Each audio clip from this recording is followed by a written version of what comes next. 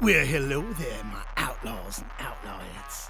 This is Bandito Radio 112 FM. Bold, loud, and built for you rockin' rebels. For all you photographers, collectors, musicians, artists, and makers. This is where passion meets rebellion. And the volume lives at legendary levels. In this new block, we've got your outlaw favorites, fresh beats to light your fire, and some badass new podcasts to push your potential. And of course, my lovely, loyal listeners, you know that we've got another full clip of fully loaded rockin' rebel arousals for your motivation. I am Howlin Jim Jaxon, and you are locked into Bandito Radio 112 FM, your high fidelity home and your sanctuary for the restless and the creative. So tune in and turn it up. Ow!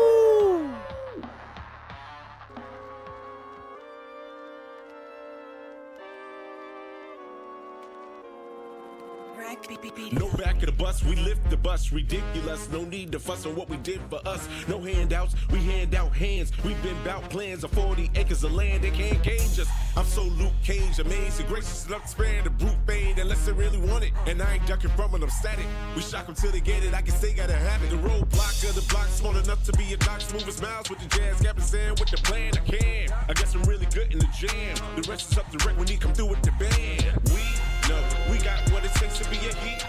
They see it everywhere, wherever we go. We here to say the day and all the people. Repeat, bro.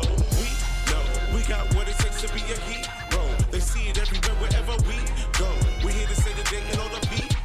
Repeat, bro. I'm melanin man, defy your felonious plans. I know you jealous, but damn, don't you dare insult my intelligence. Sam was never my uncle, just a super villain. Hopped in the phone booth, protect the women and children. Frankly, Franklin, we the most level-headed. Peanuts to an elephant, don't let it regret it. We up, boy, you better know your hate is pathetic. I'm loose fox with the toys, so you know I'ma get it. Neighborhood was crypt on, get green like it's John Stewart. Make me pull out my ring, homie, and it's on. The blue marvel I do, homie, if I'm on with the steel. They walk a blade, is here to convey that. We know we got what it takes to be a hero.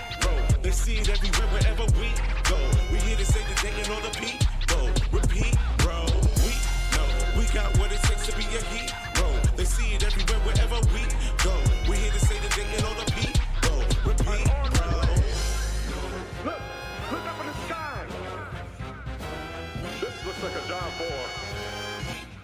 Repeat, bro. Fate rarely calls upon us at a moment of our choosing. I'm ready.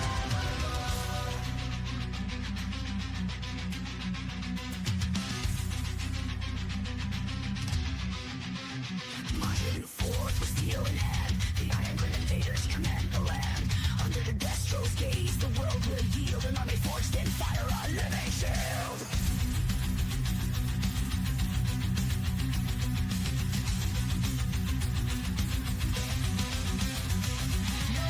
Show no fear inside, with metal hearts and iron pride. Through the storms we carve our name, a reign of power, a burning flame. With every step the ground will quake, the world will bow, the earth will shake. We are the shadow, the sword, the spark, the iron grenadiers leave their mark. Hail the reign of Destro, the Iron King. Under his banner the war drums ring. Steel and fire our battle cry. The Iron Grenadiers will never die. Hail the reign of Destro, his power supreme. A warrior's mind, a conqueror's dream. Through the fight our banners soar. The Iron Grenadiers forevermore.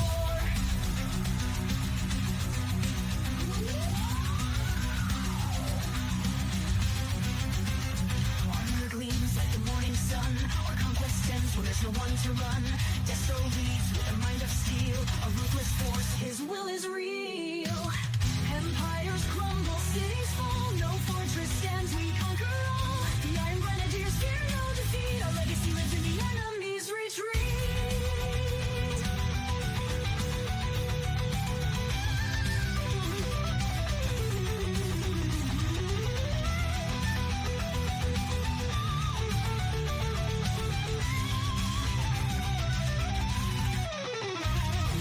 Hail the reign of Destro, the Iron King. Under his banner the war drums ring. Steel and fire our battle cry. The Iron Grenadiers will never die. Hail the reign of Destro,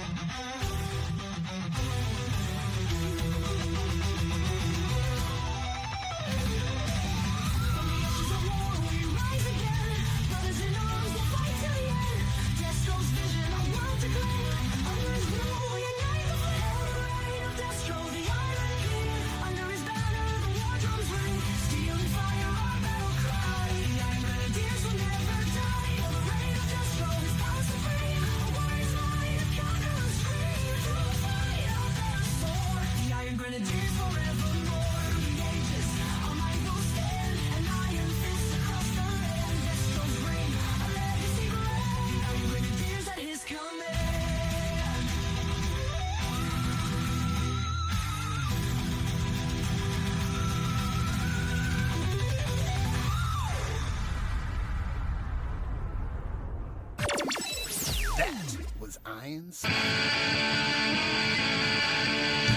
Dollars of economy, and monuments of poverty. The victim gonna pray to make the others pay. Like gods of royalty, fools and their loyalties. The victim gonna pray that's how it will be. Dollars of economy, and monuments of poverty. The victim gonna pray to make the others pay. Like gods of royalty, fools and their loyalties. The victim gonna pray that's how it will be.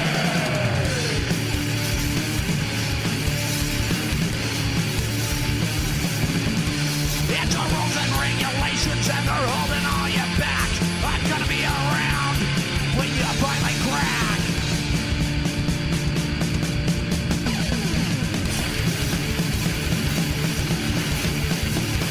Fire on his belt, designed to keep you down. Analyze your count, they wear it like a crown. Fire on his belt, designed to keep you down. Analyze your count, they wear it like a crown.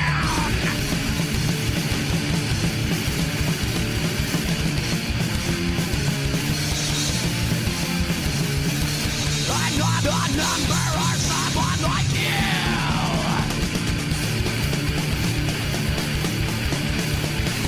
I'm not a number or someone like you.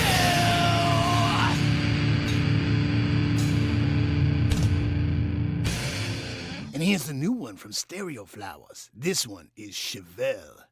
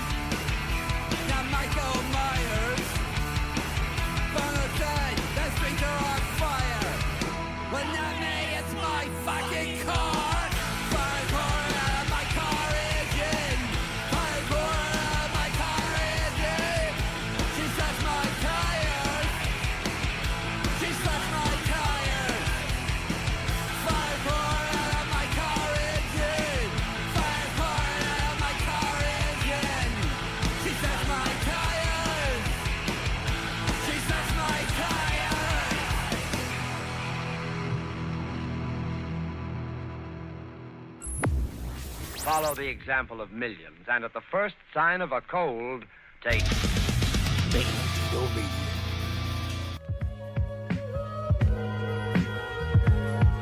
Check, my great chin hairs. I'm so sincere. Raised in the 90s where the culture was just mean stares. Or a fiend's glare that lean from the heron. Jonesing for a clean thought while you texting a thought. That hoe over there could raise a king next year. How you figure that you better cause you standing right here? Respect my elders, but the youth is just as vital. Time to make balance viral, leaving legacies like hieroglyphic, too specific, 3-stack, solo envision. I'm sorry, Miss Jaxon, your daughter just lost the rhythm. I kept my book bag light, the super nerd type. Honor roll credentials, bend mics like plastic windpipes. Exhale and let my age display its rhythmic dances. I've been the cipher's answer since I crawled around in Pampers. SESU, Black College alumni. The skinny kid with sleepy eyes that kinda floated by. Each semester, different pressures of evolving manhood. The trial and error of a dreamer, misunderstood. All I am is just a man apart. Diesel with the VIN number scratched off, pushing some turbo rap bars. Yeah, I'm curious, how fast is furious? Racing through the city, late nights, constructing pyramids. I'm so serious. My great chin hairs. Get ready to dive in, listener. This is Chris Turner.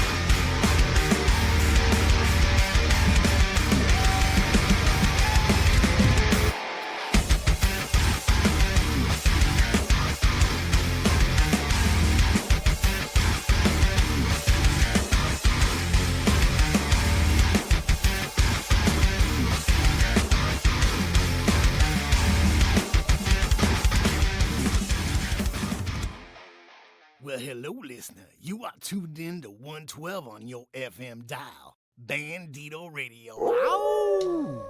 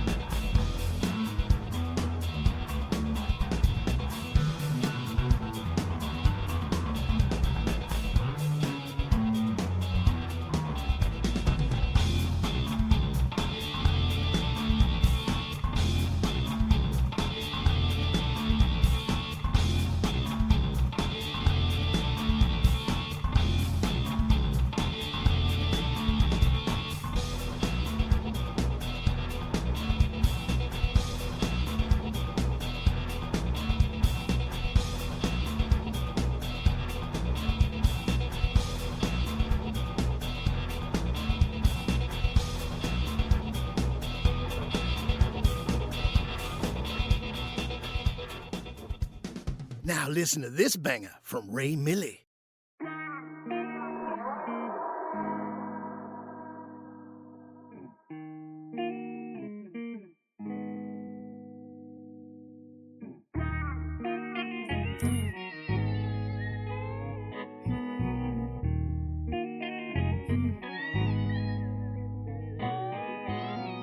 Sick of all this love shit steady on my mind. If I'm lying, then I'm flying, think I'm losing it.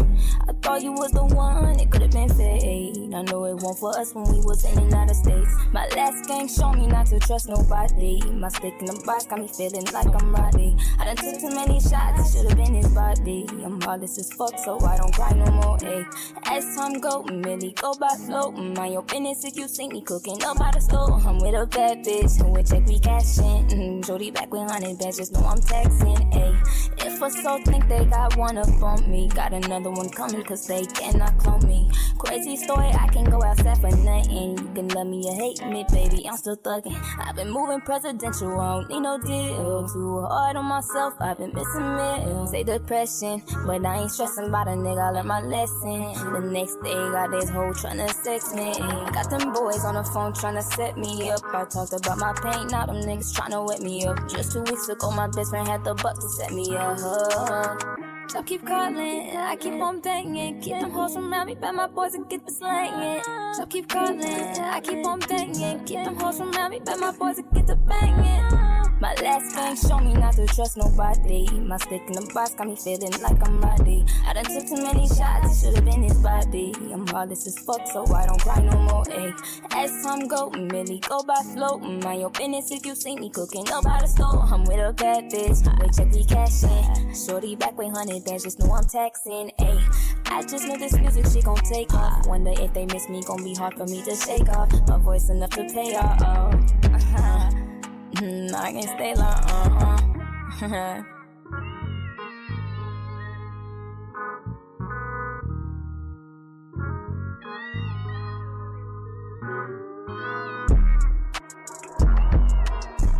Jaxon on your body, documentary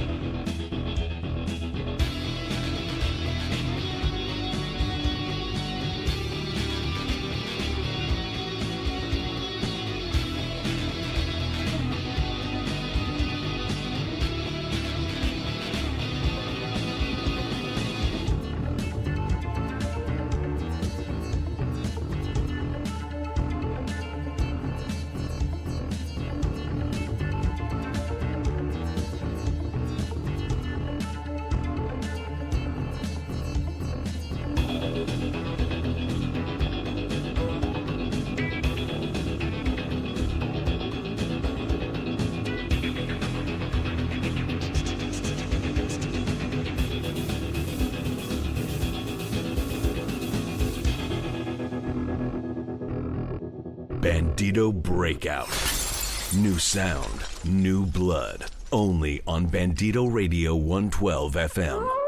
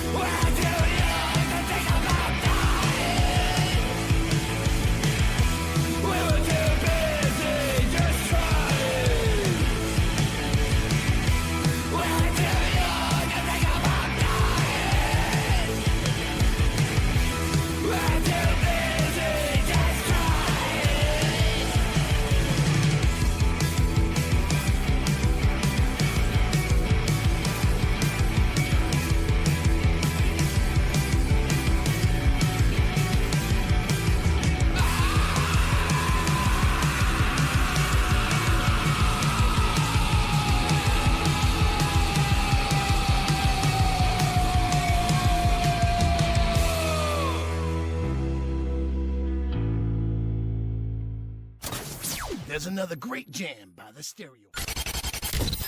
Well, hello. You are tuned in to 112 on your FM dial. Bandito Radio. Ow!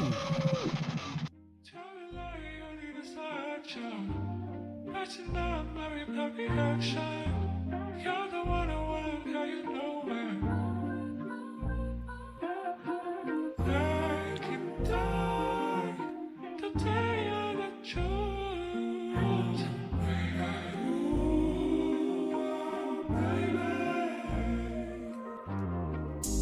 I don't wanna be no burden, yeah, I know for certain. Judge my soul with a verdict, even when you know not perfect. This is the land of the gods, ask me how I know. No, I heard it from somewhere divine. I'm willing to be that person if you're willing to follow the lead. Get them to come like me, I'm a disruptor. We are the glitz in the system, we do this together. It's for the better. We are the eye of the storm, the spot about weather. I'm into the winter, so I'm finna start a rebellion. What about the wicked? We gonna pour that ball like Noah's Ark. One way ticket to glory. You know we not sheep. We will not suffer in silence. More this day is day in history when we try to kill them with kindness. Now we resort to the violence, not my character. To act out of character, but this the rebellion. I'm feeling rebellious. I'm finna leave my people, the kingdom come. I will not rest until it's done. Sound of war gonna sound like a drum. It's the beginning of the end. I know I heard this song before. Sound like deja vu, I know how it goes. Got me feeling we win in the end. Put too much faith in God, not ourselves. That is the problem. We do not know our worth. I'm not a coward. I'm on the front lines facing the enemy. Cause if I don't, then that is the enemy. I'm the epitome of courage. I would do anything to make sure that my future flourish. Take a swift blow to my enemies. I'll watch them perish. Don't believe all the lies when they talk all that blasphemy. This is just between you and me. Choose the right side when the time comes. It's gonna be a revelation when the revolution is here. Band together and read what you saw. Yeah, this for good measure. Land of milk and honey comes with a whole lot of pleasure. Yeah, you wanna what I wanna love. I like it here. Whole lot of bloodshed.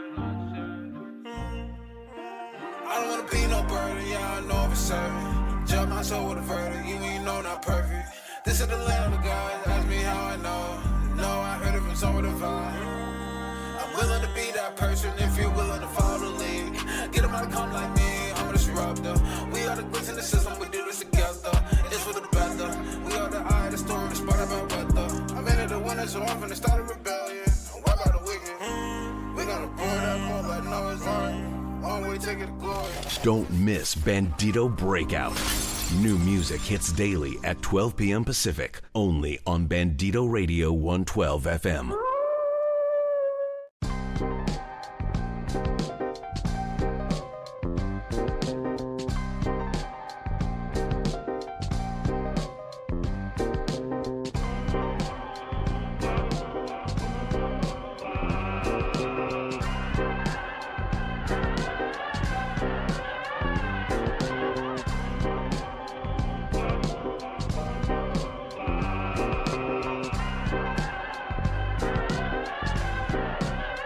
They are not men, dear. They are dead bodies, dead. Zombies. The living dead, awesome. Taken from their grave, or made to work. Sugar mill, heal to life. They are not men, dear. They are dead bodies, Zombies. The living dead, awesome. Taken from their grave, or made to work. Sugar mill, heal to life. They are not men, dear. They are dead bodies, Zombies. The living dead, Here they come!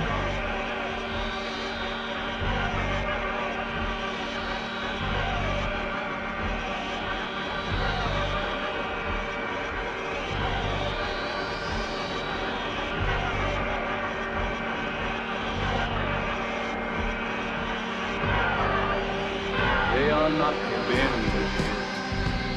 they are dead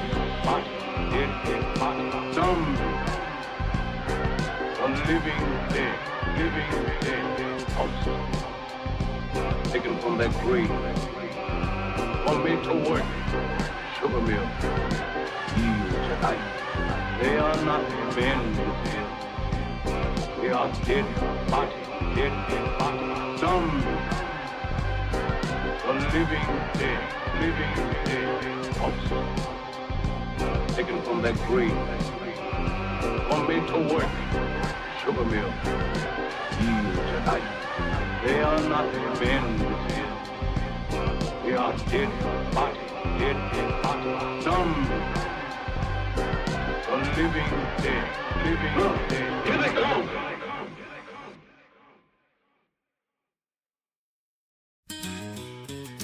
Love's a teacher, it'll show you the way, but it don't promise easy, come what may. Like a child reaching out to touch a flame, even when they're warm, they play the same game. Oh, I'll be there holding her tight through the darkest hours, through the coldest night. But I gotta know she's strong enough to ride out the storm when the waters get rough. Life don't ask if you're ready or not. It'll test your will, it'll take your shot. But I'll stand beside her through thick and thin, with a steady hand and a heart to win.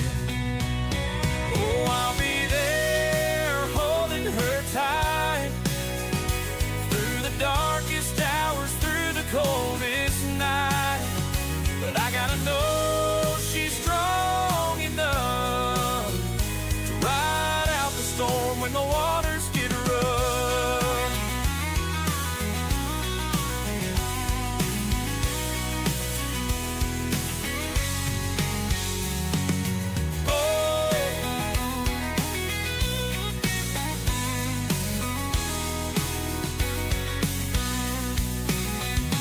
Love's a wild river, it'll cut you deep, through the highs and lows, through the pain we keep.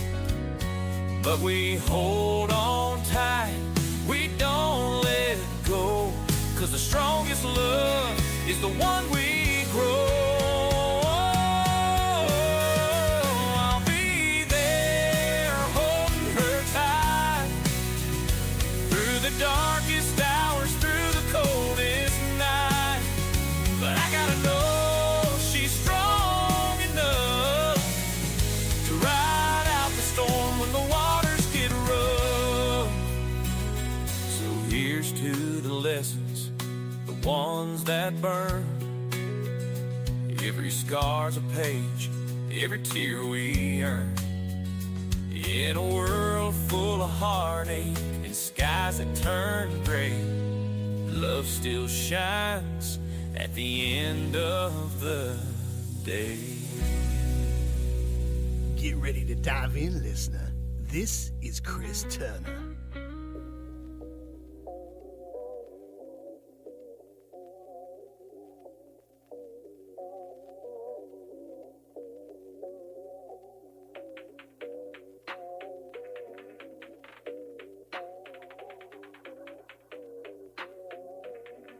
I'm not entirely happy with this.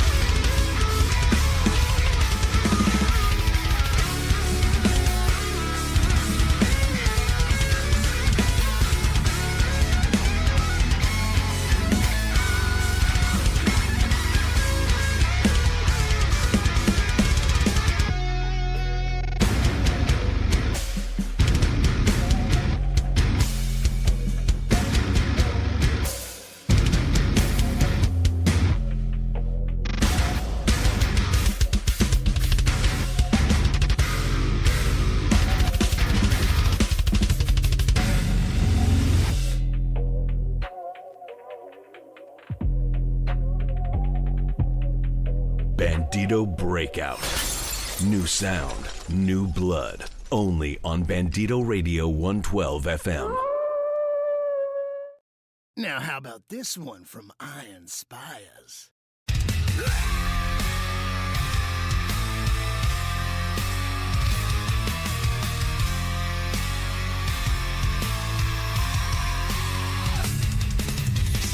Like shadow down a marble hall, a whisper in silk, commanding all. With eyes like venom wrapped in fire, she speaks in kingdoms bent to her desire. In a world of chaos, she's the calm in the storm. No mercy in her smile, no trace of the norm. She's the black veil queen with a mind like a blade, heart wrapped in steel, never to fade. Beauty that burns, a power unseen. All bow before the Baroness, the Cobra's dark queen.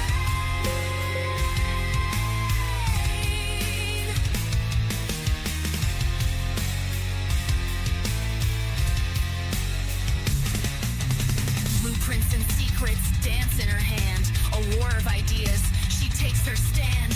No need for bullets when your brain's the gun. She's 3 steps ahead before the game's begun. She's the architect of ruin, the ghost in the glass. A future foretold, with each move she'll surpass. She's the black veil queen with a mind like a blade, heart wrapped in steel, never to fade. Beauty that burns, a power unseen. All bow before the Baroness, the Cobra Star Queen.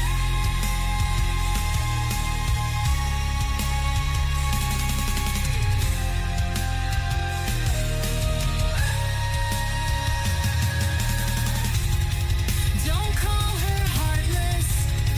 She chooses the cold. For warmth is a weapon that's bought and sold. In a world full of pawns, she plays like a queen. The checkmate is silent, the fall unseen. She's the black veil queen with a will forged in flame. No one forgets when they whisper her name. Brilliant and bold, ruthless and serene. She's the Baroness, Cobra's eternal queen.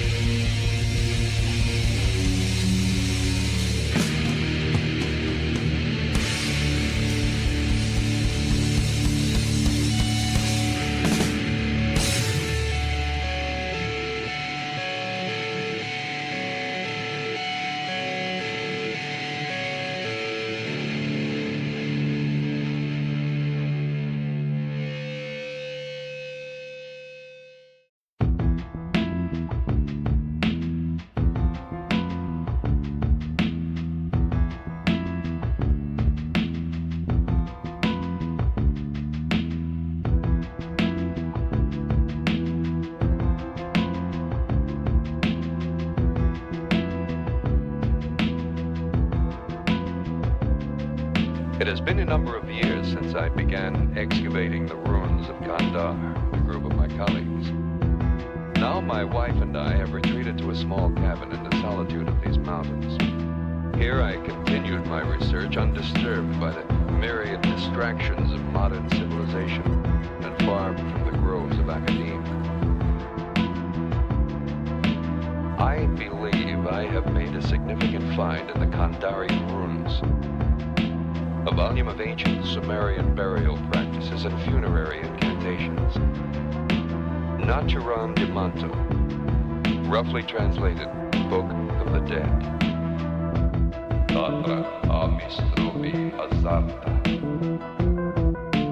Tantir Mano Mansizon Hazan Sobar Samanda Rosa Dalis Hiker Dan de Rosa Kanda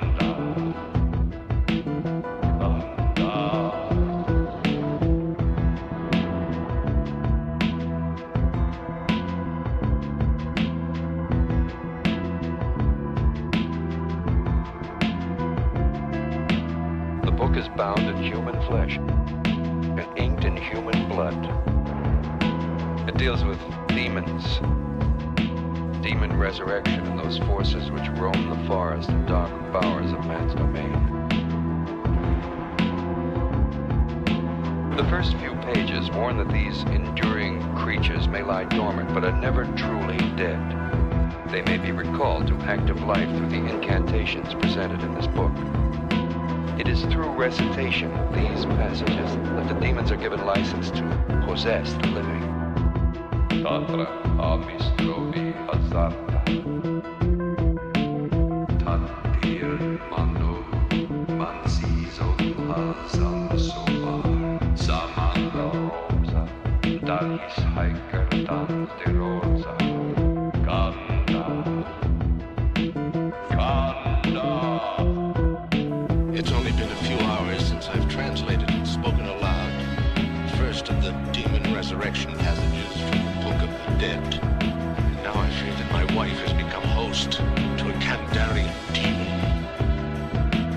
God forgive me for what I have unleashed into this earth. Last night, Henrietta tried to kill me. It's now October 1st, 4:33 p.m. Henrietta is dead. I could not bring myself to dismember her corpse. I dragged her down the steps. And I buried her. I buried her in the cellar. God help me, buried her in the earthen floor of the fruit cellar.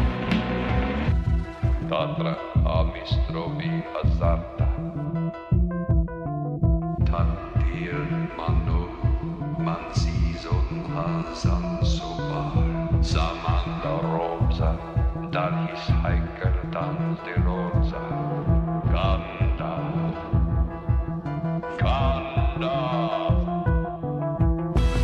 Tatra Amistrobi Hazarta Tantir Manu Mansizon Hazan Sobar Samanda Rosa Dalis Hiker Dan de Rosa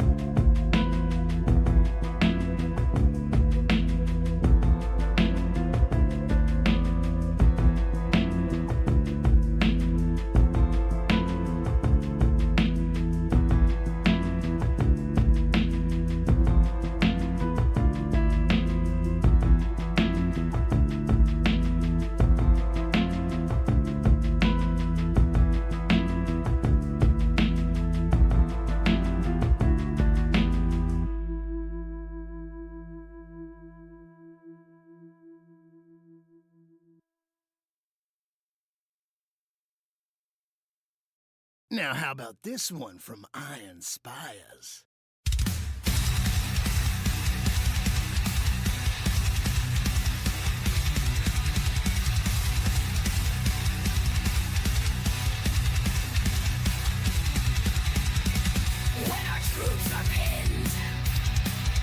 with nowhere to run. The Joes are closing in. We send in the big gun. His missiles primed, his target locked, with a smirk and a wink.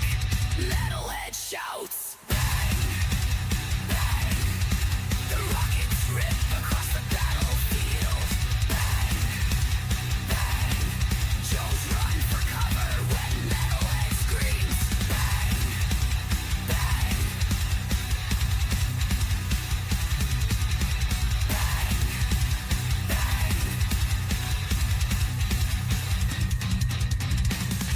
No target too big, no target too small. Metalhead will ignite his mark and turn you into a stain on the wall. His missiles primed, his target locked, with a smirk and a wink. Metalhead shouts, bang, bang. The rockets rip across the battlefield. Bang, bang. Joes run for cover when Metalhead screams. Bang, bang.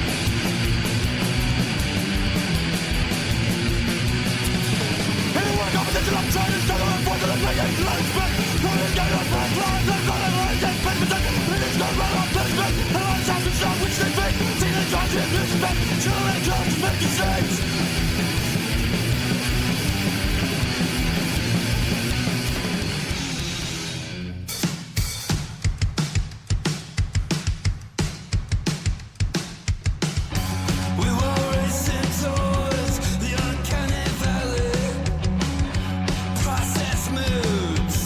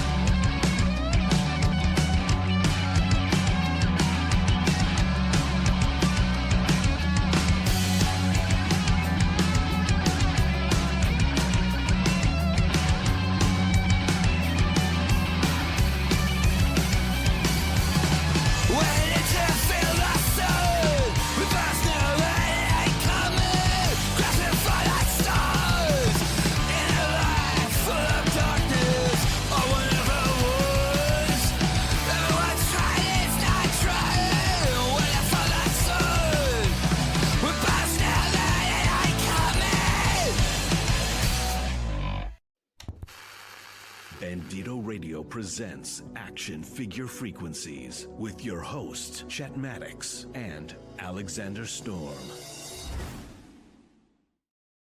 And just like that, you are back with Action Figure Frequencies. Welcome, members. Those of you listening on the airwaves on Bandito Radio 112 FM. This is Action Figure Frequencies. I am, of course, your lovely Lovely gorgeous? Is that what it is? Because I can't talk. I'm your lovely gorgeous host, Chet Maddox, along with Alexander Thunderous Storm. Sir, welcome. How are you doing tonight, sir? Doing all right. Got a new format for this. If you are a Shadow Knows Network channel member, you are getting this absolutely before it actually appears anyplace else, and that will start on from this point on. So if you go in there and you put it as little as 99 cents a month, then you can actually hear this exclusively for the channel members before it goes anywhere else in the cosmos on the best network possible. And actually, you're right. 99 cents. Yeah, I was thinking like if you paid more, you got it sooner. But no, we did 99 cents, man. No. We went to all inclusion and everything. So you're getting that on the Shadow Knows Network, SKN, and then you'll be able to listen to it on Bandito Radio 112 FM. We're in your pockets and ready to go. Hey, look, this show, my friend, and Steve says that all of the things are still good. We still got the cuts and everything else. Yeah, but we'll hope. we do have a great show for you guys tonight. We are going to be going over helmets. Because why not? Yeah. Is there a shift in toy collecting and designer toys? Is this going to be a trend or a takeover? All that and more. Stay tuned. This is Action Figure Frequencies. 112 FM, Bandito Radio.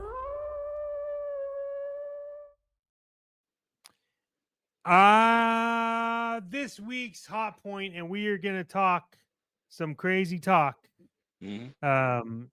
And for those of you that are watching this, you'll see that Mr. Alexander Storms has a great gesture on his face, and that's because his camera froze. But I do want to say that this week on Hot Points, we are going to get into the rise of cosplay helmets.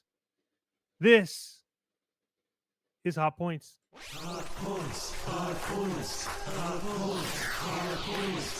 Hot Points. Hot Points. Well, best part about it being radio before anything else. So, hey, best part about it, if you're a channel member, you get to see all the mess ups for everybody else sees it. we don't care. It's also, you get to see a lot of stuff. Like we get up and go and do things and while the other person's talking. Exactly. It's the real version of radio. Go get DoorDash in the middle of this stuff. All kind of things to go crazy with the show. Yeah. Hey, look, what are your thoughts on this rise of the cosplay helmets, huh? You know what? Are you thinking about that? This was actually one that I looked at and I said, you know what? I asked a person that I got into that craze thanks to the almighty Ross Dress for Less. Because initially when you start seeing these helmets, it's like, $80, $90, $100 somewhere. Yeah, I'm not really going to pay for that. But then every now and then it slips into the Ross atmosphere. And you're like, and I remember the first one that got me kind of interested was the Black Panther helmet. And I was like, you know what? I got to have this helmet. I was able to find it.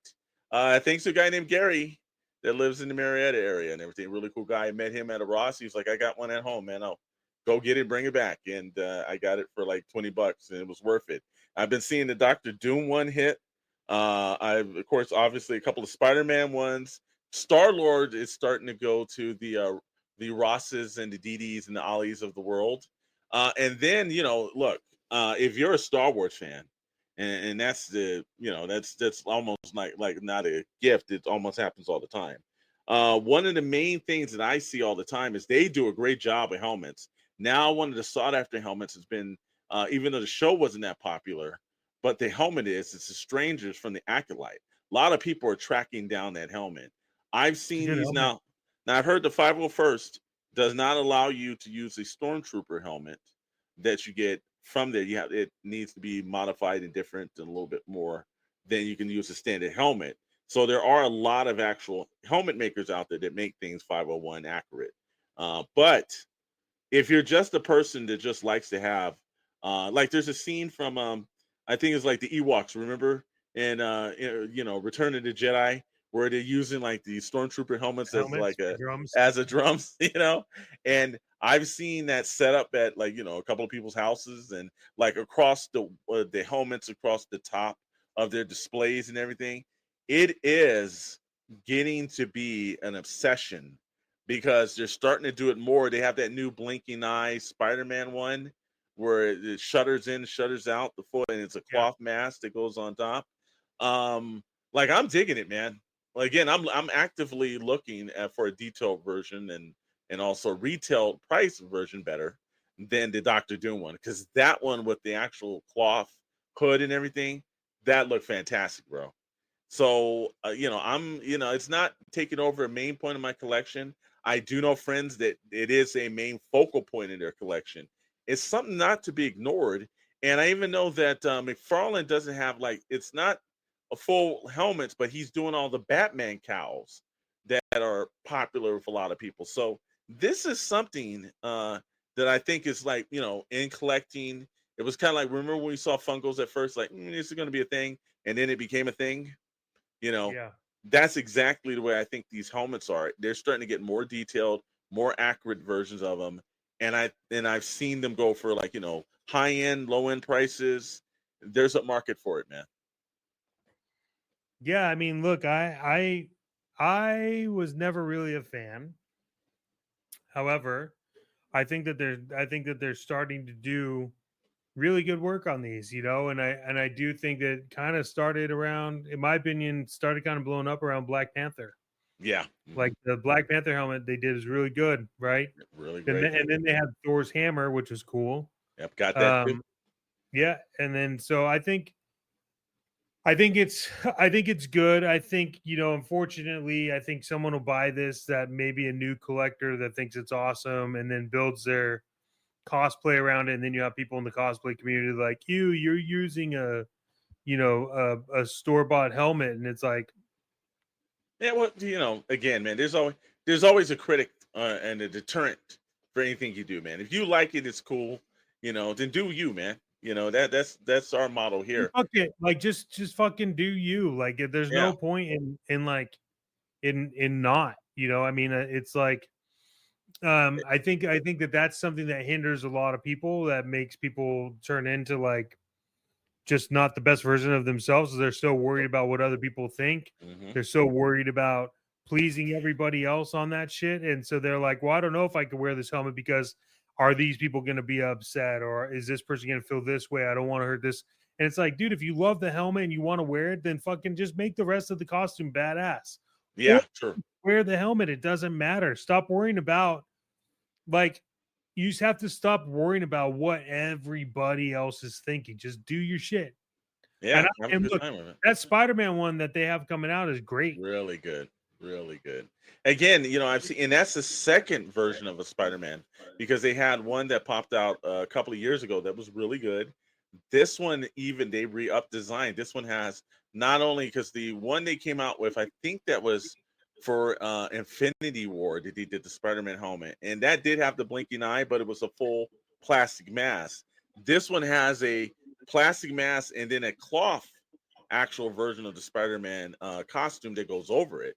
And I was like, wow. I was like, the detail in these things are looking almost movie quality, man. Like the Black Panther one, I thought was okay. I love how the bright vibranium lights up and everything. These are the little features that are just great about it. These cosplay. Look, I've been doing this before we even had a word for it. Now it's called cosplay, but it was before then. It was just some guys show up to a convention dressed like this. There was no name. Called Halloween. Yeah, well, yeah, exactly. Halloween in July. But now all of a sudden it's starting to get in with these just the different accessories. I seen the Wolverine mask, and hot damn if they didn't get that. That looks like something right out of the movie for Deadpool Wolverine. That Wolverine mask is fantastic, and it's just a centerpiece. If you've got it in your collection, or if you're walking around like cosplaying with it, it looks great. But that was one where I was like, okay, they've upped the quality. These things now are starting to look like, even though they're coming from Hasbro, damn near almost museum quality version, Chet. It's killing me like how well this stuff is looking now. Yeah, I think it's something that you could definitely reach into, and if it's something like, if it's something that you look, before I would tell you like they're not worth it, right? Yeah. But right now, whether or not I'm into it or not, I can appreciate and see why someone would want it. Here's the deal: is that I just have a really big head, so none of these would fit me anyways. Neither myself, brother. It doesn't work for me either. Yeah. So, but the amount of effort, like you said, that they're putting into these to make them as close as they can, look, it's great. If you want to build it yourself, like build it yourself.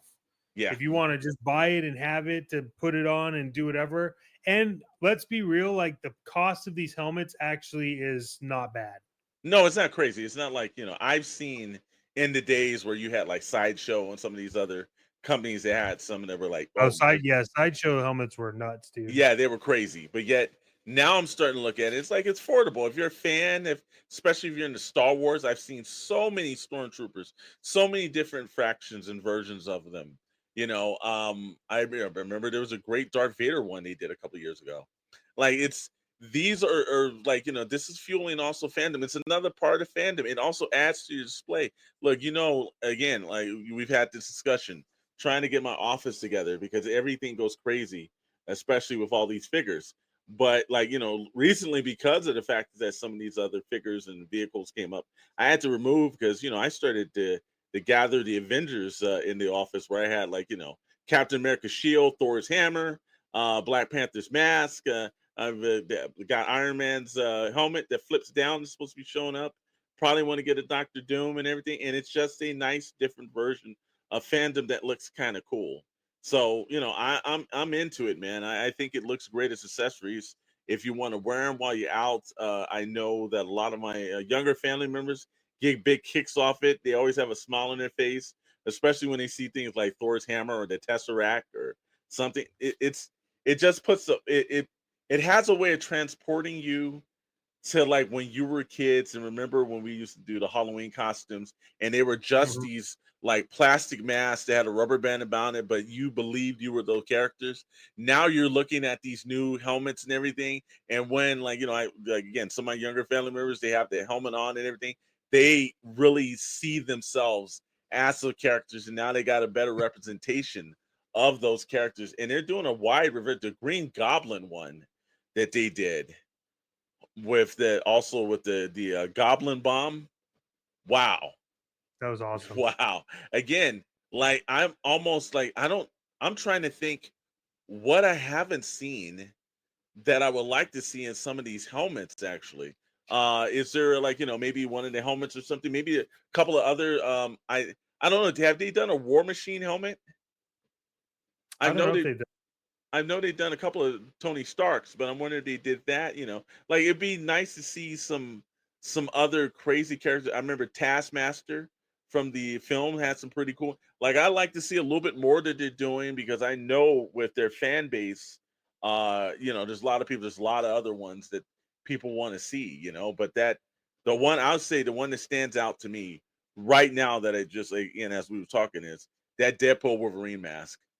Like, wow, that thing was mind blowing how well that looked. Yeah, it was really good, man. I love Doom. Yes. I think the Doom one is cool because they added the hood feature. Yeah. I think the Doom one's bound to sell out because when Robert Downey Jr. hits that screen with that character, if you don't think that helmet's jumping up in price, you're out of your mind because that thing they released it before the movie. And I'm sure they're going to have an updated, different version for the movie version. But this one right now, if you're looking at helmets saying, hey, there's one to pick up right now, that's probably the one that you want to pick up. Yeah, and I'll be honest with you too. It's also one of the ones I keep looking at. It's $100, but for me, it's like, all right, well, it's not that bad. I love Doom, so yeah, he's a great character, And again, there's so many fantastic characters that they could do. I don't know if they ever do a Baron Zemo. You know, That what would be they, awesome. you know, like there's so many great characters they could do. Helmet. Yeah, a Juggernaut helmet. That would be dope. Maybe Killmonger. You know, like there's so many great characters that they could do helmet wise, and like we're at the point now where we're starting to run out of room for regular shit. Imagine there's just more helmet. We're just like we had to just add on to the house and start doing. If they did a Juggernaut helmet, I wouldn't even think. I would just buy it. And you've seen them. I forgot about the Magneto helmet that they did a couple years ago, and that was kind of. They did two versions, one for like '97, and then one for like the movie version. So you know, I think also didn't they do a Professor Xavier Cerebro helmet? Oh, I don't know if they did that. If they haven't, they should. So there's so many different versions of these helmets. Like, man, it's like it is a new niche. And look, I'm digging a lot of stuff they're doing, like Wolverine's claws, Spider-Man's web shooters. You know, again, the Green Goblin's. So what I've found on Hasbro's site, is they've done the Doom, the Black Series Imperial Death Trooper electronic helmet, the Armor electronic helmet from Star Wars, the Green Goblin, which is a great looking helmet. I don't remember if the eyes move though. I don't know. The Stranger electronic helmet, that's going for some bucks now. Which, if you want it, it's $99 and it's in stock on Hasbro Pulse. People are running after that one, man. That's probably the best looking helmet from that series. Yeah, that's like a helmet that, like, I'm even like, yeah, maybe I might, probably. Star Wars Black Series Incinerator Stormtrooper. They did the Shock Trooper. They did Iron Man Mark 85. They did the Moff Gideon helmet. They did the Carsativa helmet. Carsativa. Yeah, the Black Series Sabine Wren. Scout Trooper helmet. They did Darth Vader. They did Artillery Stormtrooper Commander Bly.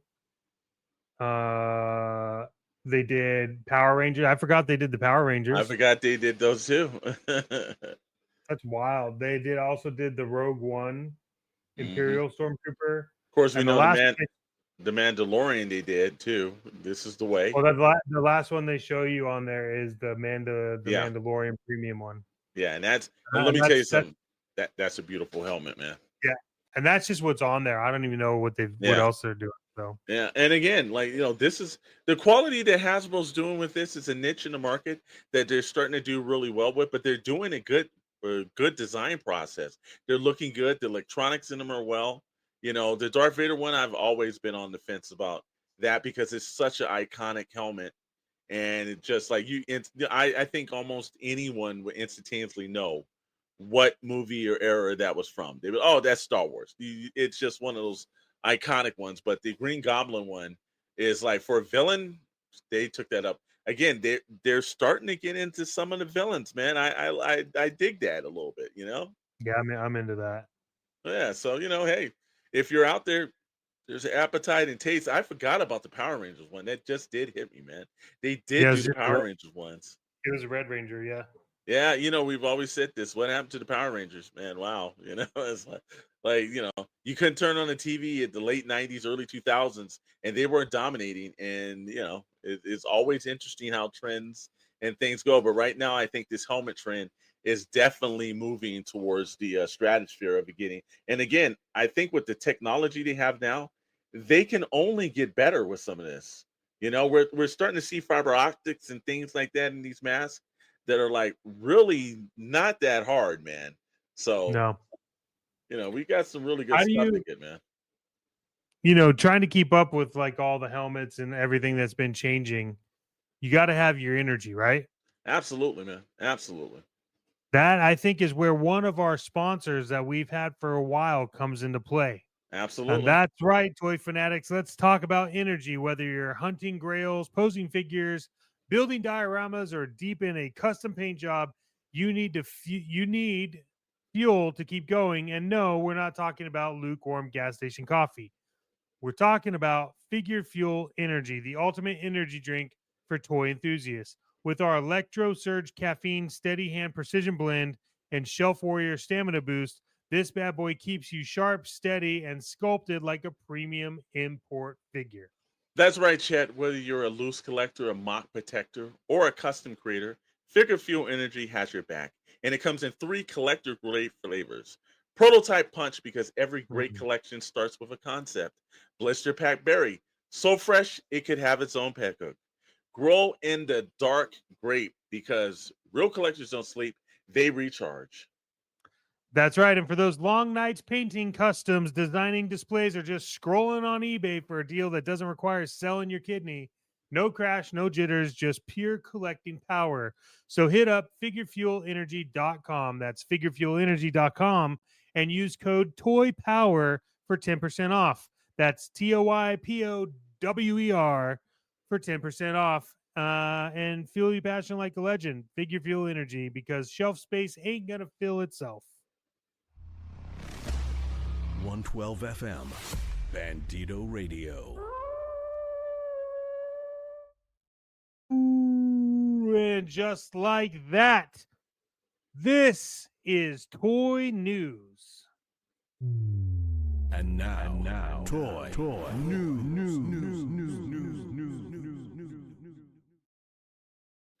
That's right, Toy News. Welcome on in. And the first segment for Toy News, because those of you that are new here, you may not know this, but this is a section that has 2 segments in it.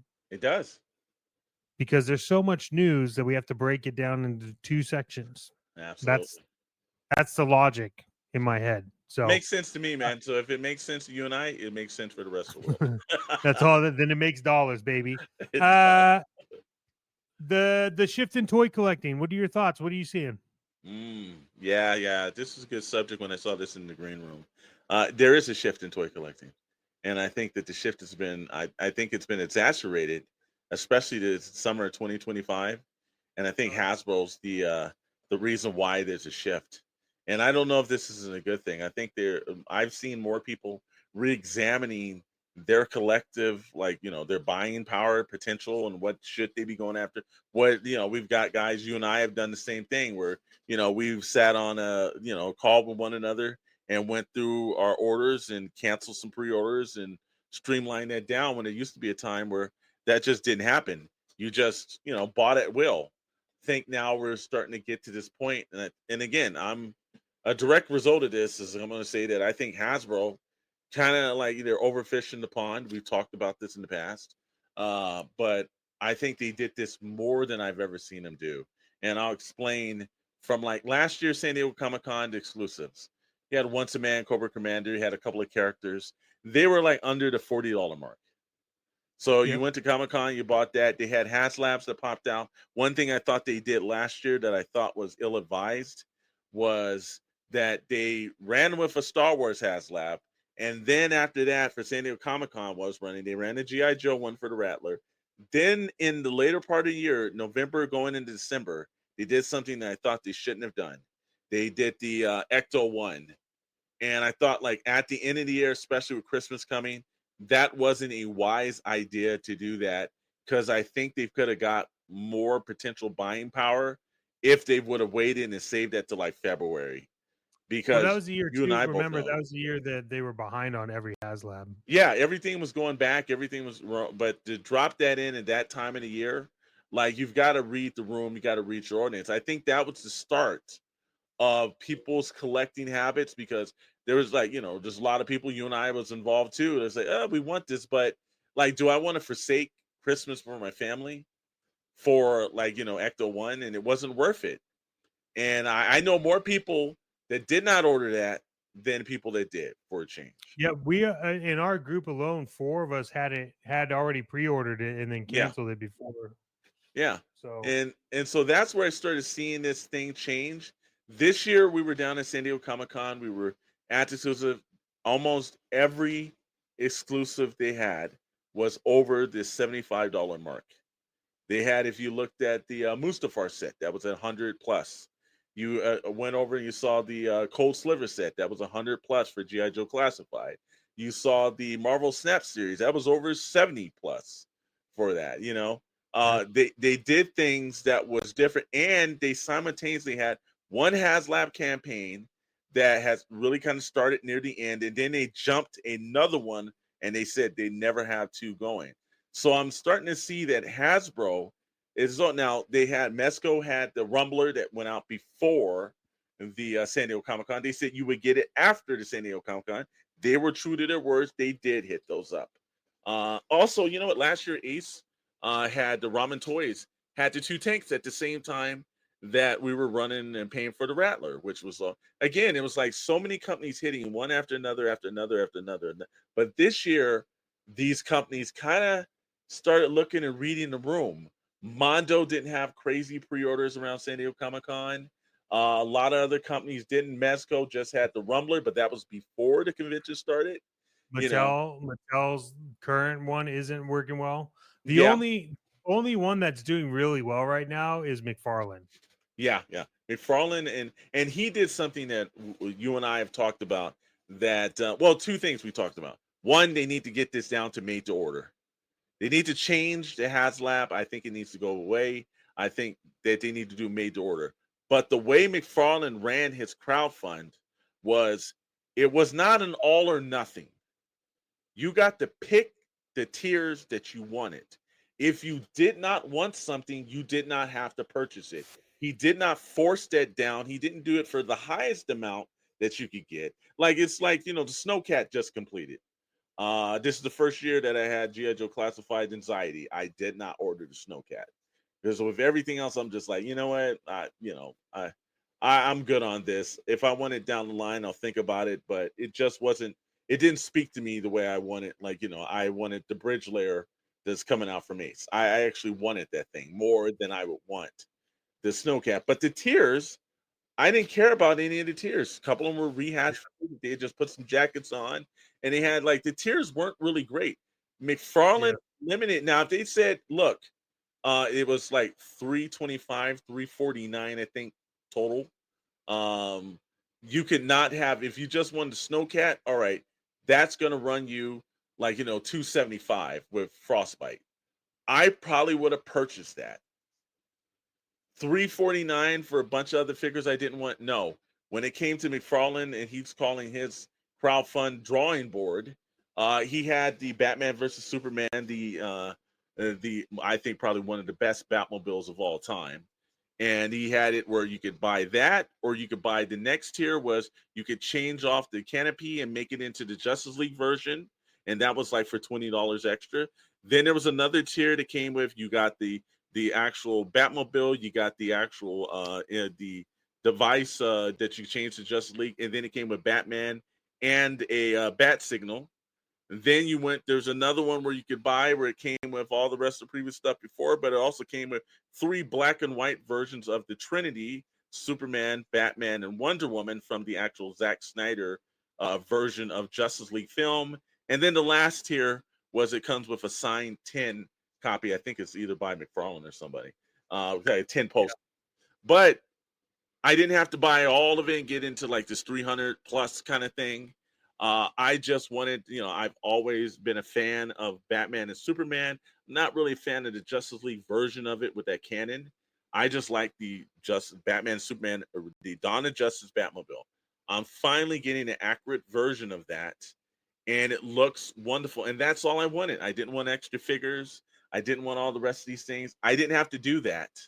That's where you're paying attention to the collecting community. Stop giving us stuff that we don't want. Let us buy stuff that we do want. And he's clearly right now, he's got, I think, a couple more days left on his campaign, but he's over $500,000 right now. Yeah. For the campaign. He's successful. It's going to go. He needed 400,000. He hit 100,000. He may hit even more if you want to check that right now, Mr. Maddox, and see. But working on it. That's how you run it, man. Don't give me an all or nothing. Let me know what I want. Change up your collecting. McFarlane is always good about thinking about the collecting in general. Like his vehicles rarely ever cost over, unless you've got like that giant Batwing. That was like, I think $250 or something. That was a heck of a price. But mostly like, he did this year he came out with He's got the Batman from the Batmobile from that. That's at $99. He came out with the Batman Beyond, an accurate version of Terry McGinnis's Batmobile. That was around $79. That was worth it. You know, he's kept those vehicles. You don't see $200 plus vehicles from him when it comes to Batmobiles and everything else. You know, it's not like the HasLab. He's kept it down for if a fan wants to buy it, put it on the shelf, have it sitting there. It's there. It's readily available for it. I think that Hasbro needs to start putting that in a little bit more. There's certain tiers, like we talked about the Rattler. Great design, great plane, but I didn't want those damn patches. I didn't care about that. It would have cost me a little extra that those didn't come in. Yeah, I think you could have cut the price off a little bit. Don't make it all or nothing. I think you've got to pay attention to what the collecting community is going through right now. There's a lot of people that's thinking about, should I cancel this? Should I buy this? Or people are frustrated where they see the pricing, like right now, currently the LAC. I think the LAC is a great vehicle. It's a younger generation version vehicle for a lot of people that were into Clone Wars. I just thought the pricing was undesirable when it came to that, or something over $400, and you just had a campaign that was right at like $379 with all in. Like, I don't know if you're thinking about this too well. Yeah, and it's right now currently it's at $553,153. There you go, McFarlane. That's 138%. Yeah. And you give them credit, man. I saw, I think it was at one point the other night where it was like 500 and so people bought just the Justice League version or just the Batman Superman version, and then they showed how many people did the Justice League add-on and everything else. Yeah, so that's the thing that's crazy, right? Is like 528 have claimed just the vehicle by itself. Yeah. 777 went for the one that also lets it convert into like battle mode. Yeah. Mm-hmm. 1,090 claimed the Batmobile with Batman and Bat Signal. Okay. And then 360 did the gray variant one. Yeah. And then 854 people did all in, which is everything. So the most popular one is the one with the Bat Signal. But I'll be honest with you, like looking at this, that was the one that I was like, maybe I'll do that because I don't have a Bat Signal. I think it'd be cool. Yeah, well, look, obviously, light up? I don't know if it does. The reason why it didn't work for me is I have the Diamond Select version of the Bat Signal, so I was like, I've got one, and that's a pretty big one, and that's also numbered and everything. I'm like, okay, and with Batman figures, look, there's always a great Batman figure that you can purchase or something, but I just wanted the vehicle, man. It's going to sit right next to, it's going to be. I have the Mattel version of the Batmobile from the Batman, which I love that version. It's the RC version of it, but it looks great. I've got the Michael Keaton's 89 that McFarlane had done. All of McFarlane's vehicles. The only one I thought slipping, and I heard he's going to actually do an update to it, was the one I was disappointed in, was the 66 version that they came out with about a year and a half ago. It was smaller than the actual characters, which some of his Batmobiles are not really to scale. They're a little smaller in certain ways. This just looked like it just wasn't. It was cheaply made. The plastic didn't look that great. The characters didn't sit in it well. But I've heard he is producing a 66 Batmobile that will have lights and everything else. So he's going to right a wrong here for that as well. Yeah, that'd be cool. So I think the collecting thing, I think it is changing. I think that there are more people that are concerned about what they're ordering, what they should order. How many times do you see? I've seen troop building stop being such a phenomenon. Remember, you see a guy going, he buy 30 damn figures or something else, and just a troop build. I'm starting to see that less and less on some of the social media feeds that people like, I bought 20 of these stormtroopers. You're not hearing that as much anymore. I think it is changing. And I think that Hasbro is in the forefront. And I think Mattel has a little blame in this as well, because Mattel is doing crowdfunds that people are not really jumping on. They've got more. Mattel Creations has more hits or misses than hits. I was just going to tell you, like, I don't know What is their current one at? Talking about the snake layer, I think it was like, as of this morning, I think it was 30 away from hitting. So it's going to hit, but it's not a colossal success. It's going to get made, but it wasn't like it's rare for them, other than things like Eternia that did extremely well for them. But like certain ones that are kids, like the snake layer one, I'm like, it's okay, but I don't think it justifies the price. It's gonna hit, but it's gonna be just barely. But that's them though. They had the Jurassic Park gates overpriced. People didn't want that. They've got more misses than hits, man, and they're not actually listening to their community. That's what's doing the calculations in. And let's also talk about how they're basically giving you Castle Grayskull just different, and then it's $300. Yeah, that's where I kind of had a problem. Where if you're going to pay $300, and look, you can buy what you want to buy. We're on the show. We tell everybody, do what you want to do. If you're going to pay $300 for one, go get a legit OG Castle Grayskull. You can actually get it for less than that because it's been showing up. You might as well get the 80 version of it, and you've got a vintage Castle Grayskull. Instead, you're paying, but what I would say, what was Castle Grayskull when it came out? We say probably what, $50 at the most when we were kids. I think it was like 50 at most. Yeah. Yeah. So now you're paying $300 for the same mold that they did from like 1985. No, I know. And then look, at the end of the day, like I just picked up a Castle Grayskull. Yeah. Someone told me they were going to buy it from me, so I went and bought it. So I have one now because they didn't want to buy it ultimately, but it doesn't look like anyone ever touched it. I paid $100 for it. Great looking one. And I saw it. It looked like it looked like it was something just made, and yet it's something that's 40 years old. And again, that was $100, bro. Yeah, and then Snake Lair, like, I mean, dude, just I don't get. To me, it's like I don't get it. I'm not a Motu fan. I understand that there's fans out there that really get it, but $300 for this pretty much the same damn mold. I mean, there's a lot of Motu fans. Yeah. And I don't think any of them get it because this is at 5,969 backers. It's been that all day. Yeah, it's stuck at this. It's gonna fund, but it's not gonna be a colossal success. Yeah. Yeah, it's not gonna be a colossal success. This is what is happening.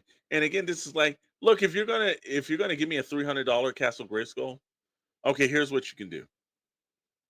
First of all, you put some electronics in it. You don't use the same mode you did in 85. Do something different.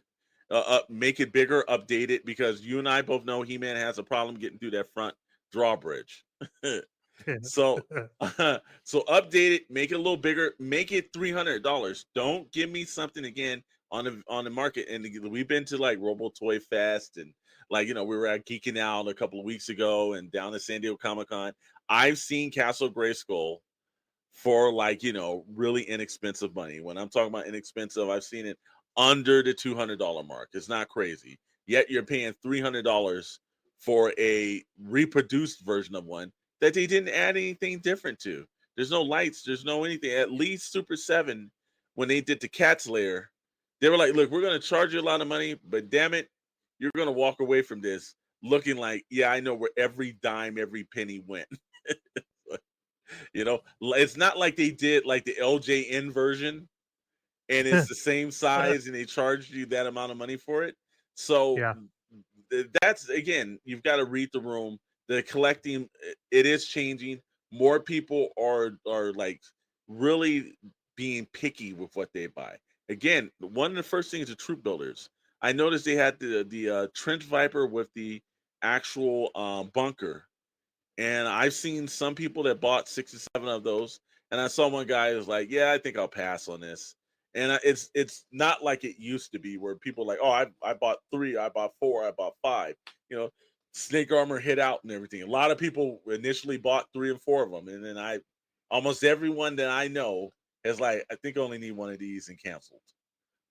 That's where now that trends and things are changing now.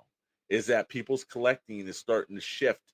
And I'm starting to see this through my friends, and I'm starting to see this through my collecting. It is shifting now, Mr. Maddox. Yeah, and I think along with that change, I think it's like you also have Walmart and Target that are kind of like messing with things too. So I think honestly that they're, the question is whether or not things like Walmart CollectorCon or Target's geeking out are those building the hype, or are they causing burnouts? I think And they're I think causing burnout. Yeah, and I think I think honestly, like, I think the hype that they're building is whether or not you can fucking get the toys, first of all. Yeah. And then the second one is people just they're trying to go, and like Target doesn't stock their shelves. No. Walmart don't stock the shelves. And yes, like, I get it. We're on the West Coast in California. Like, you're not gonna find people. I guess they just don't care out here or some Yeah. shit like that. But like back east, like when I was in Georgia, I never had a problem finding shit. Yeah. So I think they are. I think that they are causing burnout, and I think that is what is causing a lot of this change in collecting to focus more on, what are the indie people putting out? Like, what are Yes. indie toy Yes. makers putting out? And I think that in a way you kind of see these bigger companies, Yeah. and it's almost like a distress call. All right, well, let's just throw out all these figures we can because we're losing money to like all Yeah. these small companies. So let's just keep throwing shit out, right? And so I think that between the flood of options and the amount of issues happening with third parties, I think that's where there's a problem. If only there was like some kind of like good toy store you could go to. Well, I can tell you there is a good toy store, and there's a good Oh, things are really? changing. Oh yeah, we're starting to see the line of the online retailers. Well, for us, there's no greater online retailer than HolyGrailToys.com. That's right, HolyGrailToys.com. If you've got a Grail, they got it for you. And also, they are the exclusive home for all things Shadow Nose Network. So if you're looking for any of ours, you want a Pixel and Plastic t-shirt, you can get it there. You want a Action Figure Frequency, that's right, Action Figure. You can get that t-shirt right there with that cool little character and the airwaves that are blowing through. You can get it there. But guess what, too? If you're looking for that crazy Mezco, and it's like, somewhere up there. If you're looking for, let's say, Castle Grayskull, it's up there. Holy Grail Toys is where you can actually, where your Grail meets your desire. You can get them all in the same spot. Make sure you go over there to HolyGrailToys.com. Check that out. Let us know in the links if you guys are using that. And, maybe the guys over there will be blessed and everything. We start hitting a lot more traffic because those guys want to do it. Maybe they'll have a discount code and everything. So, let's get more people over to Holy Grail Toys. Again, HolyGrailToys.com. It's, if you got looking for a Grail, they've got one there for you. 112 FM, Bandito Radio. Well, rounding out, speaking of HolyGrailToys.com, yes, sir. Rounding out our toy news, this is the second segment, and we announced it earlier on Toy Box Chronicles, but a subject we wanted to talk about, and it's something I've been talking about for a while now. I think, in fact, everybody at SKN is tired of hearing me talk about it. It's like you're Nostradamus. You predicted this. Yeah. Designer toys. Do you think it's a trend, or do you think it's a takeover now? Because we've had conversations prior to this, so I'm curious to see what you think. Initially, before I was educated in it, and I always believe that this is what you should do. Before you speak on something, learn about it. Don't just speak and be an ass and just have something coming out of your mouth you don't know shit about. Actually sit down and start looking at the what's going on. Start putting some intelligence to the point. Well, I actually started looking at this designer toy craze, and I heard things like Lububu and a couple other things, and really didn't pay a real attention. Over on the Shadow Nose Network, we've got Kid Robot as a partner, and it's just like designer toys. I had seen them, and now I'm starting to see. I watched a online expose on the rise of designer toys and just what people are collecting, and they were going into this craze that happened and started going overseas, and it's starting to hit this way. And it's these when we were in San Diego Comic-Con, there was something that I have never seen before that hit me. about how big this is and how this is not a craze, it's a takeover. When we were down there and they said, well, Pop Mart, you go in there, and if you don't know who Pop Mart is, you need to educate yourself a little bit more. This is a company that does the Lububus. And these things are getting kind of huge. And it's like, to me at first, it was like, okay, it's a little grin and troll. Yeah, okay. And yet, don't let that thing, that description, knock you off about what it is.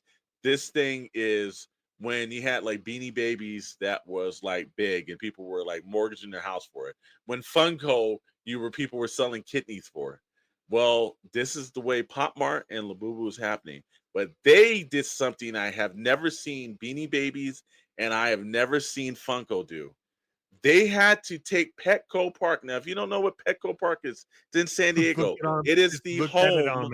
It is the home of the San Diego Padres. It is a Major League Baseball stadium. They had to use this entire stadium to sell these toys. This little grinning elf, that's what they had to do. The line was huge. I thought people were going into a baseball game. This is how the crowds. No. This is for this designer toy. When we went in there and we're walking around, we've seen things where it's like, okay, it's like, yeah, that's, all right, that's maybe one off and everything else like that. And then we saw Tokidoki. And I was like, oh, hot damn. They were saying how it was as like the old adjective church. They selling like hotcakes. They were selling like if you went to like International House of Pancakes and whenever they have those stupid sales where they say they're giving pancakes to you for 50 cents. And then you always see a guy with like an 8-stack like flapjacks up there that he can't eat this. But he's just like, damn it, it's 50 cents. I'm going to get this much flapjacks.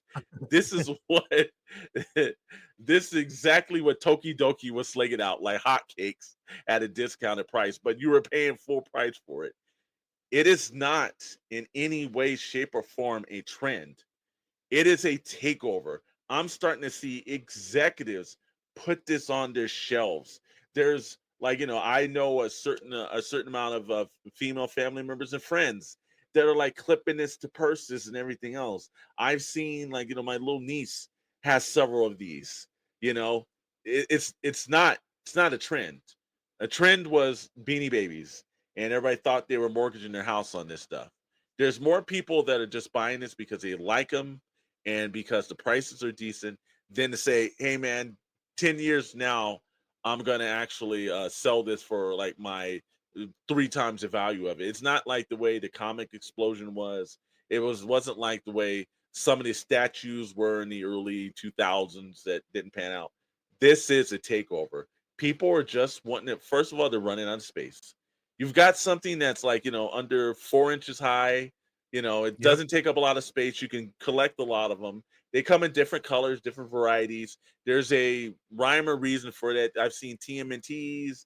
I've seen, I've seen a bunch of the Looney Tunes versions. We just saw a Sesame Street one from Kid Robot that blew my mind, and it was a Cookie Monster one.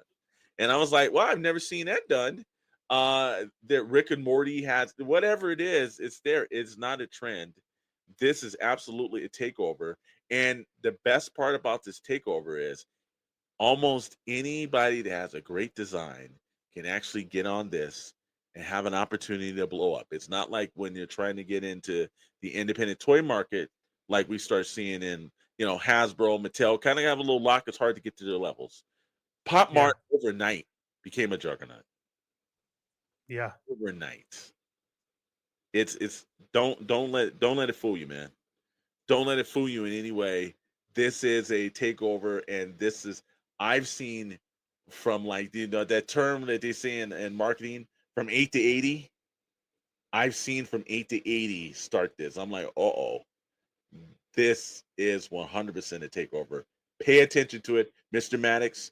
Again, I like to say Maddox Adamus brought this to us. He told the future. And I'm starting to see it coming full points, man. Now, matter of fact, let me know when we get off this, what stocks are going good, so I can actually start putting my money down on that. Yeah, I got you on that. Yeah. And I know that there's this question on whether or not it's going to collapse like Funko, and I'm here to tell you that it's not. It won't, because designer toys are different. Yes. Funko, it's the same shape all the time, nonstop, no matter what. Yep. Designer toys are not. They may be the same shape, but the paint appliques are different. The accessories are different. Labubu's are all different because they're, like, so it's really not going to collapse like Funko, because Funko right now just turned into trash.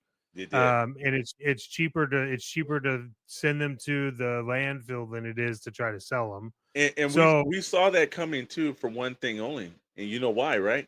Because he just did any and everything. The one thing that Labubu is not like I'm seeing like Empire Strikes Back Labubu and everything. It's like they haven't gotten into that trend where they've oversaturated. They're just doing their own thing.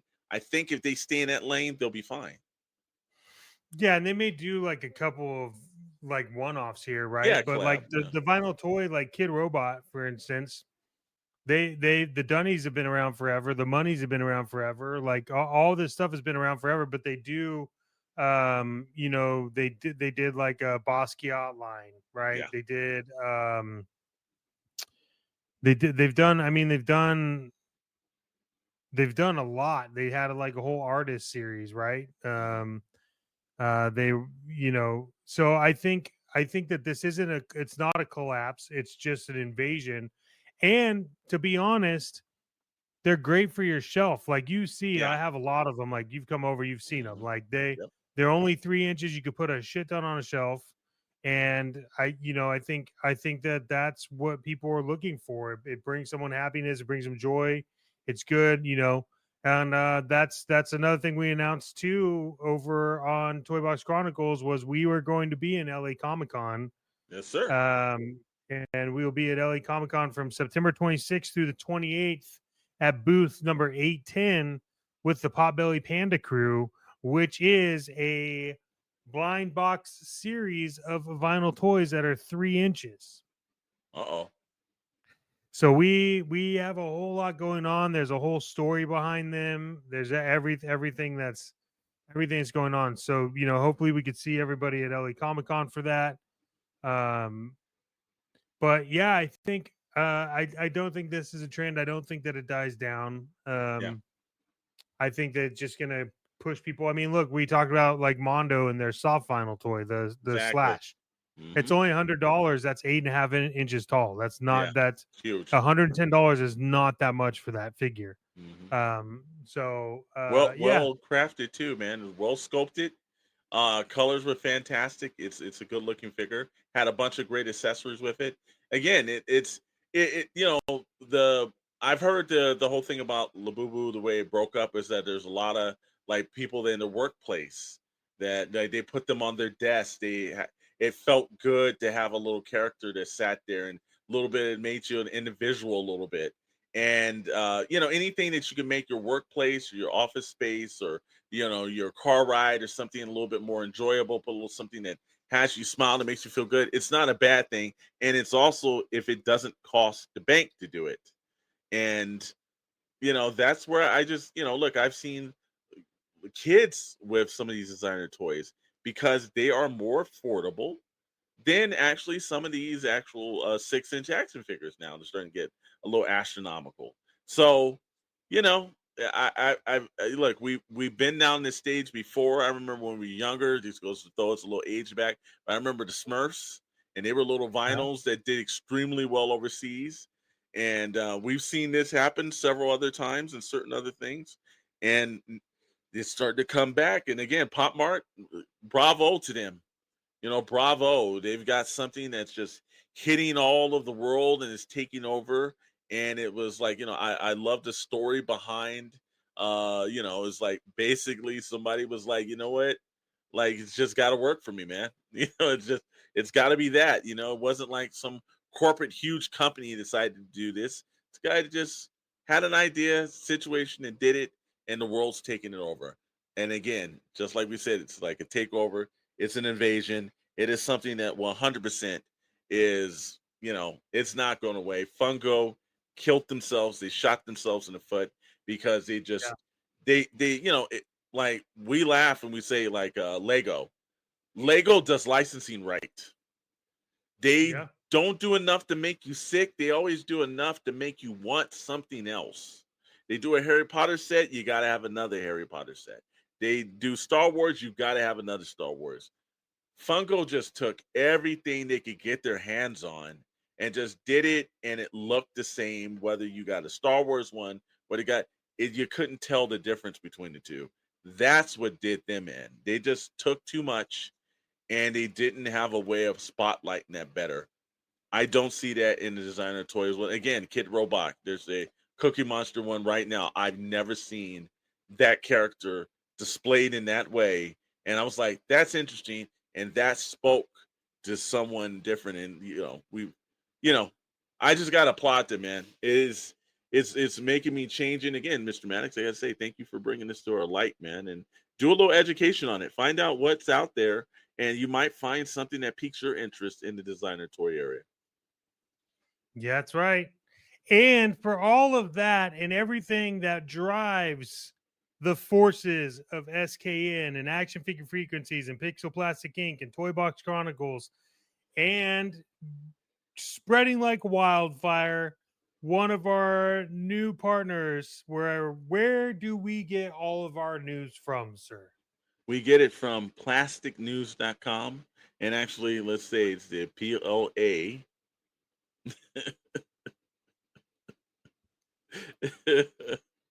And don't put the I and the C at the end. Put the I and the Q at the end of plastic.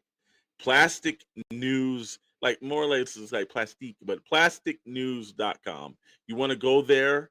You want to get your news. If you're into anything, like, if you're on sites like IGN, Deadline, Hollywood Reporter, anything, you're getting your news from that. Well, Plastic News is curated for the collector and all of us, not just toys, but also the information and entertainment world that go along with it.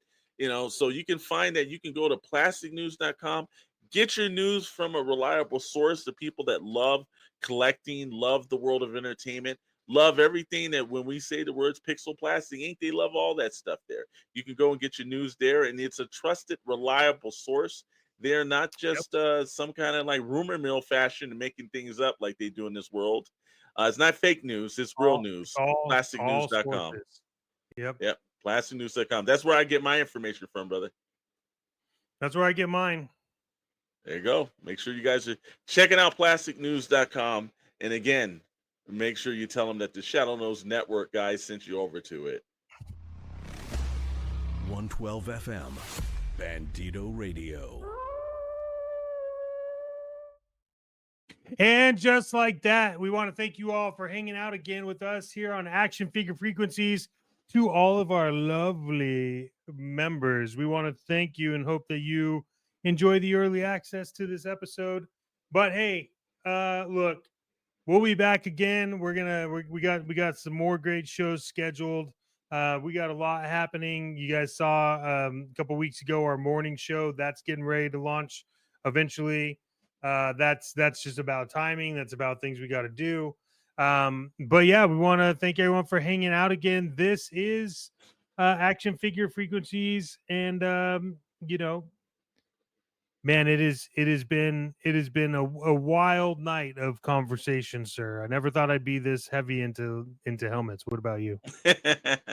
It always does work itself out, man. But that's like anything you get here. And again, this is just for our channel members. We appreciate all of you guys, and let us know your feedback if you like these early drop releases and you want to see it.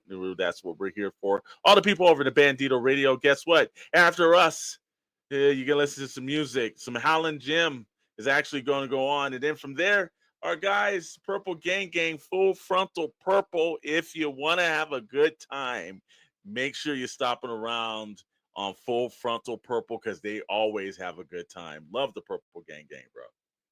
That's right. We thank you guys all hanging out. Don't get mad at us. We didn't have weather today. We understand that's what everyone looks forward to. But this has been Action Figure Frequencies. To our channel members, thank you, and stay tuned if you're listening to this on Bandito Radio, the home of everything that you love. But most importantly, Howlin Jim Jaxon, from all of us at Action Figure Frequencies, stay classy.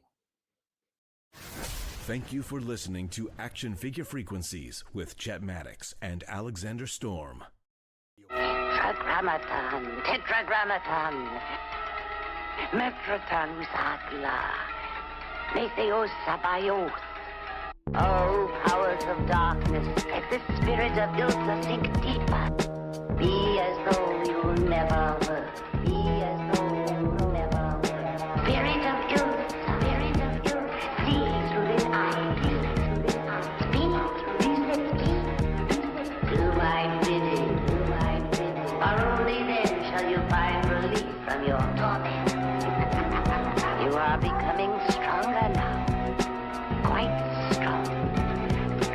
Soon you shall have the strength to carry out my vengeance, and the dark powers will set you free, for I have promised them a richer bride.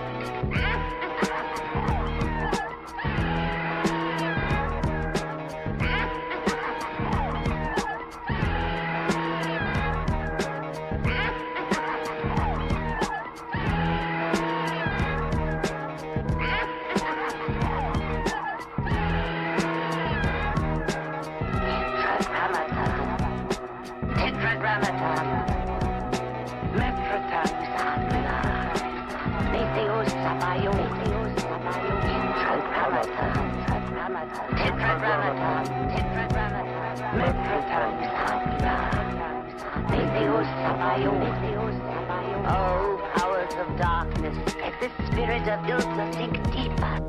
Be as though you never were.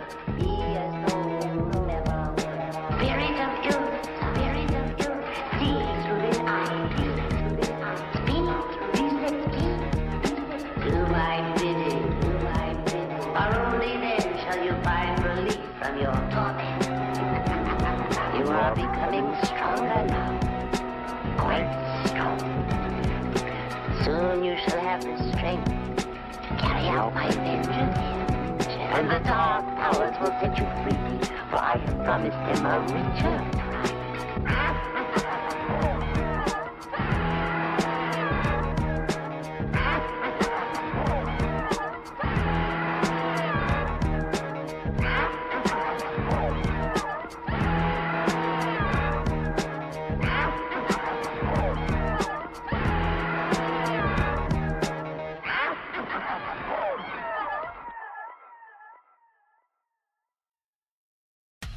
Get ready for what's coming. The Nightwolf is about to deploy, baby. 112 scale, modular design, functional interior, tactical accessories. This is an unstoppable beast created by collectors for collectors. This is not a toy. It's a machine of nostalgia and detail built for true fans, baby. And it's getting closer. Follow the progress at Uru Toys and get ready. Because once pre-orders open, there is no room for hesitation.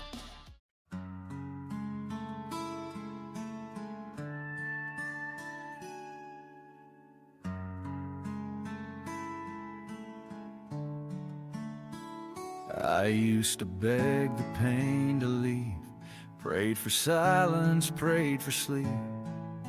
But grief don't answer prayers like that. It lingers soft where you used to laugh. Now I feel you in the quiet, in the ache I can't explain. Yeah, I swore I'd let you go, but it turns out I never can. 'Cause this grief's the last piece of you I get to keep. It's the tremble in my voice when I try to speak. It's the tears I hide in the grocery line. The way your name still rewinds time.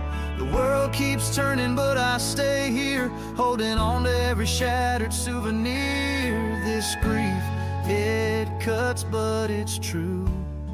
It's the last piece of you.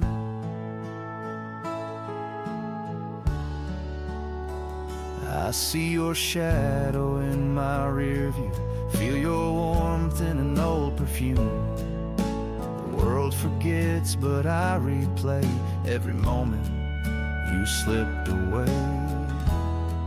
You're the thread that ties me to this storm, and I'd rather ache than feel nothing at all. 'Cause this grief's the last piece of you I get to keep. It's the echo in a dream I barely sleep. It's the photos I can't bring to frame. The way I still whisper your name. Everyone's moving but I freeze, stuck in the spaces where you used to be. This grief, it hurts but it's true. It's the last piece of you.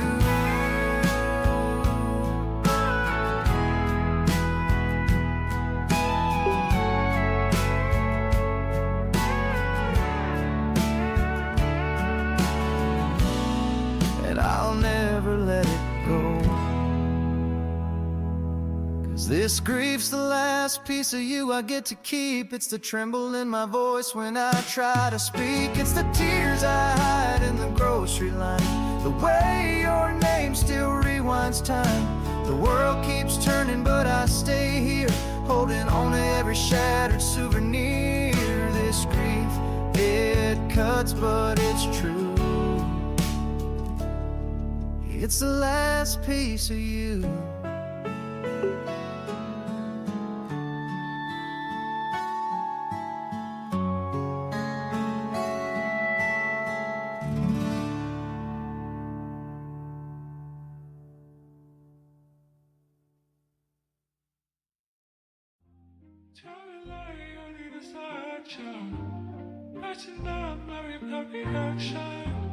You're the one I want, girl, you know it. Like you died the day I chose. Where you are, baby. I don't wanna be no burden, yeah, I know for certain. Judge my soul with a verdict, even you know not perfect. This is the land of the gods, ask me how I know. No, I heard it from somewhere divine. I'm willing to be that person if you're willing to follow the lead. Get them to come like me, I'm a disruptor. We are the glitch in the system, we do this together. It's for the better. We are the eye of the storm, the spot about weather. I'm into the winter, so I'm finna start a rebellion. What about the wicked? We gonna pour that boat like Noah's Ark. One way ticket to glory. You know we not sheep.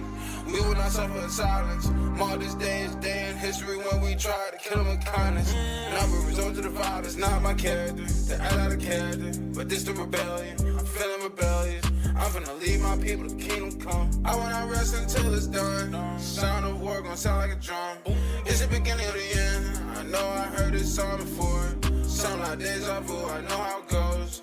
Got me feeling we win in the end. Put too much faith in God, not in ourselves. That is the problem. We do not know our worth. I'm not a coward. I'm on the front lines facing the enemy. 'Cause if I don't, then that is the enemy. I'm the epitome of courage. I would do anything to make sure that my future flourish. Take a swift blow to my enemies. I'll watch them perish. Don't believe all the lies when they talk. All that blasphemy. This is just between you and me. Choose the right side when the time comes. It's gonna be a revelation when the revolution is here. Band together and read what you saw. Yeah, this for good measure. Land of milk and honey comes with a whole lot of pleasure. Yeah, you wanna what I wanna love. I like it here. Whole lot of pleasure. I don't wanna be no burden, yeah, I know for certain. Judge my soul with a verdict, even you know not perfect. This is the land of the gods, ask me how I know. No, I heard it from somewhere divine. I'm willing to be that person if you're willing to follow the lead. Get them to come like me, I'm a disruptor. We are the glitch in the system, we do this together. It's for the better. We are the eye of the storm, the spot about weather. I'm into the winter, so I'm finna start a rebellion. What about the wicked? We gonna pour that boat like Noah's Ark. One way ticket to glory. You ever hear that growl in the distance? You feel the rumble of freedom on four wheels? That ain't your imagination, baby. That's the Bandito. A 112 scale beast built for legends. Designed for the daring. From the creative minds at Odd Frog Entertainment comes the baddest ride in the toy game. Fully loaded for your plastic outlaw lifestyle. With swappable parts, rugged details, and room for the fiercest figures, the Bandito isn't just a vehicle, it's a statement, baby. Built for toy photographers and customizers, designed by collectors. This is Howlin Jim Jaxon telling you straight, baby. If your shelf don't shake when this thing rolls in, you ain't doing it right. The Bandito, only from Odd Frog Entertainment. Ow!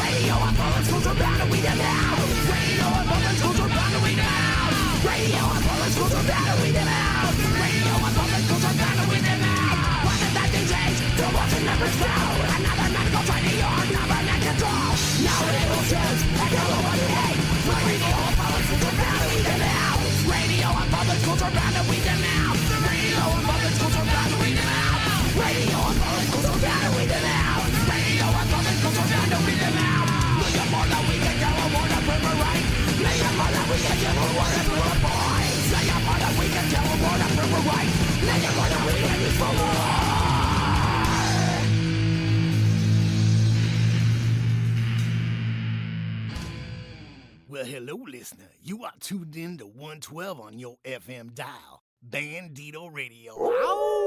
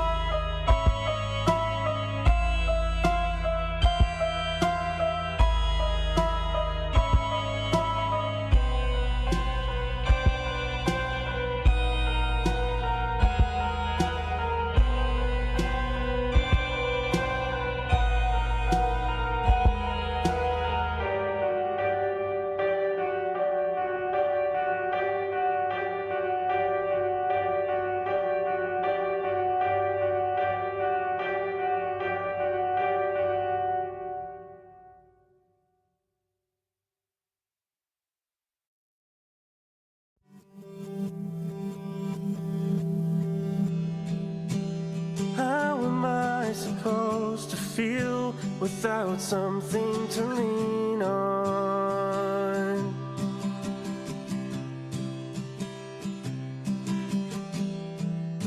When everything's too real, I just want to feel free from these emotions taking over me, this hurt that is breaking me. I just want everything to be okay.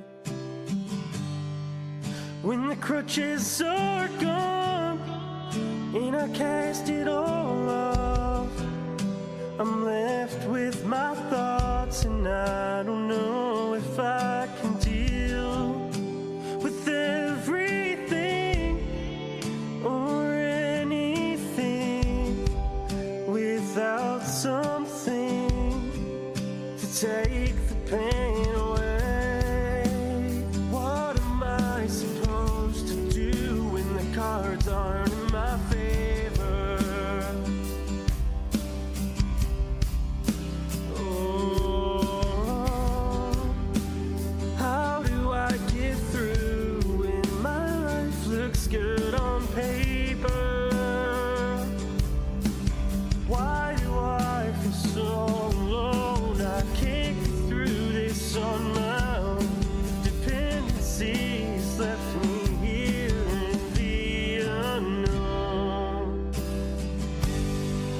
When the crutches are gone and I cast it all off, I'm left with my thoughts and I don't know if I can deal with everything or anything without something to take the pain away.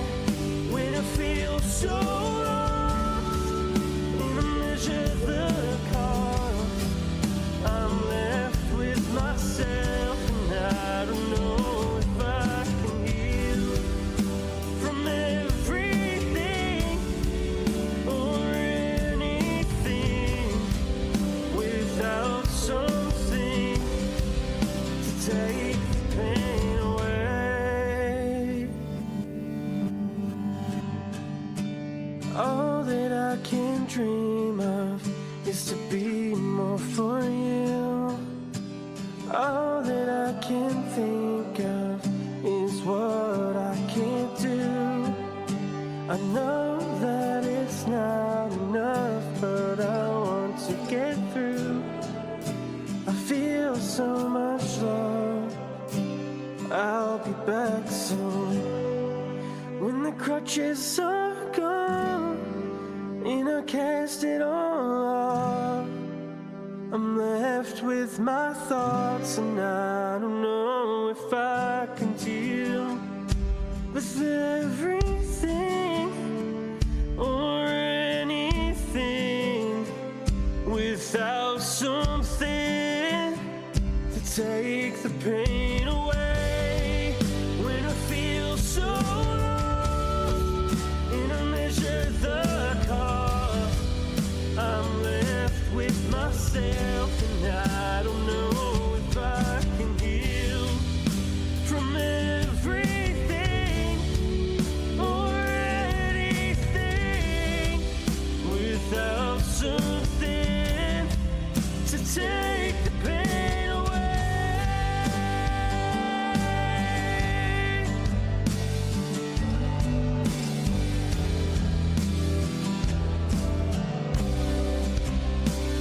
Oh, I know that it's not enough, but I want to get through. I feel so much love. I'll be back soon.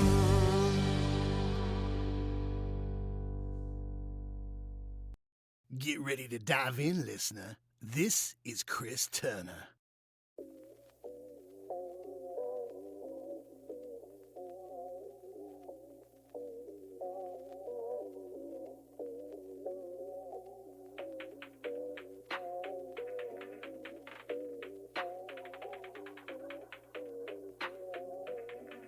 I'm not entirely happy with this.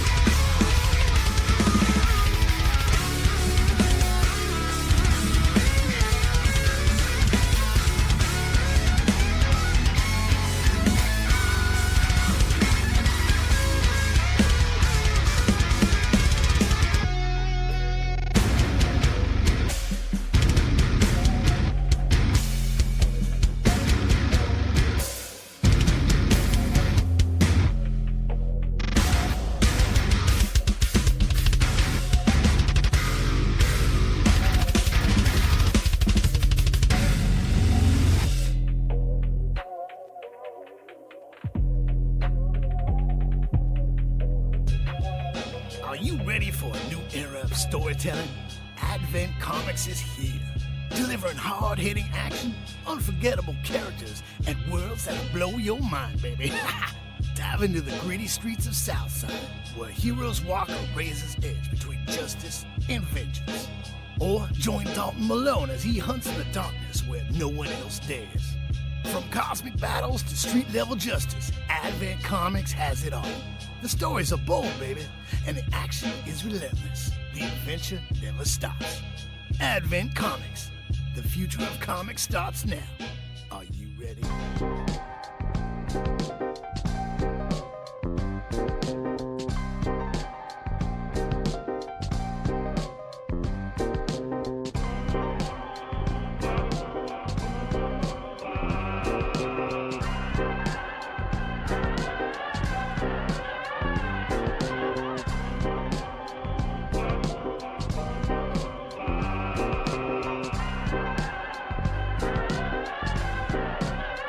They are not men, monsieur.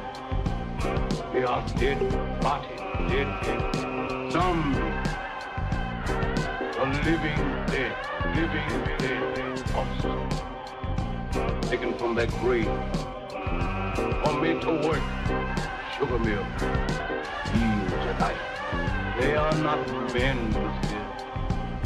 They are dead bodies, dead. Zombies. The living dead, also. Taken from that grave. For me to work. Sugar mill. Heal to life. They are not men, monsieur. They are dead bodies, Zombies. The living dead, Here they come!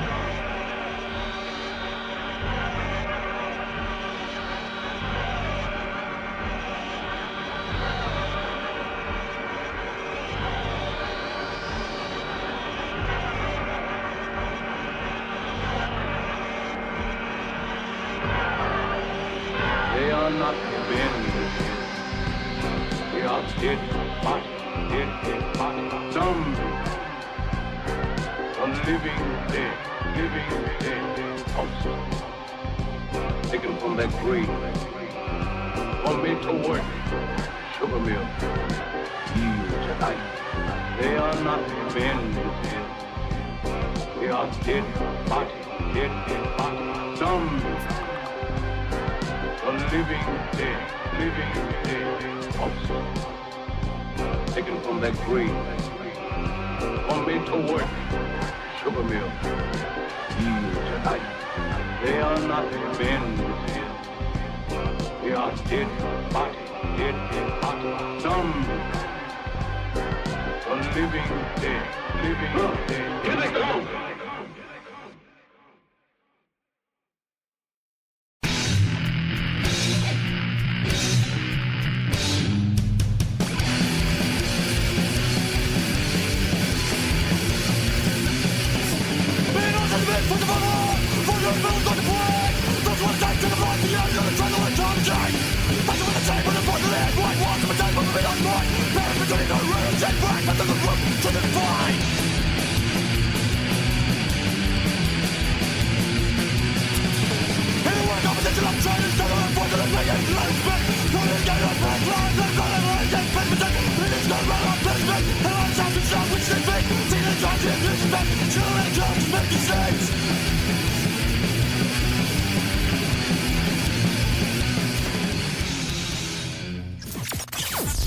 Only in the Comic Weekly can you enjoy the good, clean fun of Bandito Radio.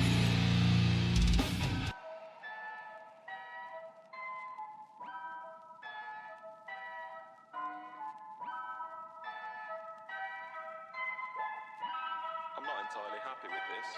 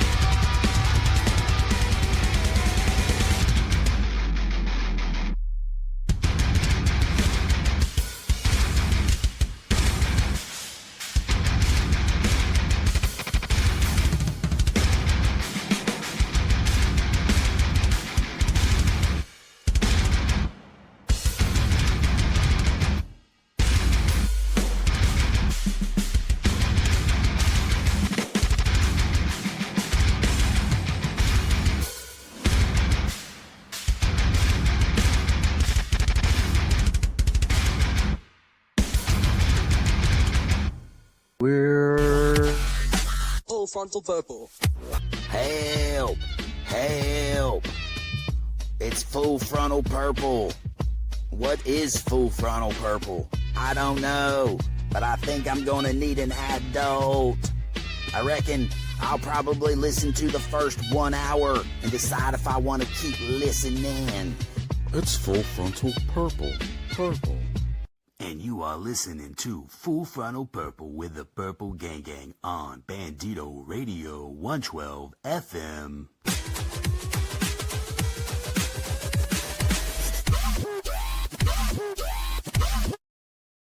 That's right.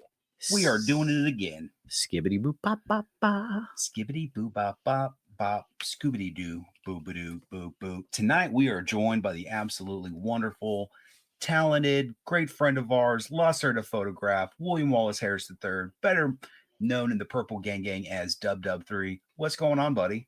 What's up, guys? So, one question I do have for you before we get into the nuts and bolts of this little machine that we call Full Frontal Purple. How do you know us? Oh, aren't you employee studio people? We are, in fact, Lacerda Photos employee studio people. This is correct. No, I'm like your employee studio people. It kind of goes both ways. Yeah, we work for you, sir. Yeah, we're on your payroll. We're on the yeah each other's then, I guess. Yeah, it's mutual. There we are. It's mutual.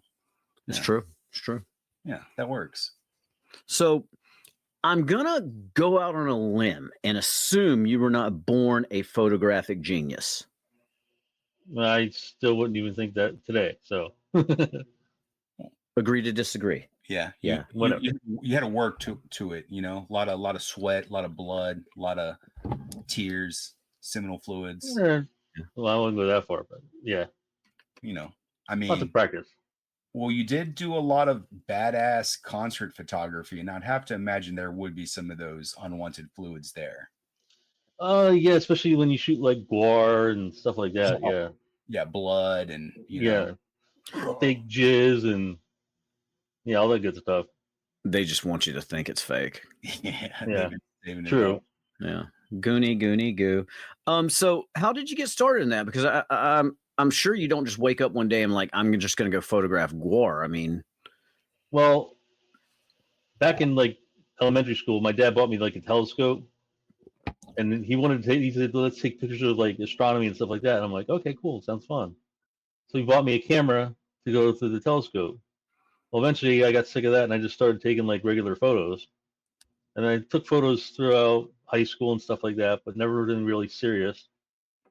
And then when I got back from Iraq in 2006, I was like, okay, I want to do like concert photography. But I was trying to find my way in, and I couldn't find a way in. I was going to go to photography school, but that never panned out. Well, then a couple of years later, I think it was 2014, they put an internship up at my local theater. I was like, I'll sign up for it and see if I get it. One of my friends put a good word in for me, and I got to start doing it. And then first year, like you had to put your name in to get drawn in like a kind of a lottery for each show. And I picked the ones I wanted to do, and then eventually I just kept doing it, and then other people wouldn't show up, and I just was like the only person left, and I was just doing all of the shows. Wow, badass! And I did it for like 10 years, like shooting everything from like I don't even know, like Peppa Pig was there once, Peppa Pig to like Ghost to everything you can imagine. Yeah. What was your most memorable concert that you photoed? Oh, there was a couple that were really good. Stone Sour was a really good one. Oh shit! Because they had like lots of they had like a little bit of pyro and stuff like that. Ghost was a big one because that one like completely sold out, and like you couldn't move like 2 feet. Like you're like, I'm trying to get through.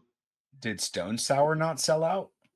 Oh no, they did too. But like with Ghost, it was like right when they were getting their Grammy nomination. I think back in like 2017 or 18. I can't remember exactly when.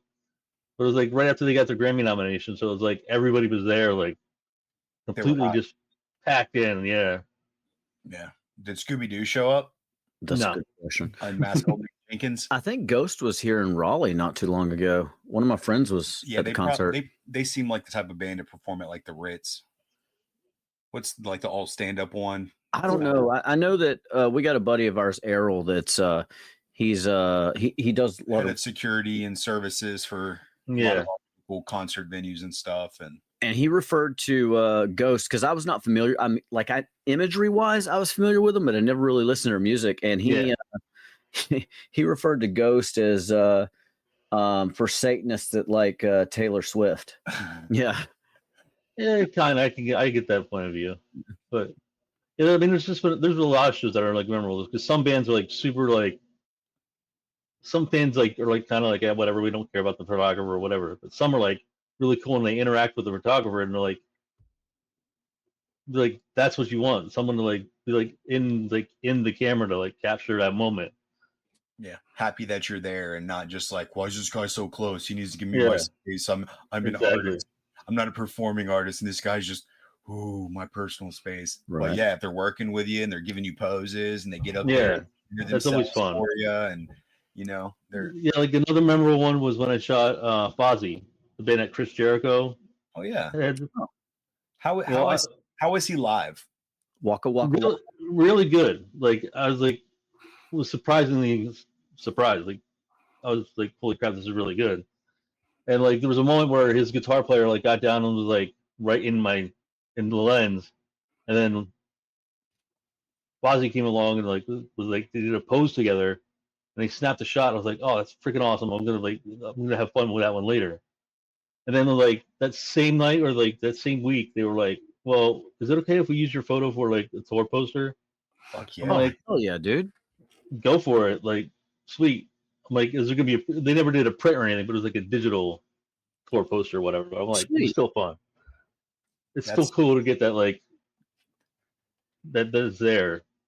Did you ever get a copy of their tour poster with your art?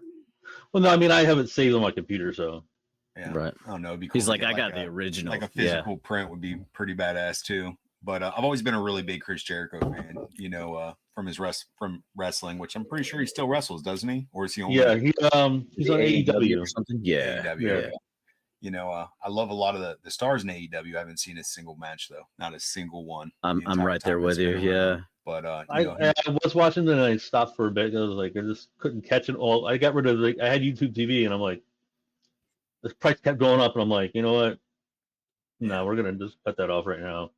I'm out. How do you feel about the recent changes with WWE? I think they just went over to ESPN. Yeah, and they're gonna try and charge $30 a month, and I'm like, yeah, I'm not gonna do that. Yeah, I saw a lot more of like the corporate like press briefings on it. Like it's not anything. It's only going to make ESPN explode. We've already proven that our fans will follow us to whatever platform we want to go to. Like I don't know about that one. Not for $30 a month. You know, with Peacock, it was $10, and you got a lot of other content. If you're not really into sports, you're just into sports entertainment. You know. Yeah, I don't do like I don't watch football. I don't watch baseball. I don't watch any real sports. So I'm like, there's no real reason for me to have it. Yeah, just $30 is a lot. I saw UFC actually just signed like an $8 billion deal with Paramount Plus earlier, where there's going to be no more pay-per-views, which is pretty huge for the industry, I think. But I'll go watch that more than anything then. Yeah. Plus, you get Star Trek on Paramount Plus. Yeah. No, that's I already have that though. I rediscovered that myself. Just added entertainment for me then. Yeah. Well, thanks to I think our talk with Bill and when Bill reached out to you about the purple, the below universe. decks. Yeah, that's what it was. Yeah. Up.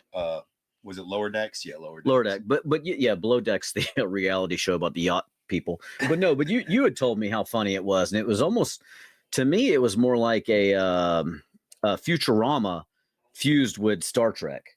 That cartoon is just fucking hilarious to me. Yeah, a less dark Rick and Morty. Yeah, that's why I keep asking for freaking female ogres with the 4 Horsemen. I'm like, I need some Death by Snoo Snoo, damn it. Oh my goodness gracious! Yeah. Well, you know, you get those Billy Beige extenders, and you get some green stuff. You can sculpt some Snoo Snoo on a half. Yeah, I guess. But yeah, you need like a good face though. Yeah, we got plenty of talented 3D printers out there. And it's true. We know a few. Yeah, I'd be happy to paint a Snoo Snoo head up for you. Yeah. Anytime, anywhere, we got you, brother. And I don't know. I think you could sculpt the boobies. I'm feeling up to the task. And the BBL. There we go. I'm good with hair. I don't know that. Yeah. I've done the Richard Simmons afro and the emo hot dog cat. You got to start somewhere, right? So we've covered like how you got into rock and roll photography, but we have not covered how you became Hot Dog Dub. What's that all about? Well, actually, it's funny because back in, I think it was 2015, I was doing a photography at the theater, and about it, like, I'm super introverted. I usually don't, when it comes to social situations, I'm so awkward. It's not funny. So like, I didn't talk to anybody for like almost a year of being there. I went, took photos, and left, and that was it. Didn't talk to nobody at all. And then eventually, I talked to one security guard, and it's Bill McKay, and he's like, he saw that I posted pictures. My son had like little Minecraft toy collections and stuff. He's like, I got something for your son. He's like, so the one day he brought it to the show, he brought some Golios and minifigures. He's like, here, take these home to your son. And I'm like, all right, cool. I took them home and I started playing with them. I'm like, well, shit. Like, I guess I have to get some of these. And then the next thing you know, like, start collecting more Golios, and I started taking pictures, and one thing led to another. And then eventually George would send me stuff here and there, like, oh, I got these Titan skeletons here. Do you want somebody to photograph them? I'm like, cool. And by George, I mean the Sausage King of New Jersey, correct? Yes, the sconge, yes. Yeah. The sconge. October Toys. Just so everybody knows. Double G Toys, yeah. How did you end up linking up with George? You know, you said you just started sending you toys. Were you a customer? Did you share like a lot of photography? Link, I see what you did there.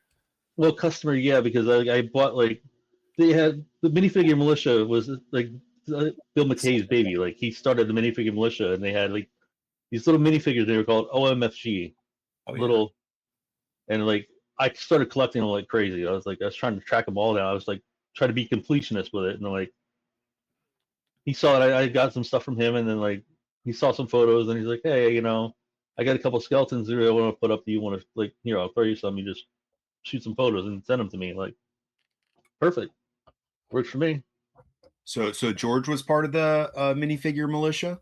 Well, I mean, yeah, kind of, because he was responsible for like setting up like the manufacturing and stuff like that with the toys, and he did some sculpting, and there's a bunch of different sculptors like in on the project, and a lot of people he knows like in the designer toy universe, like he sure does. Yeah, John Stokes was one of them. He's one of my favorite, like,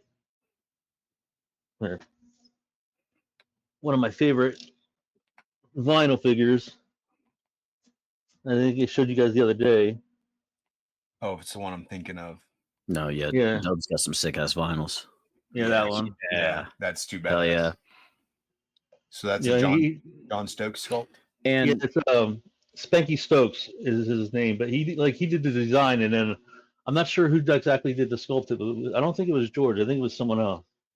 Well, I'll tell you what, for our audience who would also like to see this vinyl, you need to go ahead and check out the official Purple Gang Gang YouTube channel, which is where we upload this episode a week after it debuts on Bandito Radio 112 FM.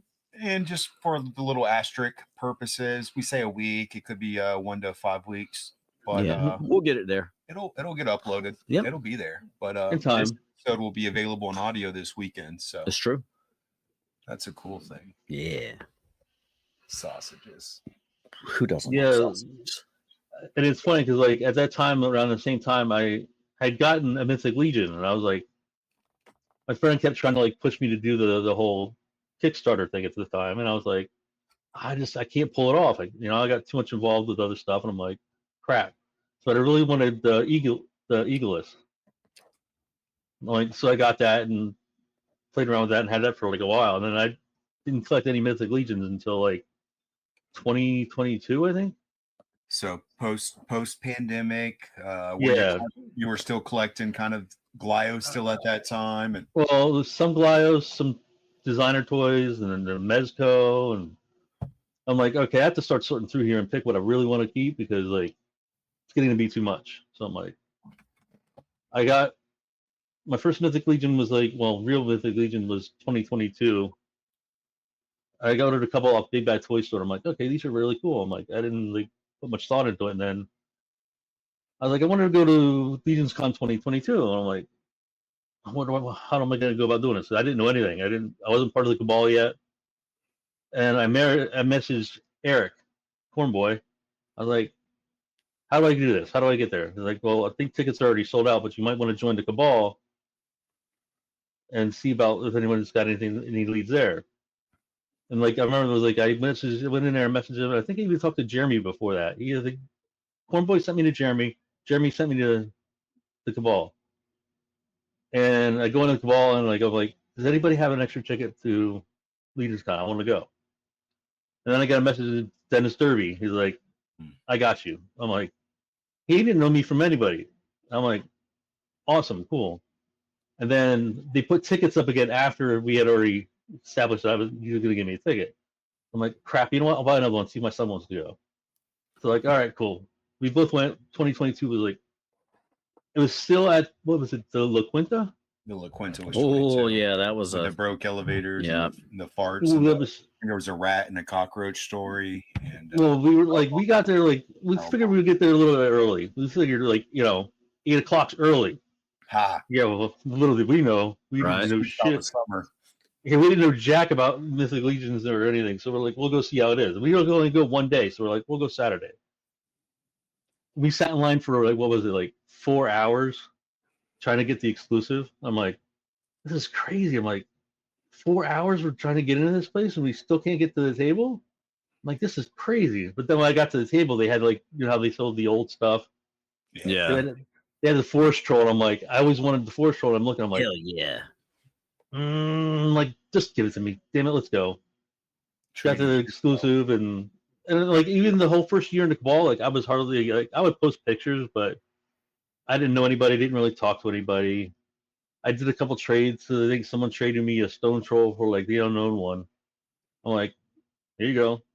That's who it was. I was trying to remember who it was for that Legions Con. It was the unknown one. Okay. Uncount one. Yeah, Uncount. Yeah. Uncount yeah, one. like, Furious 4, right? Mm-hmm. Mm-hmm. Yeah. So there's always good things when there's bad things, right? So like, most people here waiting in line for 4 hours, that sounds miserable for a toy. Like, what's wrong with you, buddy? But a lot of people don't know, Mythic Legions community. It's a big part of going to these shows is what we like to refer to as the fellowship of the line. Yeah. Some of the coolest people, make some of your best friends, just hanging out in line, waiting together. So did you get to meet any notable people that you're still really close friends with while you were waiting in line in 2022? Not that first time. Like, because I was still like at the point where I'm like, I don't really know anybody. We talked to people in the line, but like, it was kind of like quick and no one really like talked super long, but yeah. And then like, what the hell was it? I didn't go to ZoloCon or anything that year, I don't think. No, I didn't. That was the only con I went to. And then the next year came around and I wasn't able to do like the whole G-Con wave. I wasn't able to do that. So I was like, cool, we'll make plans to go to 2023 Legions Con. And that's when I talked to, that's when the Hiss Tank was coming, like that summer. And I was like, I'm like getting out of Joe's because I'm like, I'm just going to focus on Legions. And I'm like, I didn't even get the Hiss Tank in the mail yet. And I think it was Bill from my Action Figure Customs. He wanted it. So like I sold like that and a bunch of Joe's for like $500. Hell yeah. Bill I was from like, Figure Customs. Yeah, I'm pretty sure it was Bill. I have to look at my messages. But yeah, no big deal. I was just curious. But anyway, I sold it. I'm like, I wanted to do something special for my son because he wanted to go with me. I'm like, all right, so let me like message Emil. I'm like, I seen his customs and they're amazing. I'm like, my son loves the Flash. I'm like, can you do something for me for that? He's like, absolutely. I just sent him a bunch of pictures and like what he likes. And a couple weeks went by and he would show me progress pics. I'm like, oh my God. And then he showed me the final picture. It was like, yo, I was like, how did you do that? And I'm like, and he's like, and he was thankful too because he got to wait to Legions Con to bring it over. And I'm like, so he gets to the table at Legions Con. I'm like, we buy her like normal. You go to the normal Forceman table, buy your stuff, Like, hey, you know what? Let's go this way. Like, everybody down to like to a Mills table. I'm like, oh, well, look at that. He goes, what is that? Oh my God, that's awesome. I'm like, yeah, you like that? He goes, yeah. It's like, you want it? Like, well, yeah. I said, guess what? It's yours. I'm like, it's already paid for. I'm like, you did it. He just like started getting that little like. So I'm like, yes, I nailed it. Yeah, it was just perfect. You did good, Dad. You know, and I was like, it was one of those something like Wickman parenting done right. Yeah, yeah. 10-10. Oh, but at the same time, I was like, you tell your mother how much I paid for this, and I'll kill you. Take it to the grave. You're I eventually told her, but she's like, you did what? I'm like, yeah. I'm sorry. Have you seen Yimmel's his Hulk troll that he did when he did like the whole Avengers customs? I don't think so. Trevor's Avengers. Yeah, shut up about that. It's still a sore point for me. Yeah, that was the first time I met Yimmel, and it was at the Legion's Con when it was at the I think it was like a YMCA or gymnasium or something. And I think it was 22. It was the PAL year. That was 21. 22 was La Quinta with Uncound. And okay, so 21 then.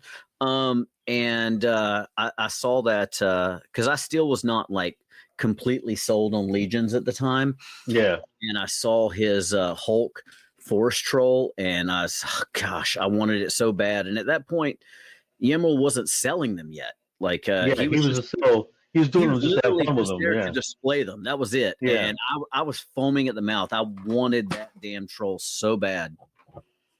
Yeah, no, there's a couple people that had stuff like that. I'm like, damn it, I would really like that, but like, yes. Holy crap, really, this is insane. His work is like this, out of this world. It's immaculate. Yeah, it's crazy. I mean, how bougie do you have to be to spend thousands of dollars to fly from Sweden just to go, hello, look, it's my artwork. It's not for sale. Look how beautiful it is. Oh, I bet you wish you could buy it, man. Eventually, he had to break down eventually, though. He did. Yeah, he did. And I've heard the story many different times, but it was like somebody finally convincing him that they would give it a good home. And that's all he really wanted for his little I feel like money was thrown too, but yeah. Yeah, of course. You know, money in a good home. A lot of people had thrown money before, but never really gave him the. No, they hit the fuck you number. Is like that's the right number to hit. Yeah, they're like, I can't pass it up. You know what? I got to take the money. Here, take it. And this might have been Legion's Con 22 when my buddy Anthony McNeil, it was the first time he had went to a Legion's Con. He purchased this at 23. Was it 23? Mm-hmm. Yeah, so that was his first 24. One. That's what it was, yeah. Yeah, because we were there because he had just, he was wearing his Magneto helmet. Yeah, I think I remember that one. Yeah, but it was 23, wasn't it? Yeah. It was 23 because Anthony is a huge Magneto fan and one of the sweetest guys around. Yeah. And he's purple. So Anthony. Yeah, a lot of purple there. Anthony regifted him, not regifted, but he gifted it to us. And it's probably the coolest damn figure I've ever held. Yeah, like holding my son's Flash, I'm like, oh my God, like this thing is fucking awesome. Yeah, it's gorgeous. I just want it. There's like, but I have it like in a little case, like so it doesn't like get all dusty and shit. Like I bought him a little like one of those acrylic boxes that just put over it, and it's like a fucking trophy. Get him to sign your acrylic box. You should do that. Oh, what do Americans want me to keep signing their box? Wrong box, demo. Oh, I'm sorry. Got old Chico on the brain still. I keep thinking like I would want him to do for me. I'm like, damn, I want one now too. I'm like, I bought him one and I still don't have one yet. I'm like, son of a bitch. You got to work on that. I kept trying to think of ones I wanted, and I'm like, you know what? I got to think of a really good one, but I don't know. Beerus. I keep asking for that. He's yet to make it. You have asked him quite a few times for Beerus, haven't you? I feel like I've been very obnoxious about it. Yeah, not to the point like where you. Not D13. Yeah, I was just gonna say like not a D13 obnoxious, but yeah. Yeah, not quite that much, but it's always like, hey, how's that purple cat custom coming along? He's all like, what are you talking about, fan? Every time. It's a little like digging the ribs every once in a while. You gotta put in there. Like in bands like cut the shit, Emil. You know what I'm talking about. Beerus, Dragon Ball. Where's my fucking cat, man? Where's it's funny because I don't know if it was the same year or not. I think it was the same year. I saw Purple at his table, and he was selling it. I'm like, shit, I don't have enough for it. Yeah. Like, he had it listed for like 70 or 80. I'm like, fuck, I only got $60. He's like, here, just take it, $60. I feel like Purple is too buff. I feel like you would. He would need to like. Well, we got the gods of Egypt right now. We've got Anubis and Bastet. But I would say take the Mask of Red Death body, put a purple or head on it, pop that tail in there, and then just do some Egyptian armor on it, and you've got Beerus. Because you don't want him too swole, because Beerus is very slim. I was thinking like a Bastet body, but chop off the teats. The teats. Yeah. Shout out Billy Beige. Yeah, with the milk teats. Yeah. Or you can do like an elf body.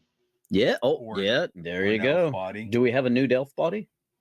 No, I think you're right with the Red Death body, but then you use like a Bastet head to modify because it's already got features. Throw the tail.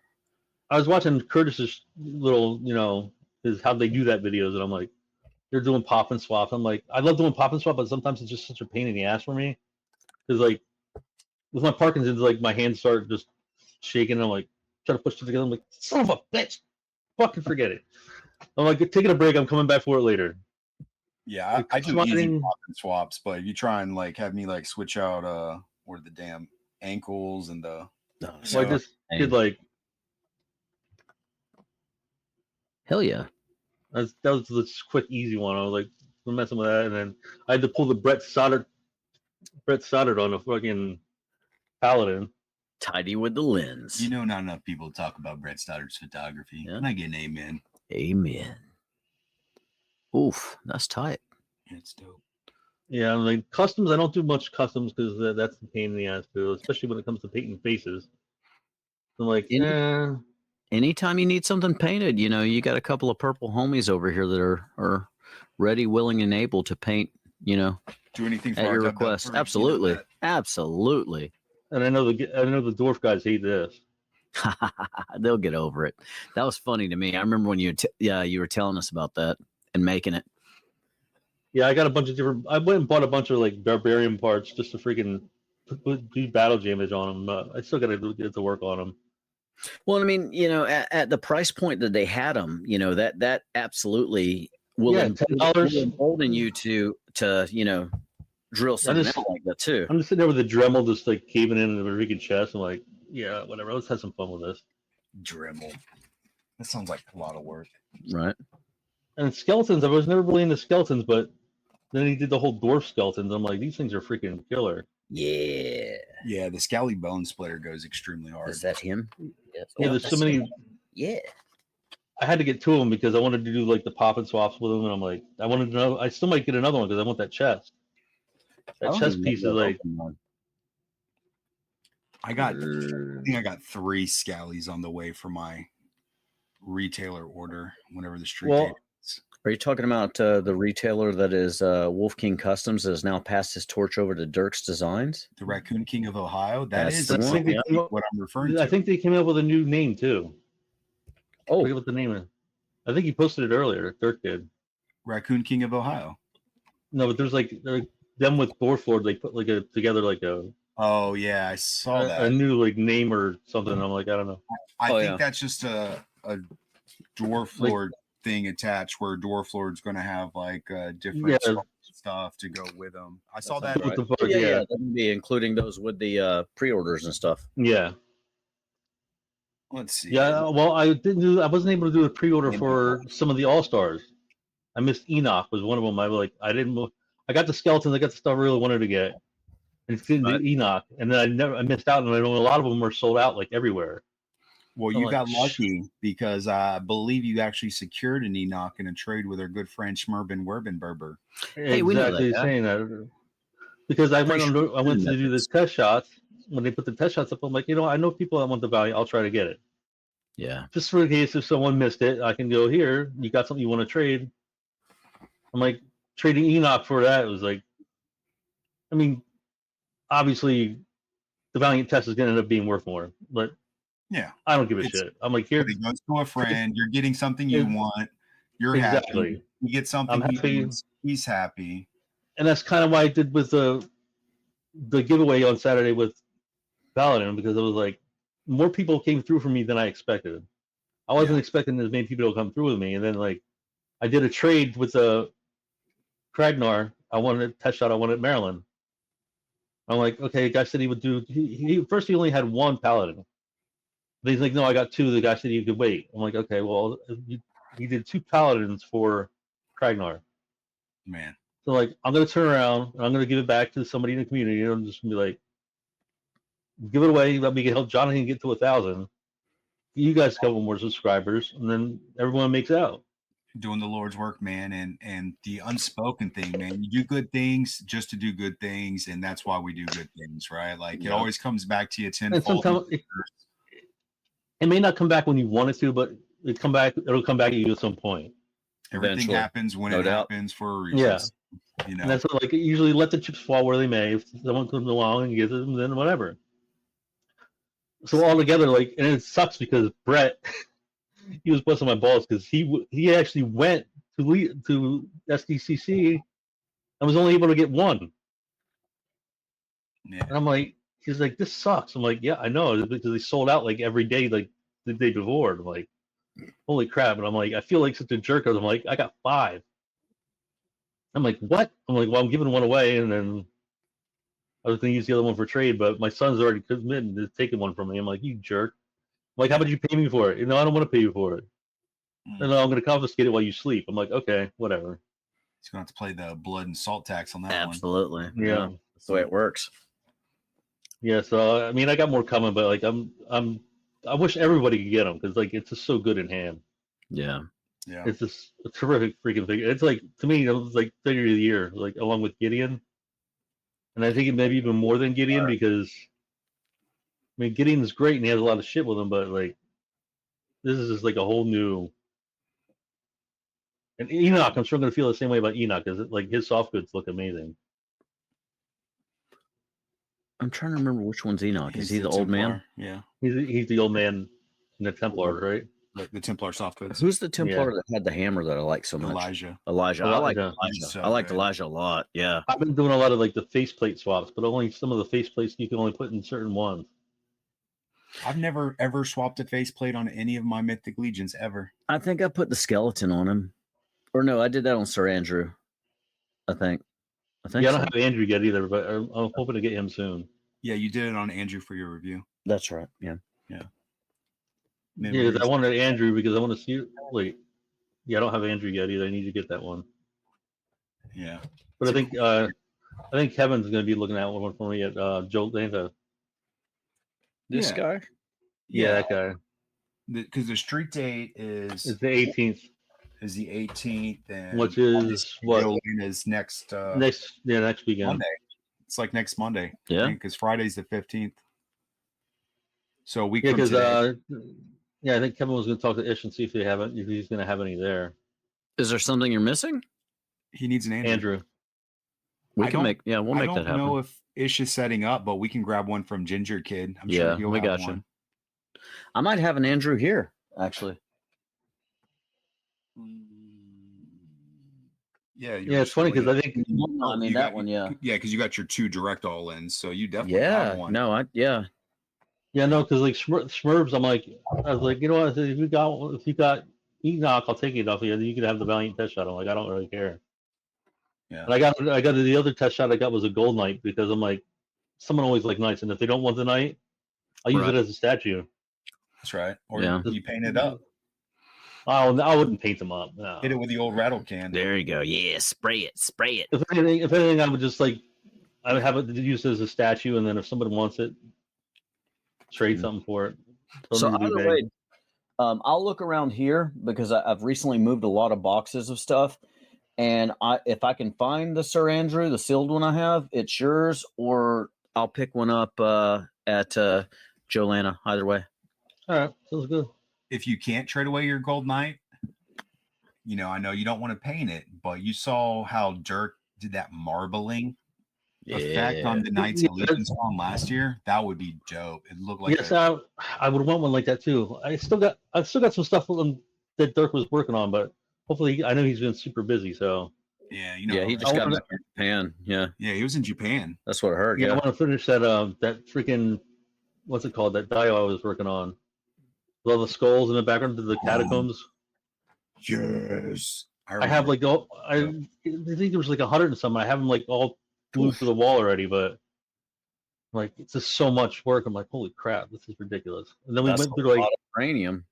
But we went through a different way of doing it. I said instead of painting full skull, like printing out full skulls, just do the front half, so it's not as heavy, and you can just glue them a lot easier, and you're not like weighing everything down. So it'll save on the resin. Yeah, save on resin and stuff. Because you got the skull thrown from him too, didn't you? Yeah. Yeah. I had to have that. That thing's freaking awesome. Dylan, you son of a bitch. Yeah, that thing was dope. Wasn't he going to like? He was going to try and like cast it, and mold it. I thought he was. Yeah. It didn't work out as he intended. So you yeah, kind of, like. And then he did a cut. He did like I think like 6 of them or something like that, didn't he? It'd be like that sometimes. Yeah, that sounds right. Yeah, I I can't. remember I traded him some. He's the one I traded my the Mattel thing. What the hell was it? Fleshlight. No. Okay, monster. No, it was a Mattel friggin' big playset. Oh, Eternia. Oh, the Eternia. Yeah, that was at RetroCon, not last year, the year before, I think. Yeah, I remember you. I mean, it was last year.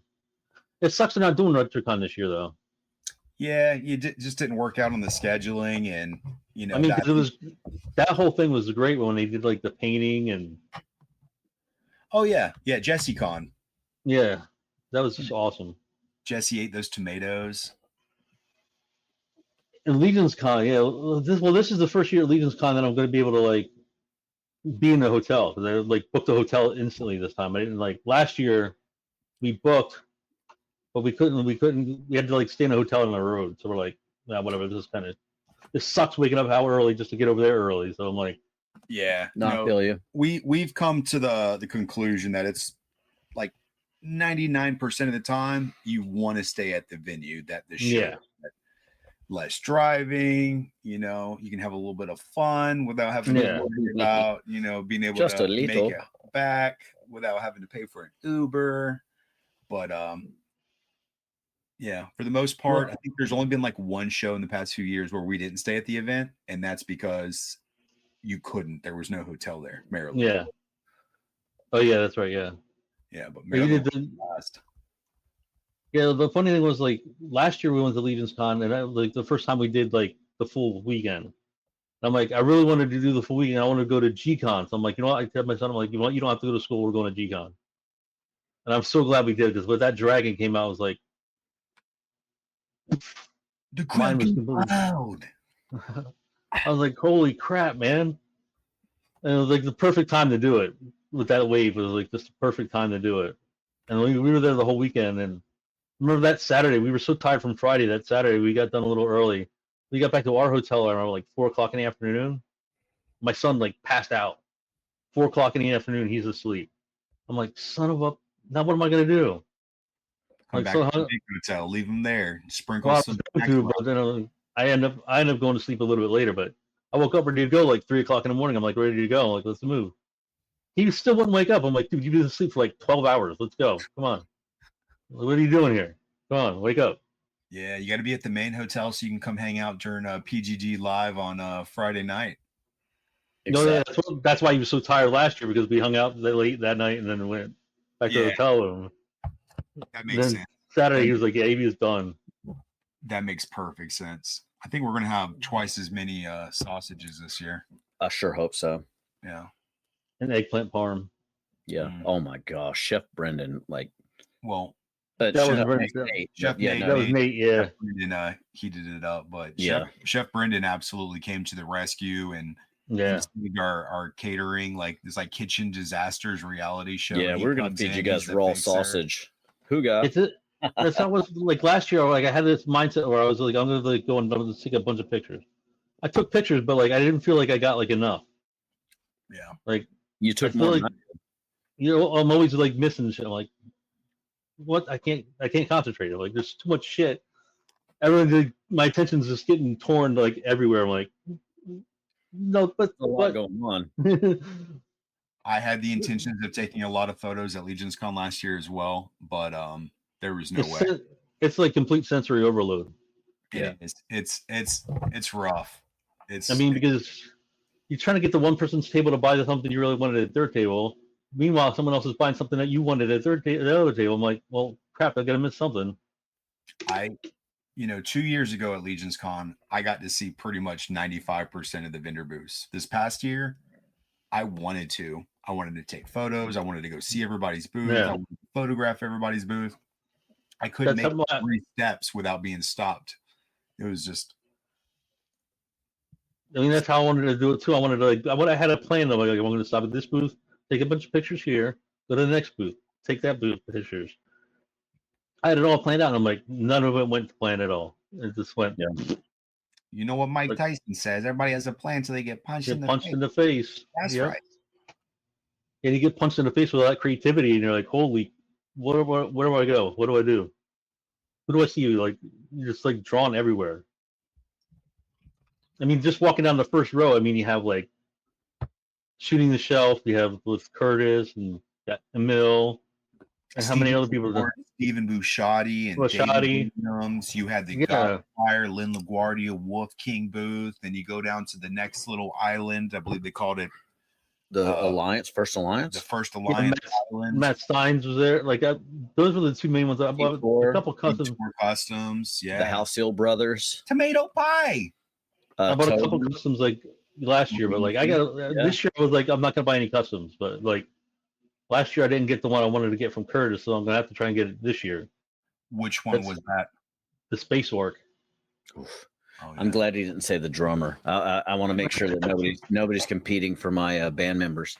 Well, hopefully he'll put on this year for you, even though he says it's every other year. And that's okay. I mean, if he does it that way, it's fine too. And that's the thing. Like I said to myself this year, I'm like, I'm not gonna buy any customs. I'm just gonna buy what I need to get, and that's it. But then, nope, someone throws a wrench in it, and like, nope, you like this too much. That's always me up. Yeah, you can't budget for Legion's Con. No, you can't.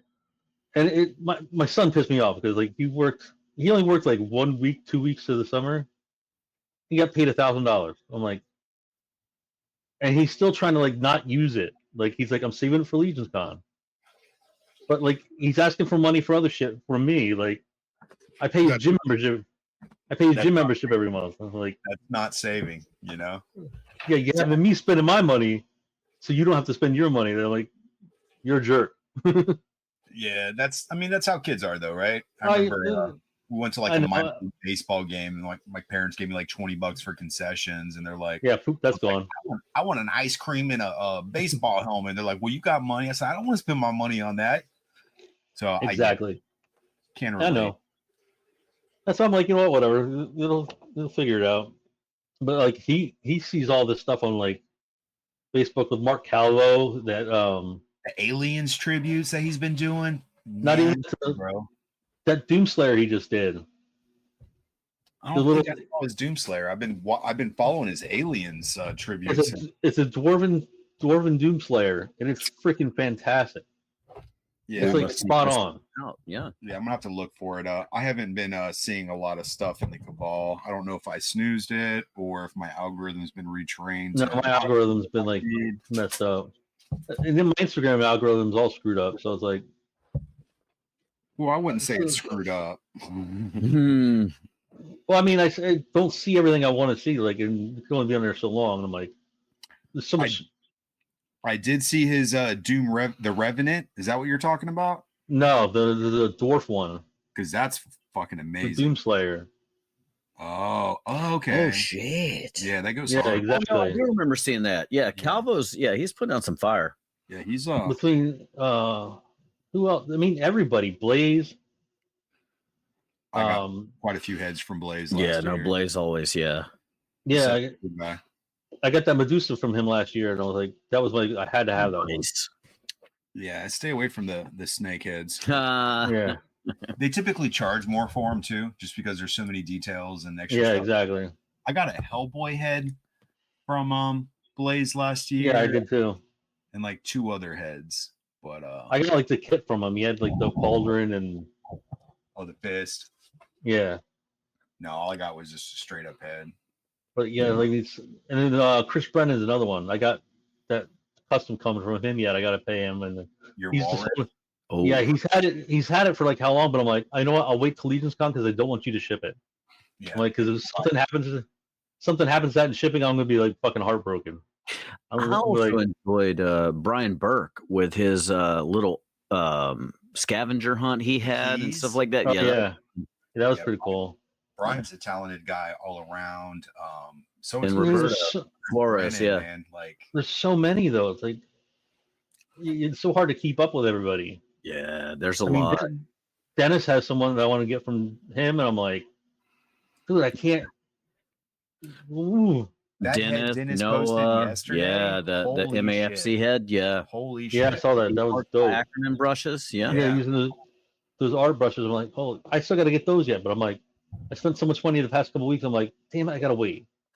Like, I'm trying to be patient, but I'm like, Yeah. Well, you know, the art by Ackerman brushes are kind of a no-brainer, right? You know, channel, and then $15 shipped to your house if you're a channel member. It's like, such a good deal. Kind of yeah. losing money to take care of his people, which is a huge yeah, I know. I'm like, most definitely. But see, at the same time, I'm like, I have stuff in my cart for Amazon because I want to be able to take care of those brushes. I don't want to fuck them up. So I'm like, if I get the brushes, I know I'm going to probably use them and not have the stuff to do it right, and I'm going to be mad that I used them and I recently lost my brush soap. I need to order another one. I think we went to like a con or something, and I like packed up brushes and somewhere or another I've got my definitely want to get. I like the Master's Touch for like brush cleaning. Yeah, it does. Yeah, you know, I got to order another. It's a little, just kind of little puck. Yeah. Because my son wants to do painting, but I'm like, I want to get him painting, but I want to do him to do it right, not just do random. No, I feel you. Well, that's like Jen was. He needs to fuck up. That's the whole point. 1,000%. Jen Sayak sent a bunch of misprint heads. I'm like, she was really sweet and sent him a bunch of misprint heads. I'm like, thank you. That's awesome because I'll just get some primer. Maybe not even. I probably won't even waste primer on him. I might just let him just paint, just to paint because priming misprints is kind of like it helps the paint hold. Unless you're using paint, speed paint, have to prime. Well, I thought about getting maybe some crap. I don't want to use like a good Citadel primer on some things that you like. Well, here's what you do. The studio swears by Rust-Oleum. Yeah, Sherry says Rust-Oleum. Just saying. But like the thing is, that's true. She does to exactly. Work. Us mere mortals. Because I used Rust-Oleum a couple times, and it's like I get like these weird spatters, and like I'm like fuck, it's screwed up now. I'm like I can't do anything about it. You have to strip it 30 minutes. Yeah, no. There's a Vallejo. It's for airbrush only. I know what you got. I know what you're talking about. I already got it. And it's a primer.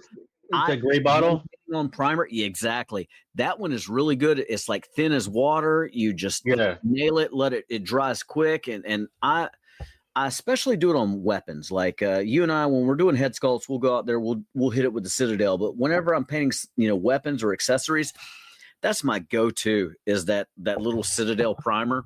I thought about getting an airbrush just for the sake of using that primer. Shit, no, just get a brush. It's like skim milk. I know, but sometimes it's just a pain in the ass because it doesn't. You have to go over it like 3 times for it to hit certain spots. I'm like, damn it. Speed paint is your best primer. Take a raw 3D print and you just pour the speed paint directly onto the print. Spread it around. And just spread it around. Trick, man. It works great. Mm-hmm. Spread it on like it's peanut butter, just like. You just literally drip that shit on there and then just slash it around with the brush. I painted this backpack up from our good friend Noah. I'll embiggen you. I didn't prime it or anything. Wait, now I'm embiggen you. I'll wait while you embiggen me. You embiggen me. Thank you. I did, yeah.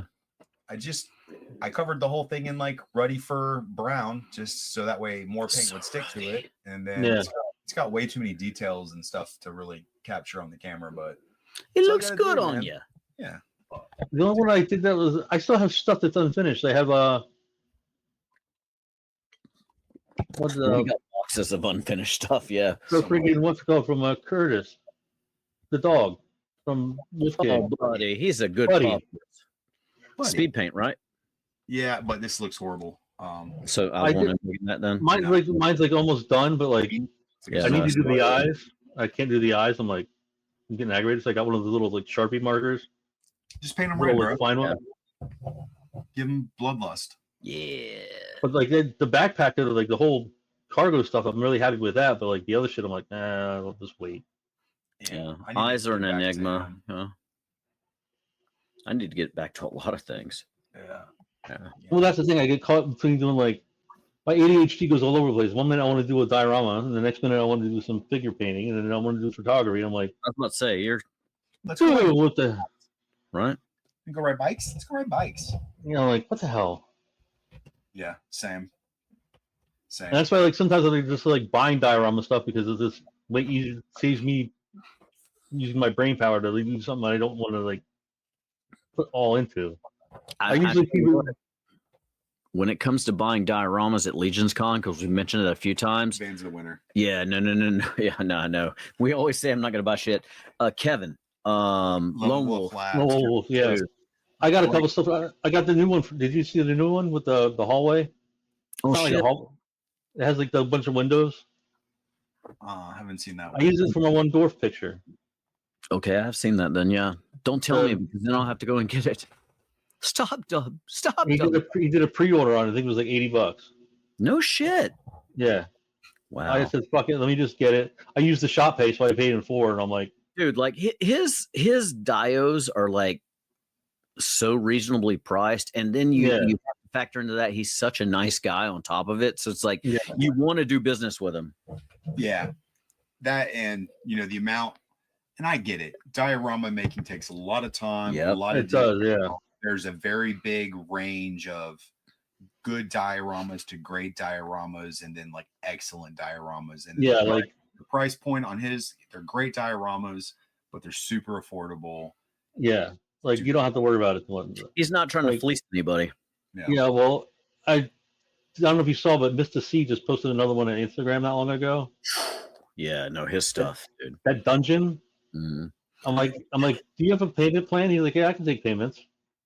I'm like, you're gonna get me in trouble. Another person, not just because I really like the precision and the beauty of the dios he puts out, but he's also, Toylanda. He's a funny son of a bitch. Screamed at us as we're walking to the new Bama. Yeah, no, not Bama. I'm talking about Crashbox Customs. Pinkerton. Yeah. I'm not gonna say what he screamed out at us, but yeah.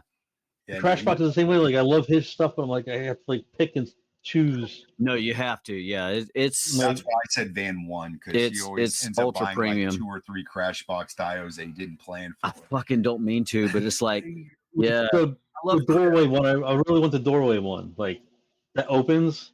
I'm like, I really freaking want that one. Like so bad. I don't mean to boom enable you, Dub, but definitely get the doorway. Like you've seen it. Like that the door, the fucking doorways are off the chain. Yeah, I can see it from where I'm sitting right now. Like, yeah. And not just that. I mean, you got which we'll have them on, Jimmy Harvo. I have the Egyptian tomb set. You got Rev Reader. I mean, so we got a lot of talent around. Yeah, there's a lot of actually art studios. I mean, there's a lot. I got a bunch of like different people. I have Jimmy Harvex did the Wizard one last year for me. I grabbed that one off of him, and I grabbed the Anubis one. And the Anubis one came out. I grabbed that Egyptian dio set from him too. Yeah. Jimmy and Reverend Reader are both just great people, and it's really cool buying great art from people that are just as cool as our artwork. Well, what I'm trying to do is like I have a bunch of different dio stuff from like everybody. I'm trying to see how much I could fit into one picture. Nehemiah does some great stuff. Absolutely. Yeah. When Brian, it comes to Carver Customs is just like love me some Brian Carver. Yeah. Oh, like it's like. Everybody, I'm like, damn it, dude. It's hard to pick and choose what I want. I'm concerned. He's Brian Carver Customs. That's all he is. Yeah, I feel like Carver is his middle name and Customs is his last. Yeah. So, yeah. You'll never convince me otherwise. Yeah, like I was just like, I have a little bit from everybody. I'm trying to see how much I could fit in like one photo. Yeah. How many do you think you can get in one photo? That's I was gonna fit at least 3 or 4 in right now. I can think of I feel like top you of my can do head. 7. Yeah, 7 maybe or 8. 8. 10. Let's do 10. I had that dial he had at MuskyCon, the hallway. We weren't with the there, but doors. thank you. Yeah, everybody Well, was I want that one before. Well, the no, they show. wanted everyone wanted the dungeon. No, the I know. hallway one I saw people fighting over. Yeah. No, I saw Trevor and Nate. I think were fighting over the freaking dungeon. I'm like, while they're fighting over the dungeon, I'm gonna have Dirk by the hallway for me. Who won? I think I actually don't know who won on. I want to see Trevor won, but I don't know. I think Really? America won. Wow. Yeah, What it do you was- like, smack him with his cane? I mean, Get away from my pudding, boy. he like threw I a can't- handful of Werthers and distracted him. Well, it's funny because I can't talk shit about a king because now I actually have to use one, so I'm like, whatever. Yeah. But I'm gonna use it as a weapon at Legion's Con. So Hell anyone yeah. tries to get in my way, I'm just gonna like hook them with the cane and drag their foot. Yeah, it's dumb. I Get off spoiler my alert, lawn. you won't be the only one rocking a cane at Legion's Con. Shout out Jeremy Gounvier. But yeah. Gounvier. Oh, Jeremy Gounvier. Yeah. Actually, he sent me a message earlier too. He's like, he goes like this. He goes, "I got you a present." I'm like, yeah, he probably made you the same fucking cane that I commissioned. Son of a bitch. Damn. no, dog. no, it was a smaller package, so it damn sure isn't a cane. Yeah. That would be Oh, great if you wrote the inscription "Bandits Extra" on your cane. Holy shit! No, yeah, no. I have one of my Legion's Con cosplays. I've been working closely with Gounvier, and all of my accessories are courtesy of Gounvier. That's all I'll say while we're recording live. But I'll gladly share it with you once we hit in recording. But yeah, very excited Yeah, about what we got coming. There's so much stuff that like everybody has. I'm like, damn, why can't I hit the freaking lottery? You think I would be able to hit the lottery, being able to predict that Koki was going to win the? Yeah, I'm like, I called like, midweek. I'm like, is it the Echevarias or the McCoys are in the freaking chat? Yeah, Telling them you're they're going to win. The Orkans too, like the Orkans, absolutely. Like that's good point. Yeah, absolutely. I tell you what, I was so tickled because you've heard me talk about it before. Like when it comes to a giveaway episode, and I mean this was your toy, but still, when it comes to the giveaway episode, I really enjoy it when the Purple Fam wins. And because somebody they're going to like appreciate it. Exactly, and when it was Koki, it was a twofold. It was a twofold win because she's also awarded over G, and that also made me giggle. So yeah, you say she was funny into a frog cleric, and she damn sure did. It's such a great cleric too. I loved it. Well, it's funny because like the day before we went to her daughter's birthday party, we're like, okay, we're hanging out, talking to Ryan and Amber. I'm like, should have just gave it to them. And G told me I bought one off eBay for $160. I'm like, no, you fucking didn't. He's like, yeah, I told you not to do it. I said, now what you're gonna win? I'm like, well, yeah, I was like, well, you know what? We're just going out the next day. This is like the quickest delivery of a prize ever. Like next day airmail. Like here you go. I'm like, yeah, that was fast. Less than 12 hours. Like, all right, we're good. Yeah, I'm not going to let FOMO hit me on that one. I'm just going to wait till. I mean, mine is yours, so it's there. So you got one? No, I don't. No, I've not publicly announced that. Kickstarter too, huh? Yeah, I'm waiting to Kickstarter. I'm debating on what I'm going to do because I mean I have more, but I'm trying to debate on what I'm going to do with them because I kind of want to keep one like this now. I did this with them. Keep all bony. Yeah. Bony. I want to make sure before we hit the end of this episode that we absolutely celebrate, like, not only is Dub3 an amazing artist, he has just a wonderful eye for photography. He's generous. I mean, he absolutely gives way back more to the community than he ever takes.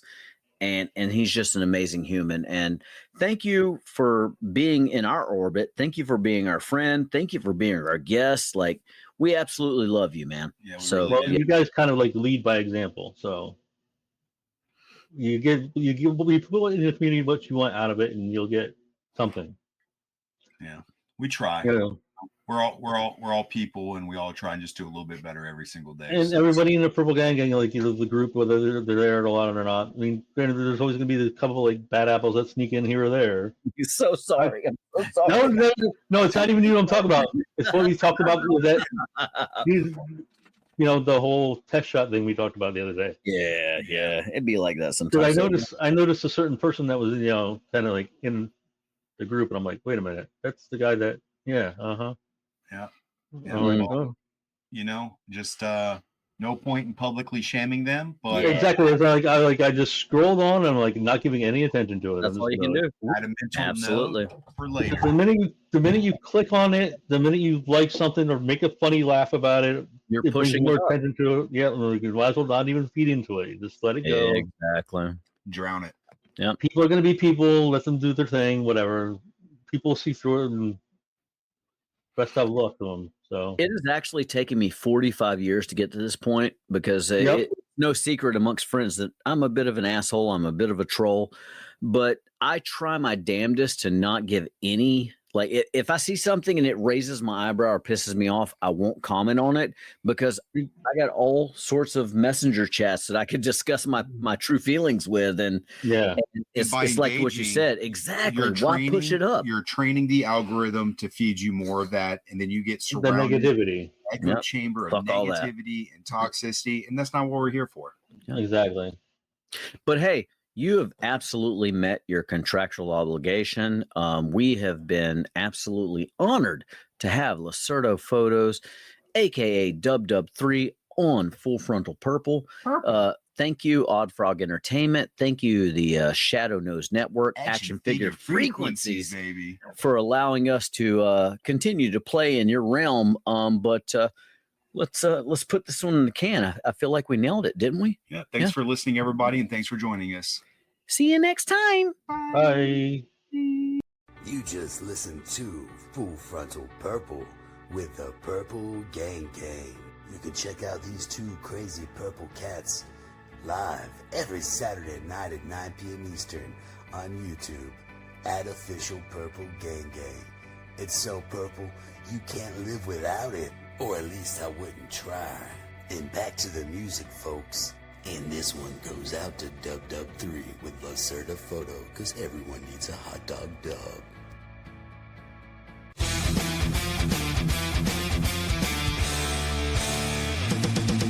Peace up, Dub3.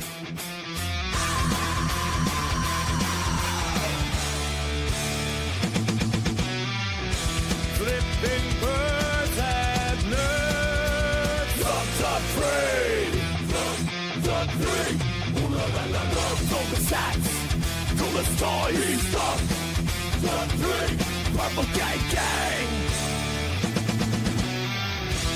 Lost at a death for love and everything. Dub3, Dub3, slash boom, Dub3.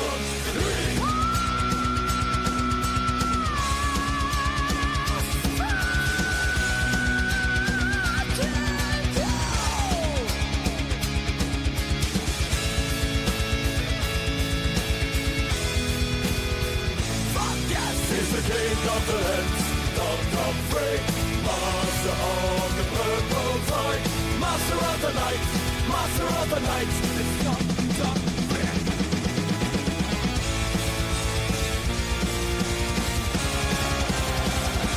Lacerda Photo.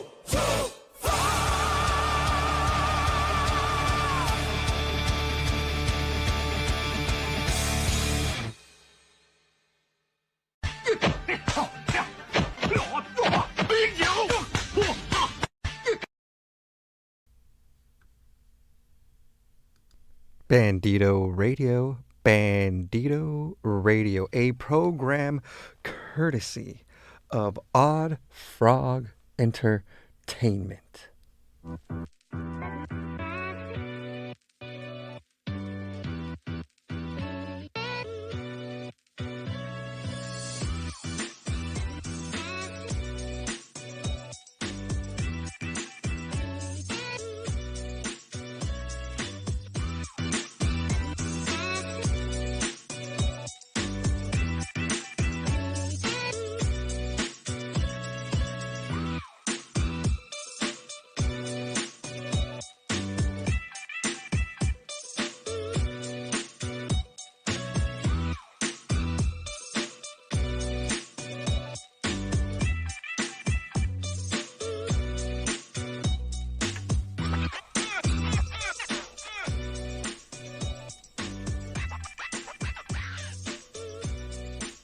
Good day, good day, good day, good day, everybody out there.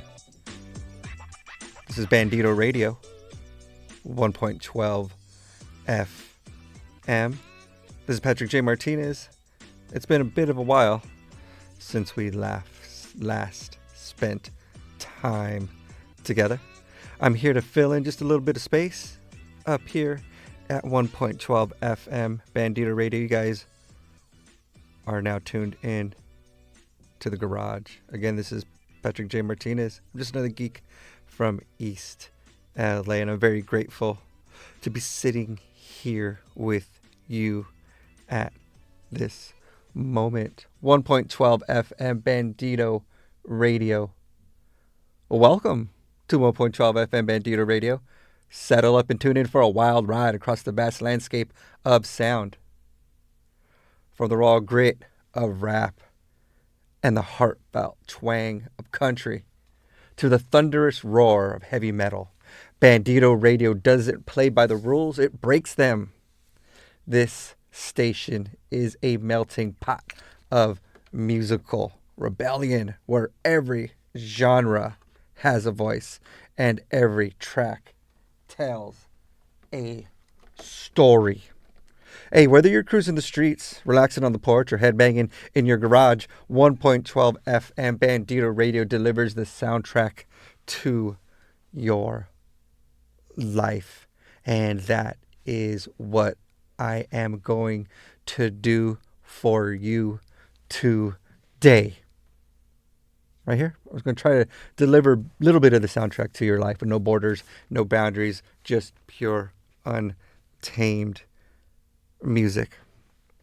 Now here, I have been given the privilege to be able to participate with you guys here at Bandito Radio. Bandito Radio, again, is a program courtesy of Odd Frog Entertainment. We're going to talk a little bit about our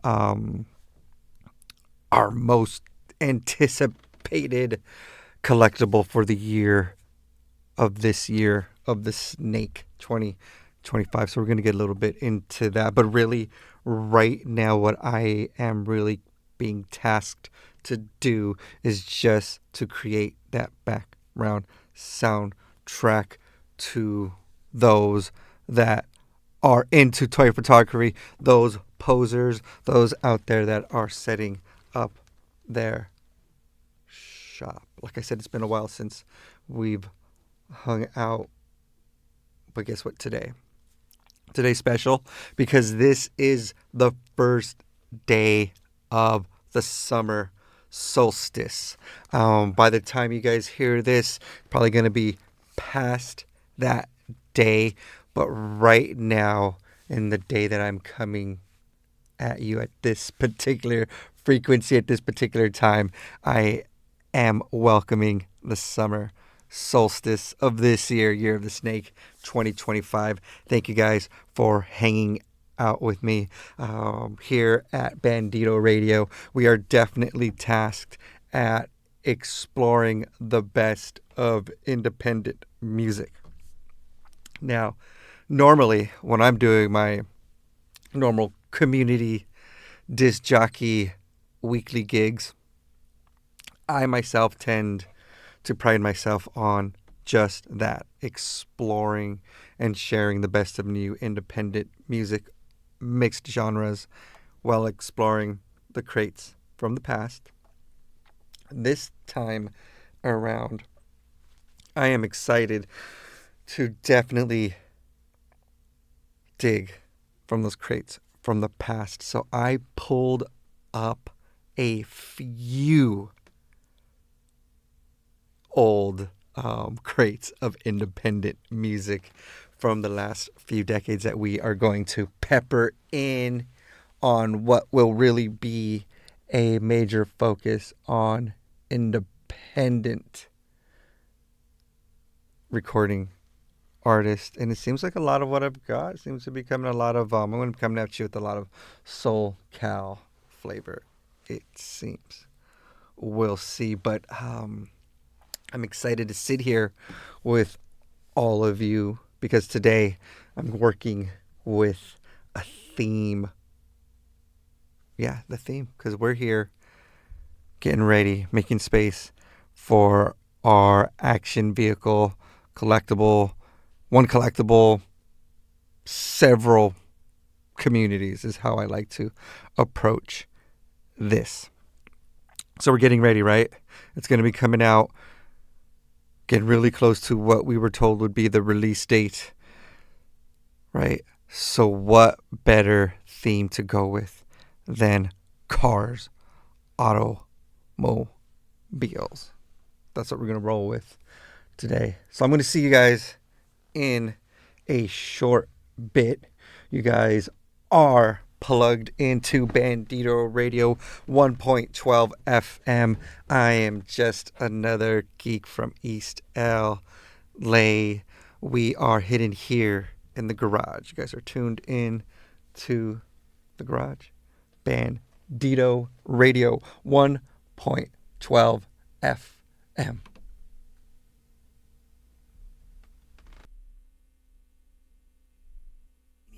Playing all your outlaw favorites all the time. We've got another full clip of fully loaded rockin' radio favorites coming your way in high fidelity stereo. So crank up that volume, put the pedal to the metal, and drive hard, my friends. Yeah!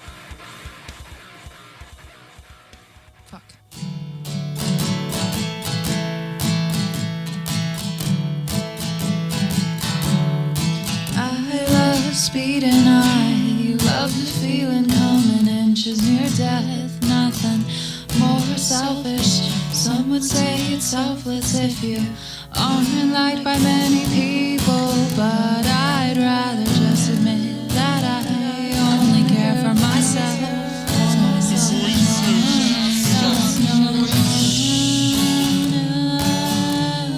Cause when I hit that wall,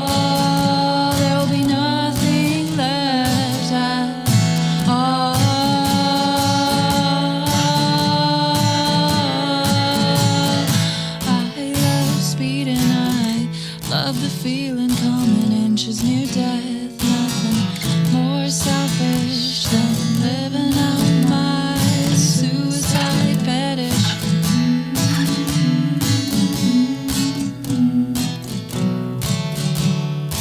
Will it be too late when I hit that wall? I wonder if there'll be anything left at all.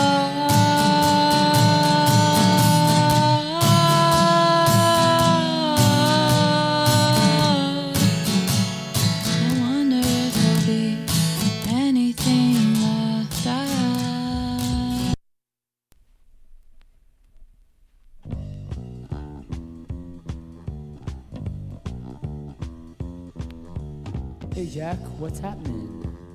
I don't know. Well, rumor around town says you might be thinking about going down to the shore. Yeah, I think I'm gonna go down to the shore. What are you gonna do down there? I don't know. Play some video games, buy some Def Leppard t-shirts. Don't forget your Motley Crue t-shirt. You know, all proceeds go to get their lead singer out of jail. Uh-huh. Can't wait to go down. Hey, we gonna check out the Sandbar while you're down there? What's the Sandbar? That's a place that lets 16-year-old kids drink. Oh, cool. Yeah, hey, guess who's gonna be there? Who? My favorite cover band, Crystal Shit. Wow. Yeah, they do a tour show. You'd be really impressed. In fact, it goes a little like this. Love me 2 times, baby. Love me twice today. Love me 2 times, girl. 'Cause I got AIDS. Love me 2 times, baby. Once for tomorrow. Once 'cause I got AIDS. Pretty good Jim Morrison impression there. I hope those guys have a good sense of humor and don't take us into court. What's the court? Never mind that. The important thing You mean here, the People's Court? No, that's another story. The important thing here is that we get to the part where you ask me how I'm going to get down to the shore. Oh, how you getting down to the shore? Funny you should ask. I've got a car now. Oh, wow. How'd you get a car? Oh, my folks drove it up here from the Bahamas. You're kidding. It must be the Bahamas or islands. Okay, the important thing here is that you asked me what kind of car it is. What kind of car do you got? I've got a bitchin' Camaro. Bitchin' Camaro, bitchin' Camaro. I ran over my neighbors. Bitchin' Camaro. Now I'm in all the papers. My folks bought me a bitchin' Camaro with no insurance to match. So if I happen to run you down, please don't leave a scratch. I ran over some old lady one night at the county fair, and I didn't get arrested because my dad's a mayor. Bitchin' Camaro, donuts on your lawn. Bitchin' Camaro, Tony, Orlando, and Dawn. When I drive past the kids, they all spit and cuss. Cause I've got a bitchin' Camaro and they have to ride the bus. So you better get out of my way when I come through your yard. Cause I've got a bitchin' Camaro and an Exxon credit card. Bitchin' Camaro, hey man, where you headed? Bitchin' Camaro, I'm jump on unleaded. My girlfriend's got a car, yeah, that she stole from a guy. Cause she called that asshole cheating, so she stole his fucking ride. 100 miles an hour with all my girl lives inside. Yeah, we all roll down the windows and we wave just as goodbye. My girlfriend's got a car, yeah, that she stole from a guy. Cause she called that asshole cheating, so she stole his fucking ride. 100 miles an hour with all my girl lives inside. Yeah, now watch us wave goodbye in a super motherfucking sick ride. Sick ride. Super motherfucking sick ride. Sick ride.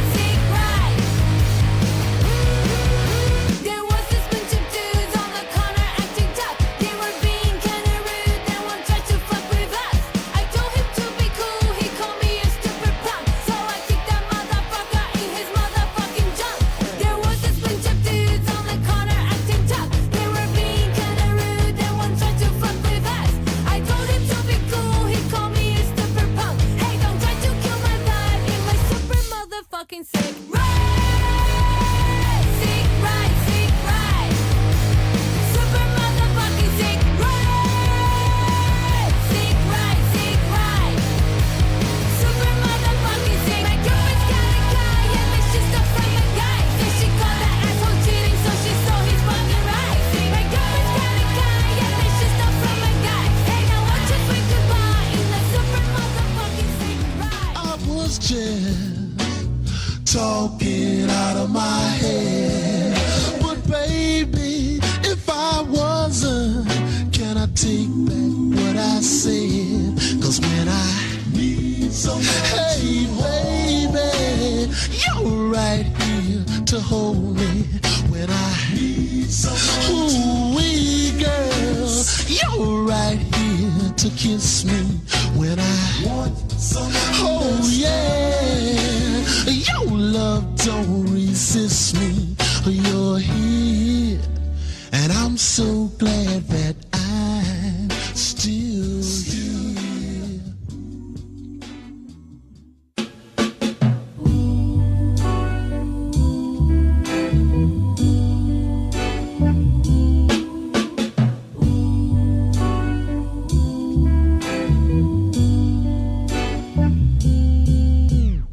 Heaven, oh please help me for the way that I have been. One night I lost control in the heat of the passion. We were inseparable, we rolled everywhere. Then I drove you to the edge and left you there. Our love is broken.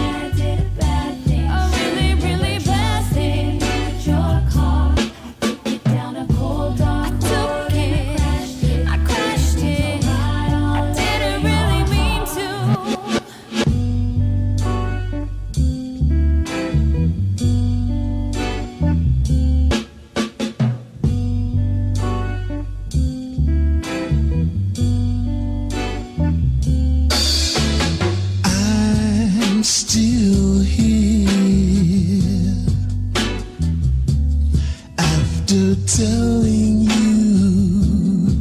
so long.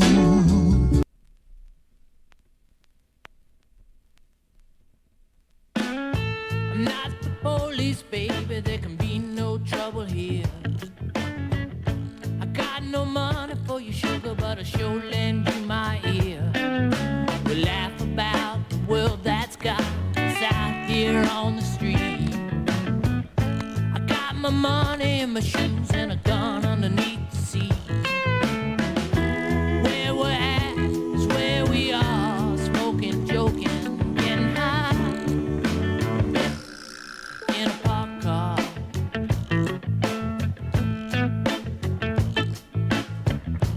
Time is money, I know, and the night is getting old.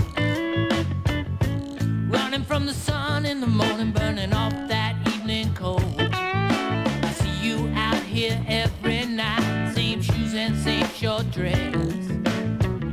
You'll always make a living in them, sugar, in this land of loneliness. You always go to where they are, walking, talking, inside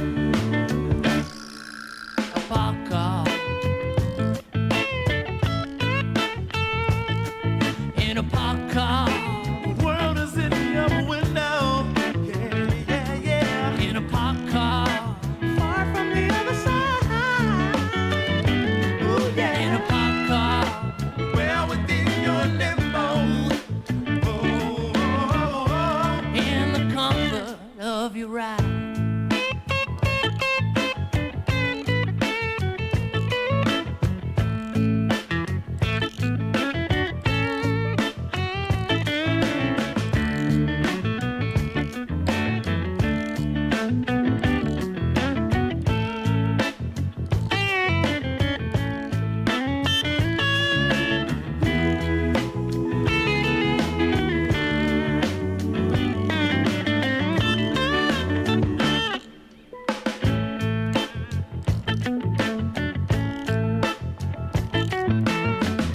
I'm not the police, baby. I think that's plain to see.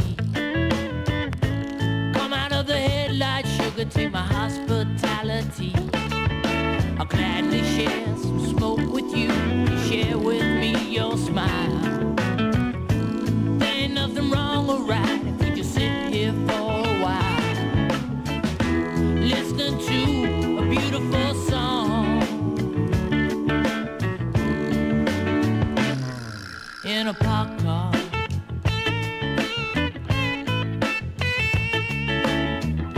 Listening to a beautiful song.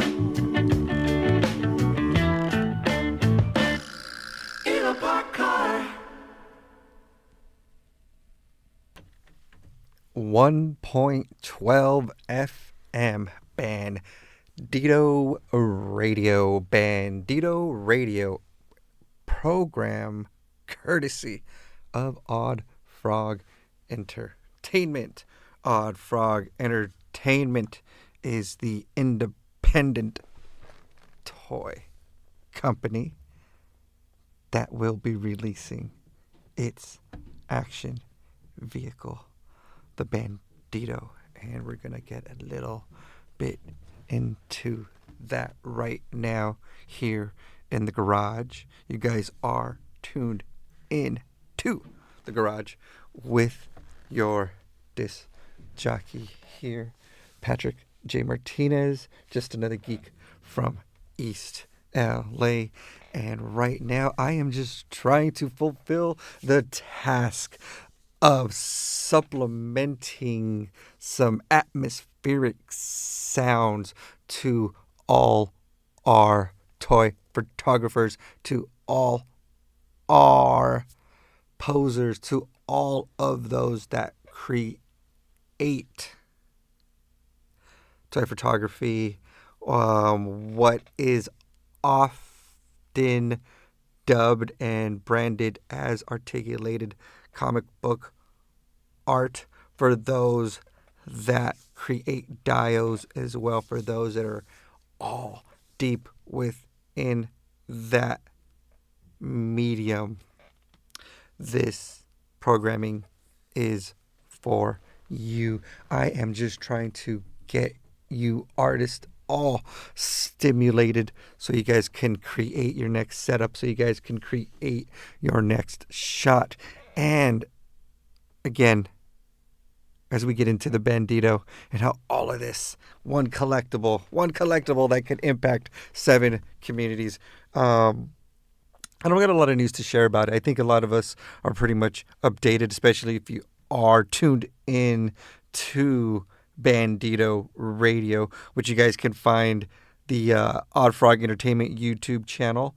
You can also go to various streaming platforms, wherever you get your podcast and your music. Spotify for sure is one. Podbean for sure is one plat that you guys can go and visit. So yes, we are working with a theme today in our playlist, and that theme is cars and cruising and all that fun stuff. At the beginning of our hour when we met up and talked about what we were going to be listening to today. So, of course, our big focus is always going to be on new independent music. And what I like to do as we explore all that, I'd like to pepper in some crates from the past. And that is definitely what we did so far. And we got a little more planned for the rest of our time here on air. We just finished listening to this particular 45 comes all the way from 1996 from a band called Clay Harper, and that track right there, which is a B-side to let's see, what was the name? That was the B-side, and was Order in the Court. Order in the Court was the A-side to that 45. Great 45 in general, but parked car perfect for our theme today. Before that, we heard classic Lala Romero with Crash, and that was taken from her debut album. Before that, we heard Karen Dio with Sick Ride, and before that, we heard from the classic. This classic, I think we go all the way back to 87 on this one, if I'm not mistaken.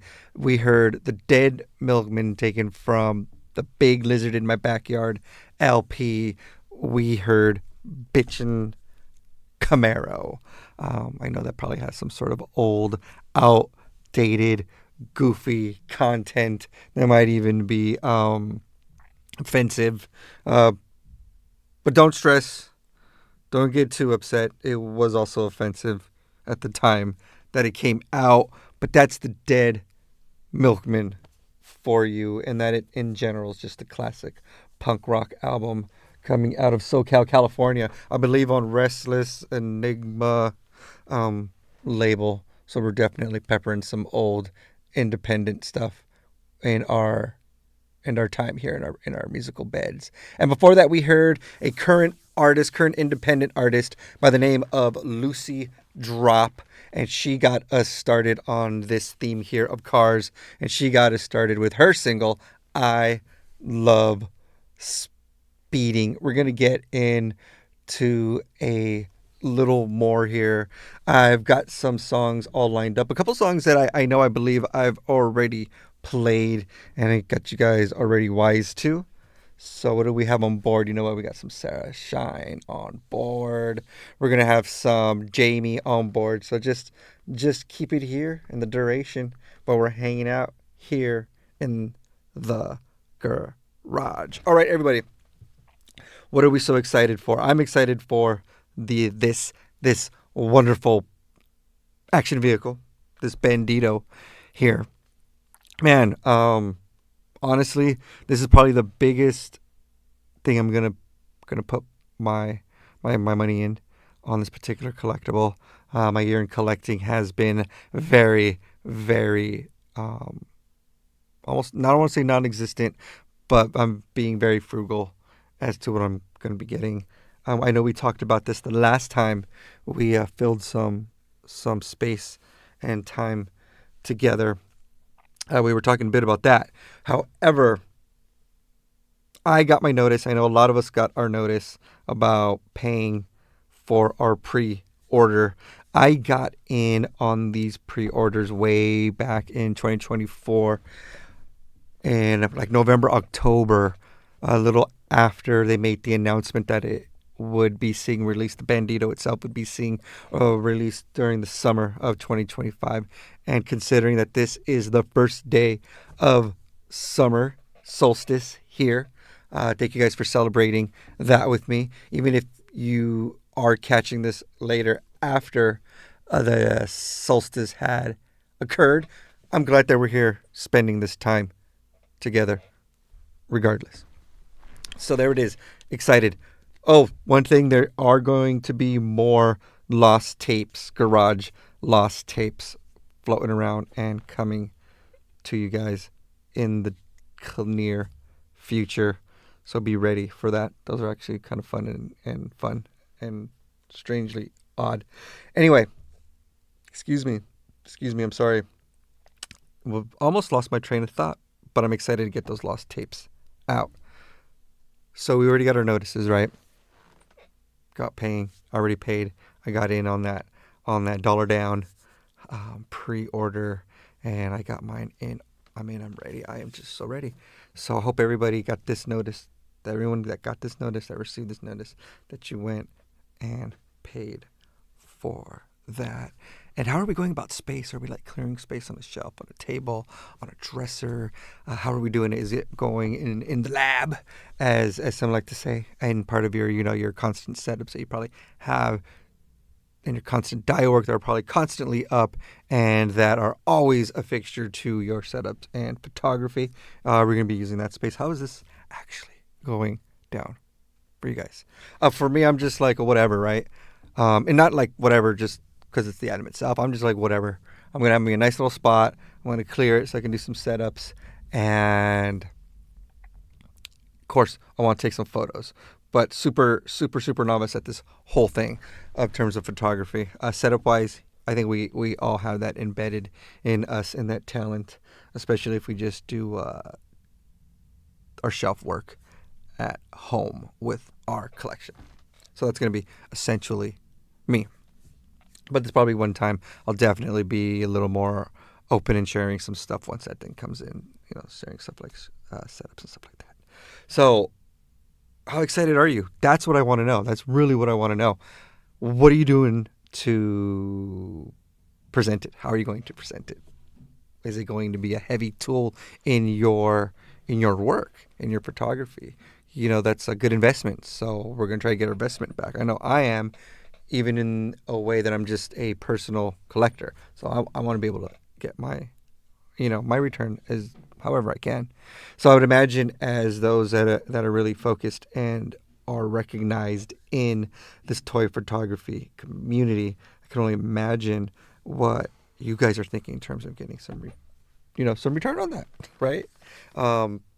So that's going to be cool to see. I'm definitely waiting to see how a lot of this art that is going to be coming out. And I love the tangible, super tangible aspect of the toy photography. I know we all have our opinions on photography versus the post-production work, Photoshop and editing and stuff like that. I myself just love the tangibility, the most tangible shot that can be executed. I definitely love that stuff. So I'm just excited to see a lot of the tangible setups and photography coming from this Bandito. I'm also excited to see just the rawness and real capture of the personal collector who doesn't really do all this photography stuff, but just wants to share this item, because we know how phenomenal this item is going to be and how phenomenal it already is at this point with all these kits and everything that have already been announced. So we're going to pull back a little because I'm not really here to be talking about all this stuff because we hear this a lot. You guys are already updated. You guys are already hip to this. I'm just really here to fill in some of this space. But most importantly, as I'm here to fill up space, I'm here to get you creating and get those talents flowing, everybody. This is 1.12 FM Bandito Radio. Bandito Radio is a program courtesy of Odd Frog Entertainment. I'm just another geek from East LA. This is Patrick J. Martinez here. Let's get back into some more music and let's continue with our theme of cars and cruising. 1.12 FM Bandito Radio. You are listening to Howlin Jim Jaxon on Bandito Radio, playing all your outlaw favorites all the time. We've got another full clip of fully loaded rockin' radio favorites coming your way in high fidelity stereo. So crank up that volume, put the pedal to the metal, and drive hard, my friends. Yeah!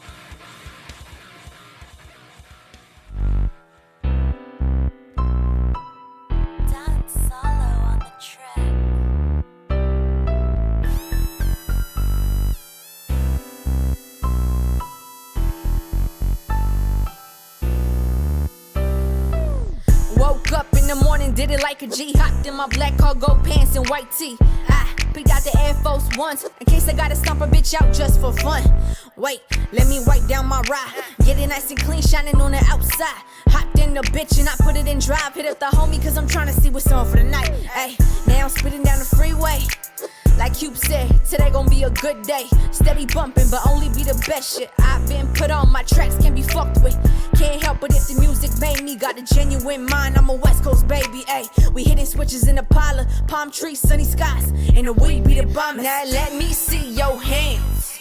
Two fingers twisted, got the thumb in the back. Got a dope ass fit, peep the Raider hat. Tryna cruise down the boulevard, I'm down with that. Now let me see your dance. Now, I put my elbows up and boogie in the back. Got a beer right beside and a blunt hella pack. Tryna have a good time, hell yeah, that's a fact. Yo, we cruising on the west side. Got my right on my left side. Always in a G-ride. Stay creeping like left eye. Yo, we cruising on the west side. Got my right on my left side. Always in a G-ride. Stay creeping like left eye. Growing up, I had a lot to say. Guess I don't give a fuck like NWA. Now I'm a type that you don't wanna fuck with. I was 8 years old, just riding in the Cutlass. Yo, posted in the back, exposed to G shit. A props to my dad. He was straight banging that dog pound, the Dub C. West Side Connection, summertime in the LBC. But let me tell you a few things more about me. I'm West Coast, stunning LA, be the county. Always been alert who the fuck I had around me. 1996 be the year I say it proudly. I was taught to learn the G code, the G way, G mentality. To this day, it's gonna stay the same. That shit pumping through my veins. Put a dub in the ass, West Side every day. Now let me see your hands. Two fingers twisted, got the thumb in the back. Got a dope ass fit, peep the Raider hat. Tryna cruise down the boulevard, I'm down with that. Now let me see your dance. Now I put my elbows up and boogie in the back. Got a beer right beside and a blunt hella pack. Tryna have a good time, hell yeah, that's a fact. Yo, we cruising on the west side. Got my right on my left side. Always in a G-ride. Stay creeping like left eye. Yo, we cruising on the west side. Got my right on my left side. Always in a G-ride. Stay creeping like left eye. Put a dub in the ass, west side every day. Put a dub in the ass, west side every day. With a new track, bringing that summer Chicano bump to your ears, player. Yeah, here we go, you know it's out on the street. Yeah, we bouncing in the air to the sound of the beat. I got my theos and my theos jumping up at the beat. With your kind of straight step and we ain't tasting the beat. Yeah, here we go, you know it's out on the street. Yeah, we bouncing in the air to the sound of the beat. I got my theos and my theos jumping up at the beat. With your kind of straight step and we ain't tasting the beat. Yo, bringing that summer magic, bringing the funk. Yo, I pull up in the caddy. I already know that y'all can't stand me. Something about the funk, yo, it's sweet like candy. Orale, it's the Chicano with the funk. I already know that y'all can't get enough. I'm knee deep in this thing, so it's time to tear it up. Hop up in the caddy, time to gas and rev it up. Yo, yeah, here we go, you know it's out on the street. Yeah, we bouncing in the air to the sound of the beat. I got my theos and my theos jumping up at the beat. With With you kinda straight stopping, we ain't tasting the feet. Yeah, here we go, you know we sat on the street. Yeah, we bouncing in the air to the sound of the beat. I got my theos and my theos jumping over the feet. With you kinda straight stopping, we ain't tasting the feet. Yeah, shout out Cali and my people from Colorado. All I gotta say is arigato vato. Yo, I do this for the culture and the raza. If they straight chewing, we be like, que pasa? If you lose the panza, they got no chance. We don't allow no totas in the rapla. Here you know we set in the bush straight. Yeah, nothing but about to doing his thing, man. Yeah, here we go, you know we sat on the street. Yeah, we bouncing in the air to the sound of the beat. I got my theos and my theos jumping off of the feet. With you kinda straight stopping, we ain't tasting the feet. Yeah, here we go, you know we sat on the street. Yeah, we bouncing in the air to the sound of the beat. I got my theos and my theos jumping off of the feet. With you kinda straight stopping, we ain't tasting the feet.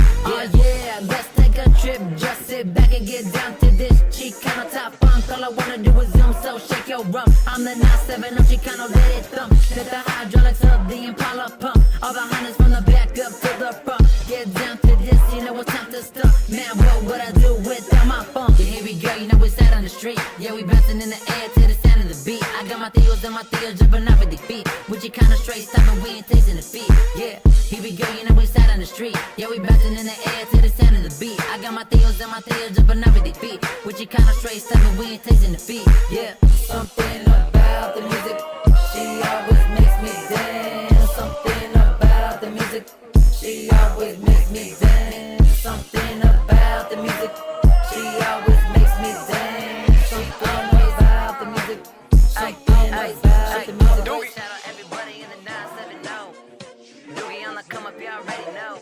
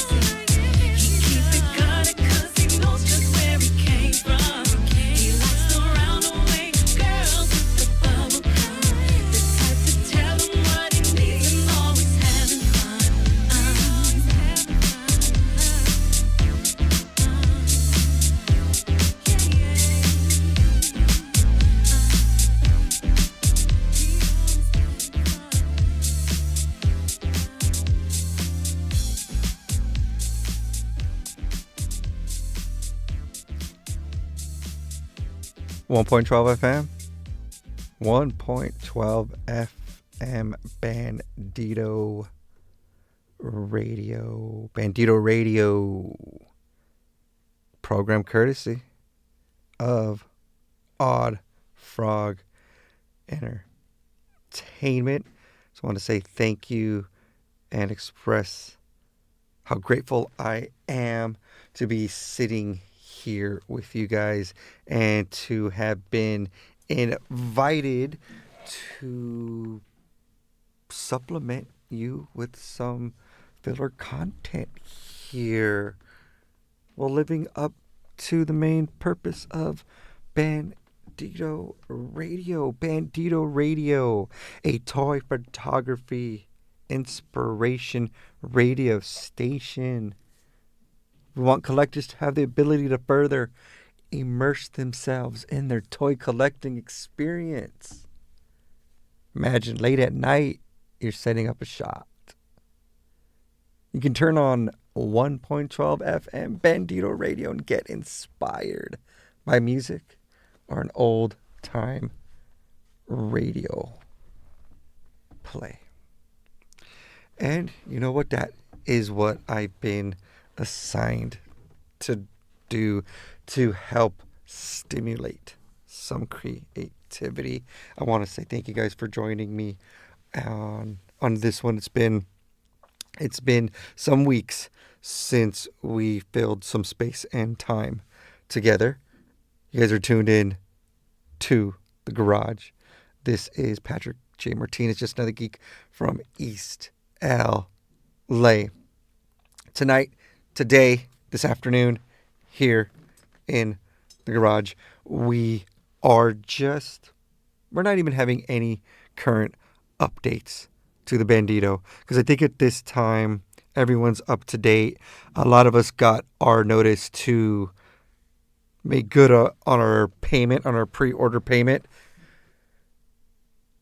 Looks like we are most likely could be getting to the summer anticipated, predicted, possible release of the action vehicle. So we're just talking about that. I know Odd Frog Entertainment were at this year's Robo Toy Fest out here in Southern California, which I believe was held in Burbank. I really wanted to cover that event, but I was a little late on putting in my media and press application in for that one. So I definitely missed that one, but I stayed on top of the updates that were being released to us publicly. So like, again, not here to really go over stuff that most of the content creators and hosts and disc jockeys here at Bandito Radio 1.12 FM have not already covered. I just want to hang out with you guys, create some atmospheric sounds as you guys prepare your next shot, or maybe even prepare your space for what most likely could be coming through by the end of summer. I'm going to go end of summer, give myself some time to get my space ready. So like I said, here in the garage, exploring our theme of cars and cruising. We just finished listening to Pull Up with the Deso Band and Sarah Shine on the vocals. We had Doogie coming out of Greeley, Colorado with Chicano Stompin', and Ray Monique got us started with Cruisin', getting us started on some of that funk on that particular sound bed. That's Ray Monique with Cruisin'. Ray Monique comes out of here in the Pomona area, out here in the Southern California area, and definitely reminding us that she was brought up on that G funk. All right, everybody. And like, honestly, Ray Monique, if you guys are just into funk, you're into that West Coast funk, Ray Monique is one to be getting into. Yeah, we're going to explore more, definitely. And also, we're going to get into some more songs about just cars and cruising. My last question I posed to everybody was, what is your preparation for the arrival of the Bandito? It's essentially what the question was about. What are you doing to prepare yourself? How are you going to go about this whole thing once you receive your vehicle? That's what we are talking about and considering right now. But you know what? Let's get into some more music here. This is 1.12 FM. You guys are tuned in to The Garage. The Garage is a program courtesy of Odd Frog Entertainment.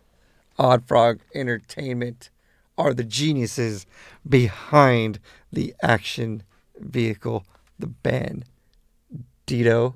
This is your disc jockey here, providing you just some atmospheric sounds and sharing some fantastic records here with you. You are listening to Howlin Jim Jaxon on Bandito Radio, playing all your outlaw favorites all the time. We've got another full clip of fully loaded rockin' radio favorites coming your way in high fidelity stereo. So crank up that volume, put the pedal to the metal, and drive hard, my friends. Yeah!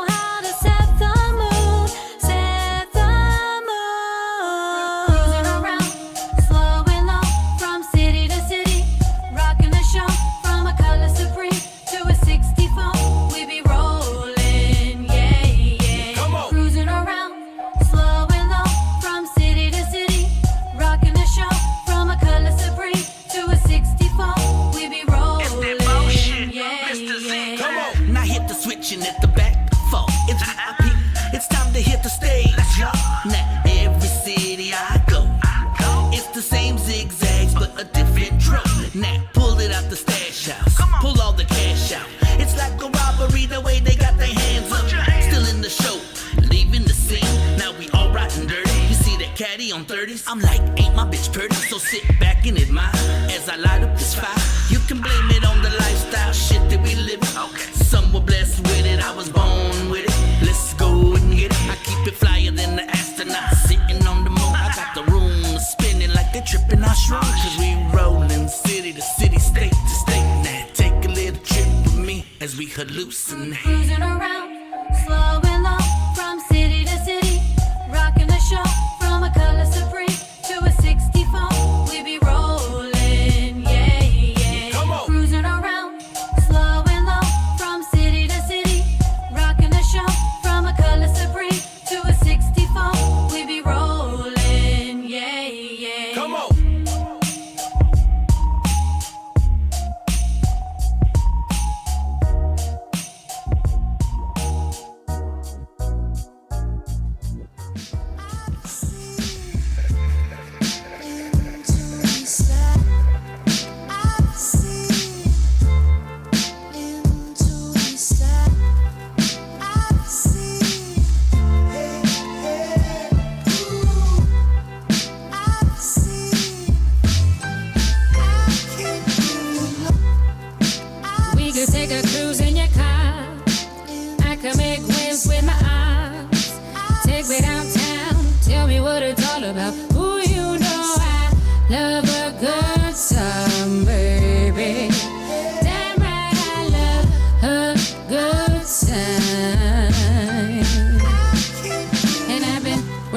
all day, working all night, trying to get my paper right, trying to get my hoops right, trying to get my hula hoop skirt tied.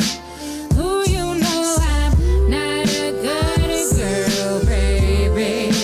Damn right I'm not such a good girl. Tell me what it's all about, baby. Tell me what it's all about, baby.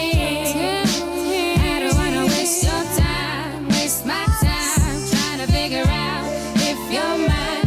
Do you know I love a good time? You can pick me up around 9. You could call me your shawty. Pick me up a couple of 40s. Tell me that you're loving me. Put your arms around me. Do you know I love a good vibe, baby? Damn right I love a good vibe. Tell me what it's all about, baby. Tell me what it's all about, baby. I don't wanna waste your time, waste my time, trying to figure out if you're mine. Do you know I love a good time? Tell me what it's all about, baby. Tell me what it's all about, baby. I don't wanna waste your time, waste my time, trying to figure out if you're mine. Do you know I love a good time?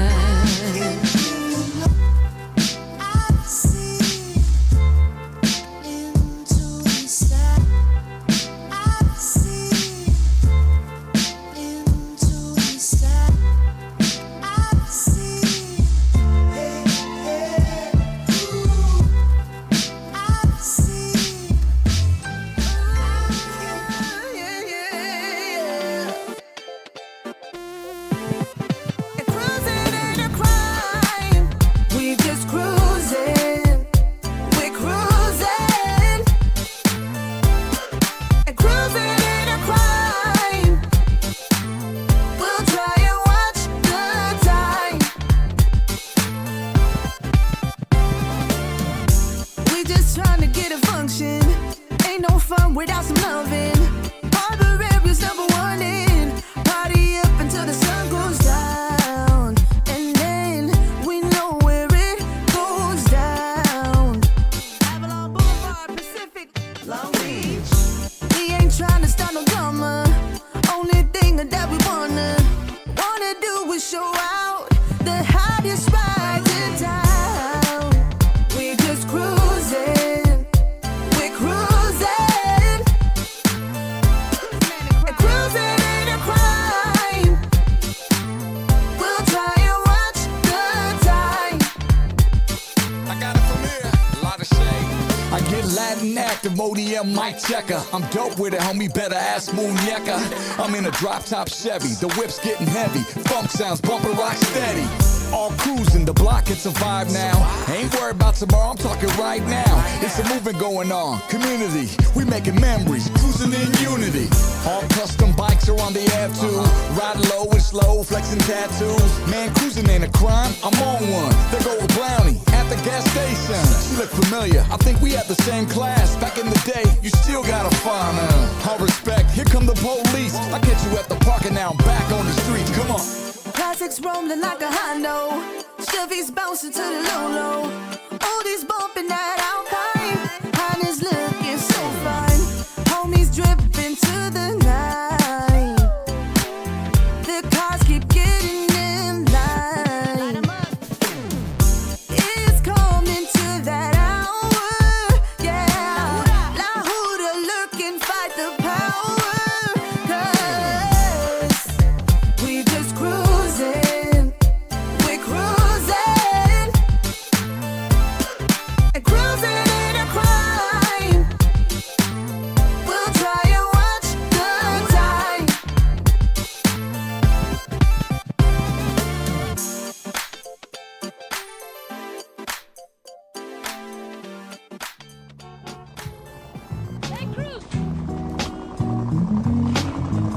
Dale, I told you, we can't take that ride. No llores, vato. Don't cry. Alright, but this time we gotta go down Brooklyn and Whittier.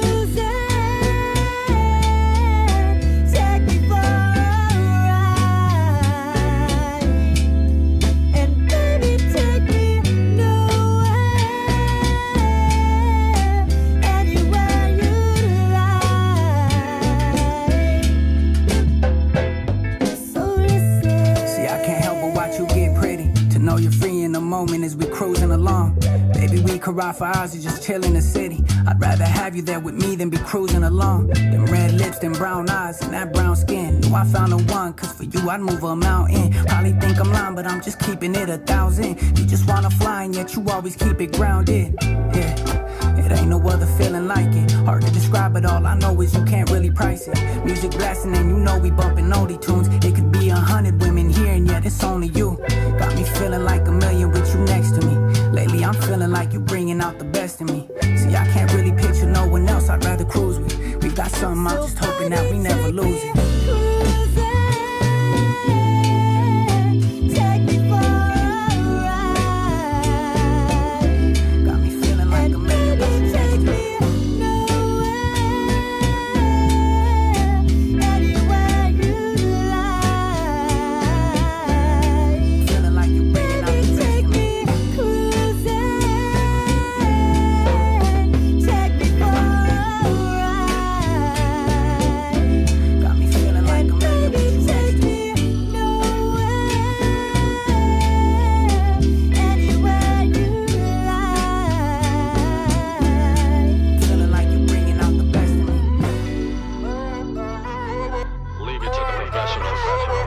KQB.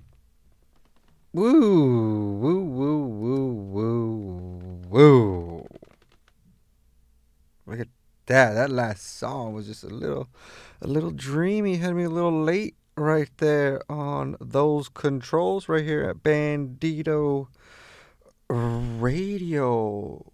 I mean, I know I am tasked with the big task of providing an atmospheric soundscape to get our toy photographers and posers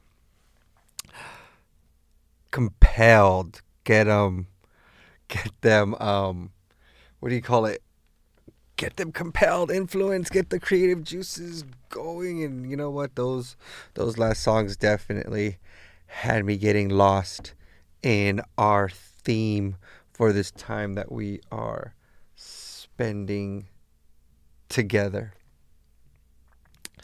Ooh, especially that last one right there. That was Brittany Nicole and Bursa with Take Me Cruisin'. Before that, we heard Jamie with Cruisin'. That was the name of that title right there. That was taken from one of her early EPs from a couple years back. And we also heard Muñeca with Lighter Shade of Brown with Cruising Ain't a Crime. And we heard the classic at this point. I know the song's only a few years old, but this is already a classic single already. That we heard before we heard Cruising Ain't a Crime. We heard Alvia Cadena with Good Time. And what got us started in that sound bed was Shauna Knapp and Zigzag with Writing. That song right there that we got into, that slipped by us, that's going to be our closing song for our time together. I want to say thank you guys for hanging out with me on this first day of the summer solstice. I appreciate that. I know by the time most of us hear this broadcast, it's going to be way past that. So I appreciate you spending and investing and donating your time to listen to myself here, Patrick J. Martinez, tucked away in the garage. The garage is a program courtesy of Odd Frog Entertainment. Welcome to 112 FM Bandito Radio. Settle up and tune in for a wild ride across the vast landscape of sound. From the raw grit of rap and the heartfelt twang of country to the thunderous roar of heavy metal, Bandito Radio doesn't play by the rules, it breaks them. The station is a melting pot of musical rebellion where every genre has a voice and every track tells a story, whether you're cruising the city streets, relaxing on the porch, or headbanging in your garage. 1.12 FM, Bandito Radio delivers the soundtrack to your life. No borders, no boundaries, just pure untamed music.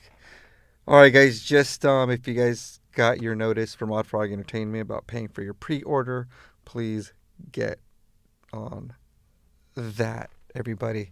And the next time I see you, I don't know how soon I'm going to be seeing you, but I'll be seeing you sooner than the last time before this time. All right, everybody. This is The Garage. This is 1.12 FM. We're going to get into our last one here. The last song to close out our theme, which was Cars and Cruising, everybody. This is Loomis with Technicolor. Everybody, this is 1.12 FM. You guys remind yourselves, you guys can find Bandito Radio on all the major streaming platforms such as Podbean, Spotify, and YouTube. I'll catch you guys here in the garage on the next one. 1.12 FM, Bandito Radio. On Bandito Radio, playing all your outlaw favorites all the time. We've got another full clip of fully loaded rockin' radio favorites coming your way in high fidelity stereo. So crank up that volume, put the pedal to the metal, and drive hard, my friends. Yeah! Leave it to the professionals.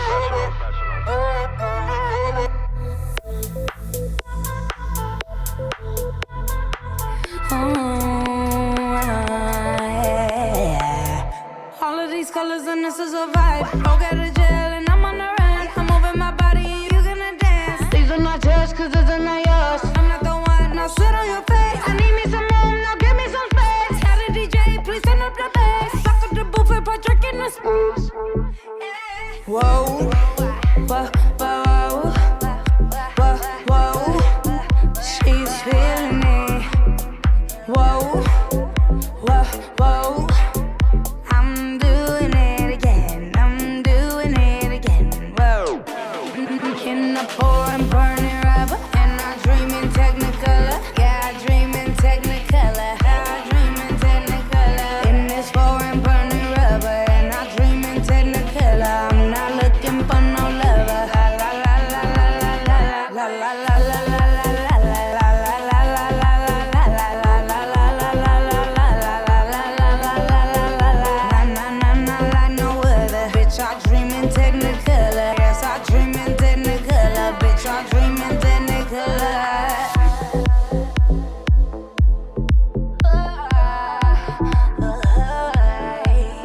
Dream in Technicolor.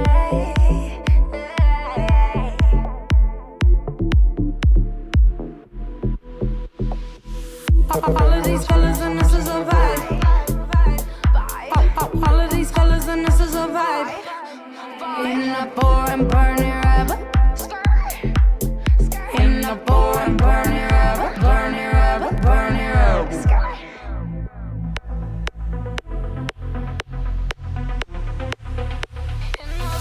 All of these colors and this is a vibe. Go get a jail and I'm on the run. I'm moving my body and you gonna dance. These are not yours cause these are not yours. I'm not the one, now sit on your face. I need me some room, now give me some space. Tell the DJ, please turn up the bass. Suck up the buffet, put drink in the space. Whoa, whoa, whoa, whoa, whoa. She's feeling it. Whoa, whoa, whoa. I'm doing it again.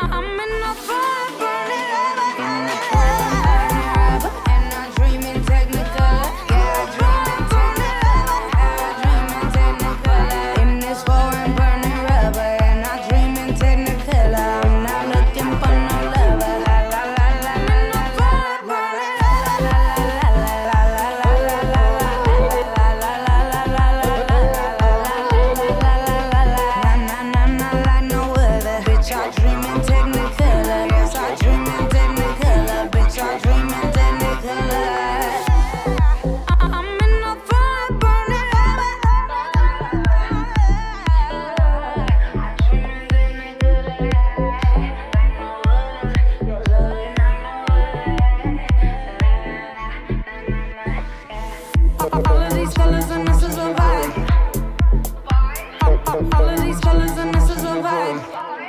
In the pouring, burning river. In the pouring, burning river, burning river, burning river. In the pouring, burning river. And your bitch is like no other, yeah.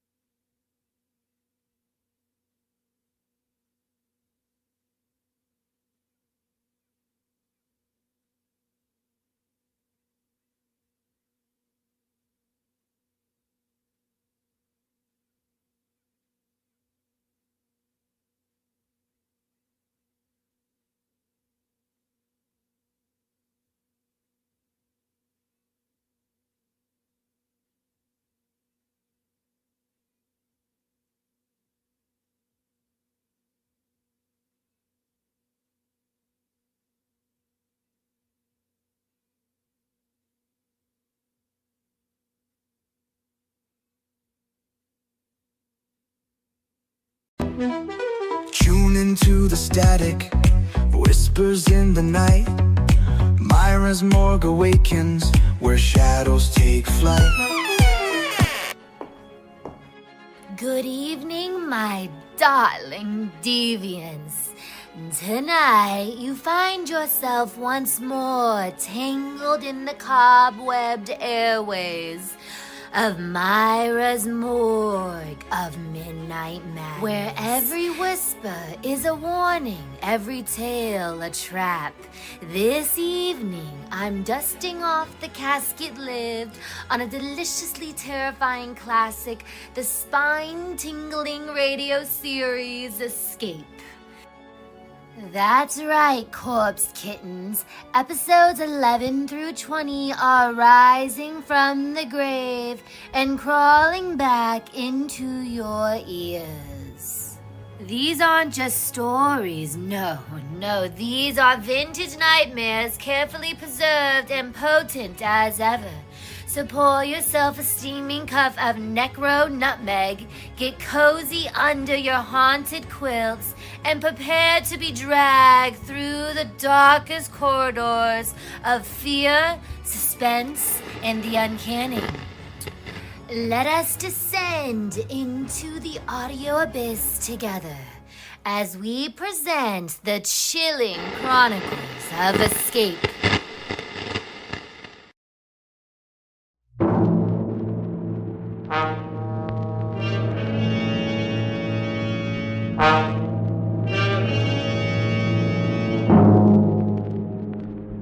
Did you miss out on that big football game last week? Can't get rid of that head cold? Want to get away from it all? CBS offers you Escape.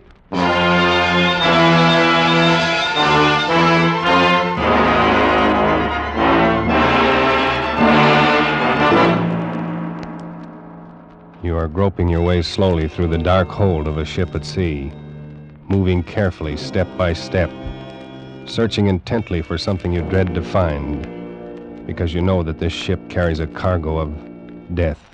The Columbia Broadcasting System and its affiliated stations presents Escape, produced and directed by William N. Robeson, and carefully plotted to free you from the four walls of today for a half hour of high adventure.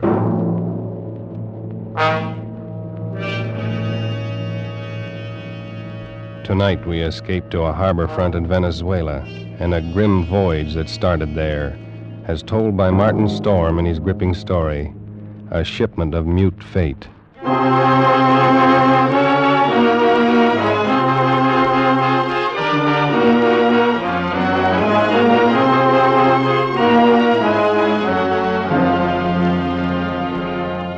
I I stopped on the wharf at La Guaira and looked up the gangplank toward the liner Chan Kay, standing quietly there at her moorings. The day was warm under a bright tropic sun, and the harbor beyond the ship lay drowsy and silent. But all at once, in the midst of these peaceful surroundings, a cold chill gripped me, and I shivered with sudden dread. Dread of the thing I was doing and was about to do. But too much had happened to turn back now. I'd gone too far to stop. Well, I set the box down on the edge of the wharf, placed it carefully so as to be in plain sight and within gunshot of the captain's bridge. And then I turned and started up the gangplank. I knew what I was going to do, but I couldn't forget that a certain pair of beady eyes were watching every move I made. Eyes that never blinked and never closed, just watched and waited. Oh, I beg your pardon. Why, it's Mr. Warner. Hello, Mother Willis. How's the best-looking stewardess on the Seven Seas? Well, I'm fine, Mr. Warner. I guess better run along now. Get on with my chores. Now, wait a minute. That's a fine greeting after 2 months. Well, it's just that I'm so busy. I don't believe a word of it. Sailing day's tomorrow. You're simply avoiding me, that's all. Oh, no, really, I'm not. And on the trip down from New York, you said I was your favorite passenger. But I'm only... Here, wait a minute. What's that you're carrying in your apron there? Oh, it's nothing. Just supplies. Supplies? Well, let's have a look, huh? No, please. What do you know? It's a cat. It's Clara, Mr. Warner. Mm-hmm. Mr. Bowman said I had to leave her ashore, and I just couldn't. Well, who's Mr. Bowman? The new chief steward. Oh. Clara's been aboard with me for 2 years, and I just can't leave her here in a foreign country, especially with her condition so delicate and all. Yeah, I see what you mean. Well, I hope you get away with it. You won't tell anyone? Not a soul. As a matter of fact, if things don't work out right, we may both end up smuggling. Most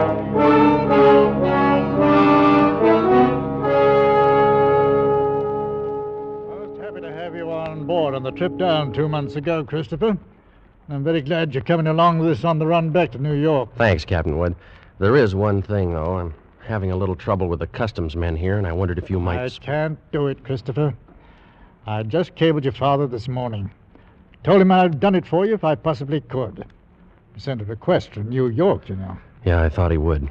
I wired him from upriver last week. I hate to refuse, but it's absolutely out of the question. Well, Captain Wood, I'm afraid I don't follow you there. Responsibility to the passenger, son. We'll have women and children aboard.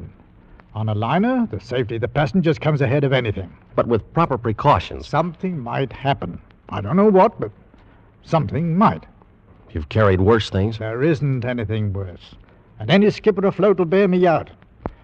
No, Christopher, I simply can't take the chance, and that's final.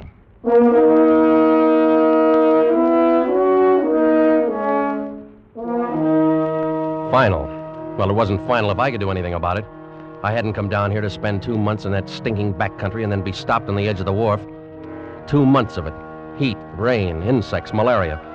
I'd gone clear in past the headwaters of the Orinoco, traveled through country where every step along the jungle trail might be the last one. Oh, Sanchez. Si, Senor Warner. You better start looking for a place to camp. It'll be dark in a little while. Si, Senor. Very soon we turn to river. Camp on rocks by water. This very bad country. This very bad country. You've been saying that for 10 days now. Very bad country. Well, si, Senor Warner. This very bad country. Yeah, we'll skip it. For all the luck we've had so far, it might as well be Central Park. Central Park? I don't understand. Well, never mind. If we don't find some... Here, what's the matter? Quiet now. Sanchez, what's wrong? They're in the path. See? Bushmaster. Bushmaster. The deadliest snake in the world. Bushmaster. Its Latin name was Lachesis muta. Mute fate. It lay there in the center of the path, a 10-foot length of silent death, coiled loosely in an undulant loop, ready to strike violently at the least movement. Here was the one snake that would go after any animal that walked, or any man. It lay there and watched us, not moving, not afraid, ready for anything. The splotch of its colors stood out like some horrible, gaudy floor mat lying there on the brown background of the jungle, waiting for someone to step on it. Here was what I'd come 2,000 miles for, a bushmaster. Sanchez! I didn't want that snake killed. He no kill, Senor. He gone. Bushmaster very smart, very quick. Must always see bullet in time to dodge. Well, anyway, he's gone, and the only one we've seen in 5 weeks. Oh, we find other. This very bad country. Well, lay off that gun the next time. Don't shoot, you understand? Why you say no shoot? You want Bushmaster? Sure, but I want it alive. Hombre sacristo. Senor Warner, you tell me you want Bushmaster, but you no say alive. You're getting $200 for it. For dead man, what is $200? Tomorrow we go back to Caracas. I'll make it 500, Sanchez. I catch water snake, rattlesnake, any other kind. But I no catch Bushmaster. Sanchez, I'll give you $1,000. We go back to Caracas. Well, it cost me 1,500 American dollars. But 3 days later, Sanchez brought me the snake in a rubber bag. He was shaking so hard, I thought for a moment the thing had struck him. One thing you make sure, Senor Warner. Not turn him loose in Venezuela. Because he know I the one who catch him. And he know where I live. All right, Sanchez, I'll keep an eye on him. También he know you pay me to catch him. All the time he watch and wait. You no forget that, Senor Warner. Because he no forget. Not ever.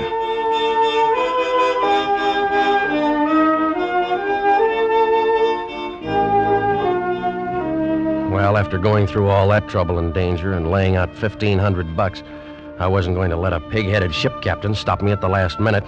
At least not as long as the cables were still in operation between La Guaira and New York. Morning, Captain Wood. The boy at the hotel said you wanted to see me. That's right, Christopher. Sit down. Thank you. It seems you weren't willing to let matters stand the way we left them yesterday. Well, sorry to go over your head, Captain Wood, but I had to. The museum sent me all the way down here for it. And I'm not going to be stopped by red tape. This will be the only live Bushmaster ever brought to the United States.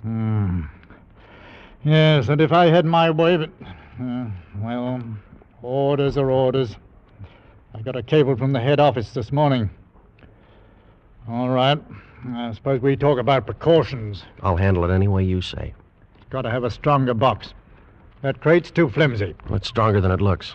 And that wire screen on top would hold a wildcat. But anyway, I bought a heavy sea chest this morning. I will put the crate inside of it. Sounds all right. You got a lock on it? Heavy padlock. It's fixed so that the lid can be propped open a crack without unlocking it. The snake's got to have air. But in dirty weather, that lid stays shut. I'll take no chances. Fair enough. I will keep the thing in my inside cabin where I sleep. I can't have it in the baggage room. And nobody on board's to know about it. Whatever you say, Captain. But we won't have any trouble. After all, it's only an animal. It doesn't have any magical powers. I saw a Bushmaster in the zoo at Caracas once. Had it in a glass cage with double walls. It'd never move. Just lay there. Look at you as long as you were in sight. Gave a man the creeps. I didn't know they had a Bushmaster at the Caracas Zoo. They don't. Now. Found the glass broken one morning and the snake gone. Night watchman was dead. They never found out what happened. Well, the watchman must have broken the glass by accident some way. The way they figured it, the glass was broken from the inside. Well, we sail in 4 hours.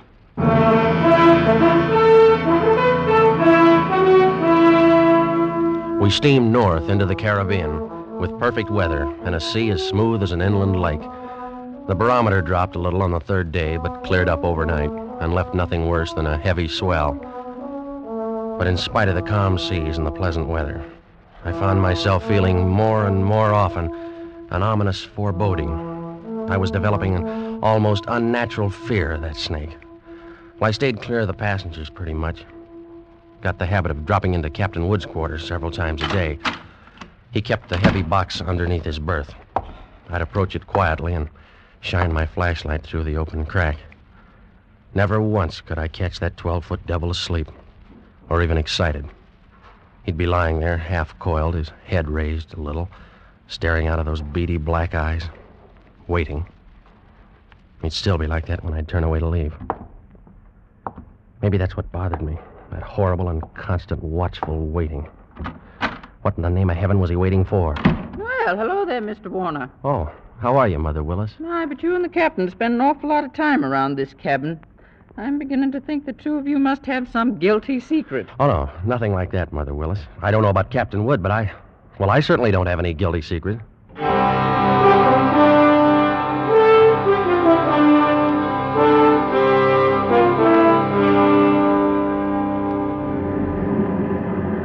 Well, she's running quite a swell out there, Mr. Bowman. Yeah, it's a little heavy, all right, Mr. Warner.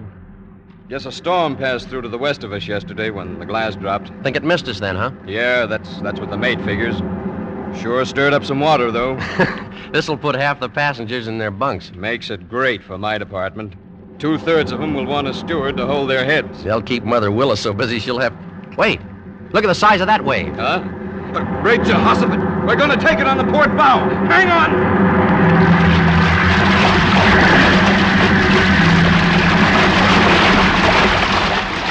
Well, that was a freak if there ever was one. Not another wave in sight. You see them like that sometimes, even in a calm sea. Well, I gotta get below, Mr. Warner. That water probably did some damage on the officer's deck. Yeah, I suppose it... What did you say? The wheel companionway was open on the port side. Bridge cabins must have taken a pretty bad smashing up. They're right below the, Here, is something wrong, Mr. Warner? No, nothing at all, Mr. Bowman. At least I hope not.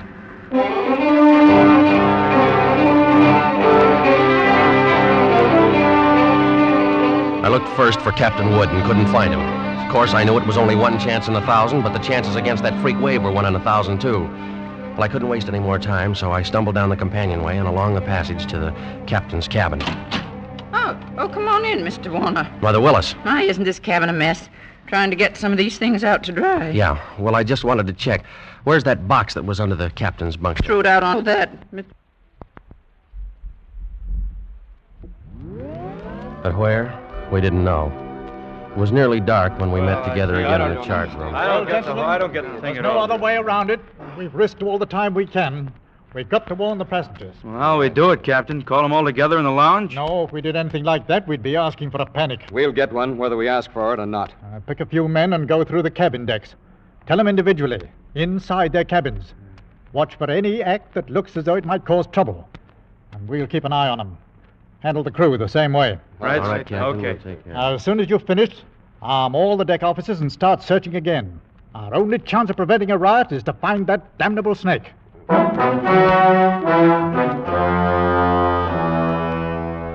The slow nightmare that followed grew worse by the hour. None of us slept. All the ship's officers not on duty kept on with that endless search. Passengers locked themselves in their cabins or huddled together in the lounges, knowing all the time that no spot on board could be called safe. Fear was a heavy fog in the lungs of all of us, and every light on the vessel burned throughout the night. Morning came and brought no relief. Terror and tension mounted by the hour.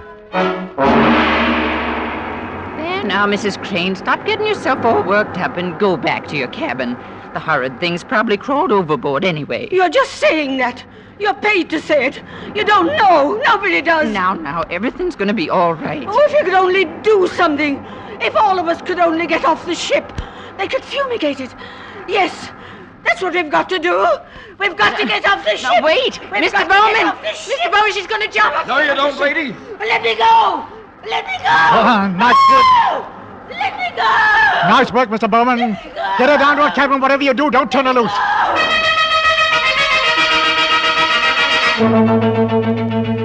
Well, you never know when it might strike you. You can't put on a coat or move a chair without risking your life. Now, something's got to be done. It might be right here in this lounge. All right, Miss Steve. You better quiet down. Take it easy. Take it easy, huh? Well, you're a great officer. Why don't you do something about it? That thing might be crawling around here right under our feet somewhere. Like I said, shut up. Are you trying to start a panic? I got a right to talk. I don't want to die. Nobody's going to tell me what...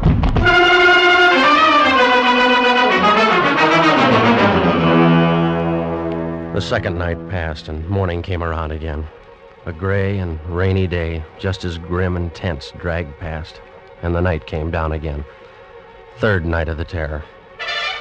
Again, every light burned and the whole ship seethed in the throes of incipient panic. Faced by a horror they'd never met on the sea before, crew and officers alike were on the verge of revolt. Passengers sat huddled in a trance-like stupor, ready to scream at the slightest unknown sound. At 7 bells, I made my way forward to the chart room and found Captain Wood bent over a desk. Hello, Christopher. Come on in. Sit down. Well, it's got to be somewhere, Captain Wood. It's got to be. I don't know. You could search this ship for 6 months and never touch all the places aboard. We can only hold out for 2 more days, we'll be in. What's the Home Office say? Oh, here's the latest wireless from them. Keep quiet and keep coming. What else can we do? How is it on the decks? Pretty bad. Anything could happen. Yeah, that's why I took the guns away from the men.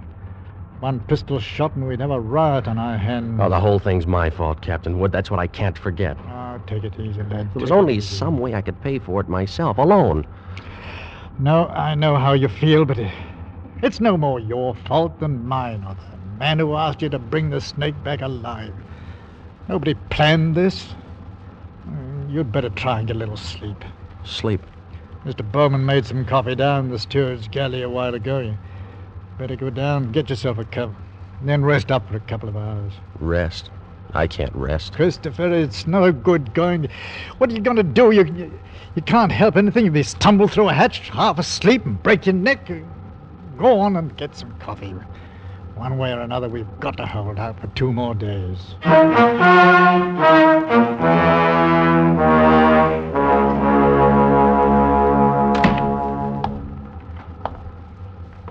The light was on in the steward's galley, and the coffee pot was standing on the stove. It was still warm, so I didn't bother to heat it. I poured out a cup, carried it over, and set it on the porcelain tabletop in the center of the room. I started to light a cigarette. The door of the pan cupboard beneath the sink was standing slightly ajar, and I happened to glance down toward it. Out from the dark interior of the cupboard shone 2 glittering points of light 2 inches apart. I dropped the cigarette and moved slowly backward.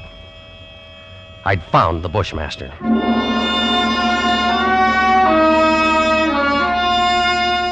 As I moved, the snake slid out of the cupboard in a single sinuous glide and drew back into a loose coil on the galley floor, never taking his eyes off me. I moved slowly back, waiting any moment for that deadly, slithering strike. How had he known it was me?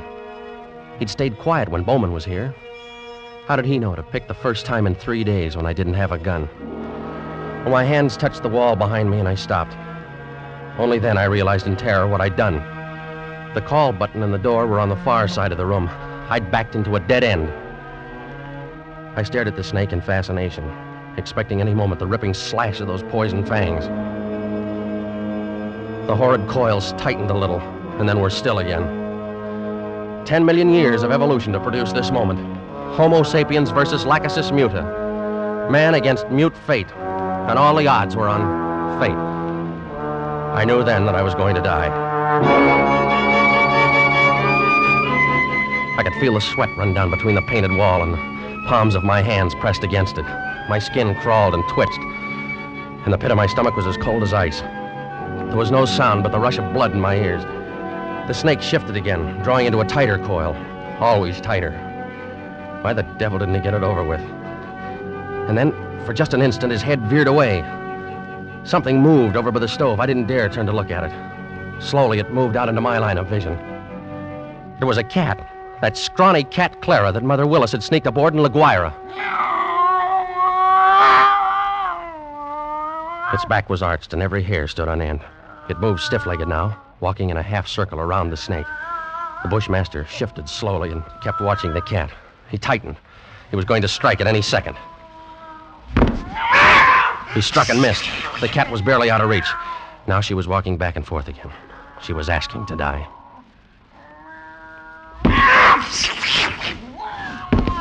Missed again, by a fraction of an inch. He was striking now without even going to a full coil. Missed. Again and again. Always missing by the barest margin. Each time the cat danced barely out of reach, and each time she countered with one precise spat of a dainty paw, bracing her skinny frame on 3 stiff legs. And then suddenly I realized what she was doing. The Bushmaster was tiring, and one strike was just an instant slow. But in that split second, sharp claws raked across the evil head and ripped out both of the lidless eyes. That cat had deliberately blinded the snake. Well, he didn't bother to coil now, but slid after her in a fury, striking wildly and rapidly, always missing, and every strike was a little slower than the last one. Until finally, as the snake's neck stretched out at the end of a strike, the cat made one leap and sank her razor-sharp teeth just back of the ugly head, sank them in until they crunched bone. With tooth and claw she clung as the monstrous snake flailed and lashed on the floor, striving to get those hideous coils around her, trying to break her hold, to shake off the slow and certain paralyzing death that gradually crept over him and at last stilled his struggles forever.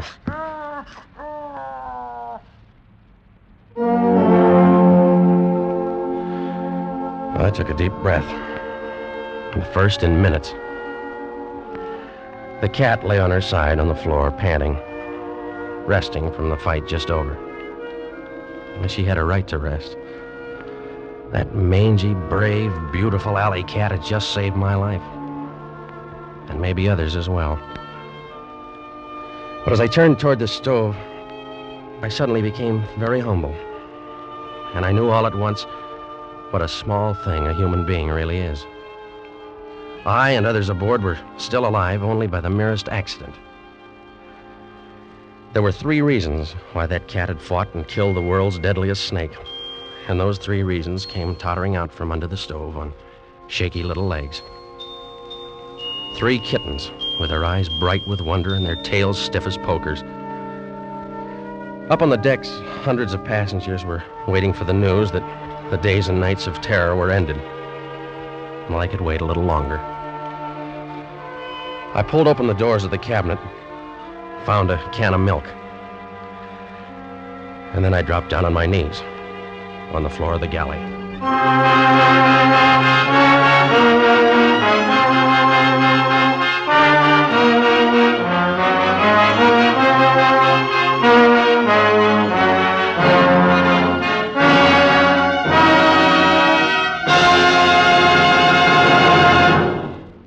Escape is produced and directed by William N. Robeson, and tonight brought you A Shipment of Mute Fate by Martin Storm, adapted for radio by Les Crutchfield, with Jack Webb as Chris Warner, Raymond Lawrence as Captain Wood, and D.J. Thompson as Mother Willis.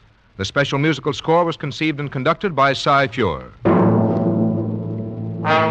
Next week, at this same time, when you're tired from a hard day at the office, or leaning over a hot stove all day, when you want to get away from it all, CBS again offers you Escape.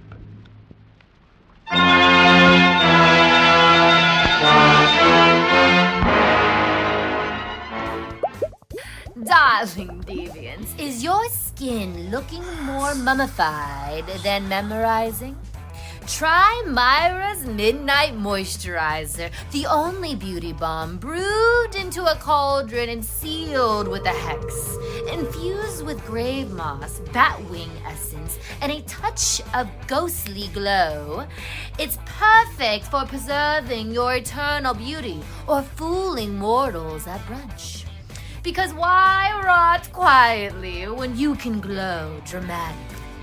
Available now on our cryptid sites. Side effects may include unprovoked mirror giggling, sudden moonlit transformations, and being mistaken for an ageless Victorian widow, not approved by any living regulatory agency.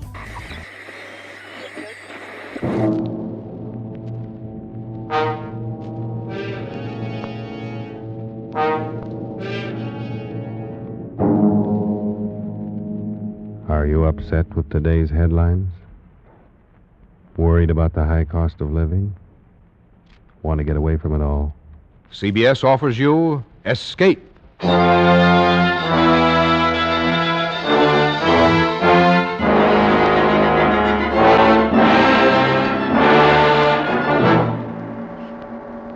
are the friend of a man living in death, confidant of a ghoul, witness to a nameless terror. You are a guest in the House of Usher. The Columbia Broadcasting System and its affiliated stations present Escape, produced and directed by William N. Robeson, and carefully plotted to free you from the 4 walls of today for a half hour of high adventure.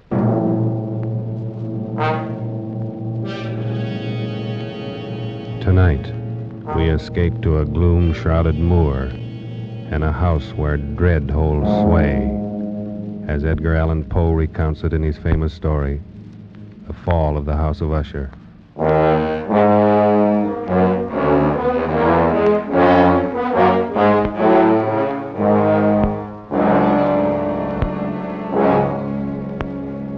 It is with some regret, but I believe advisable that I identify myself only as a friend of Roderick Usher.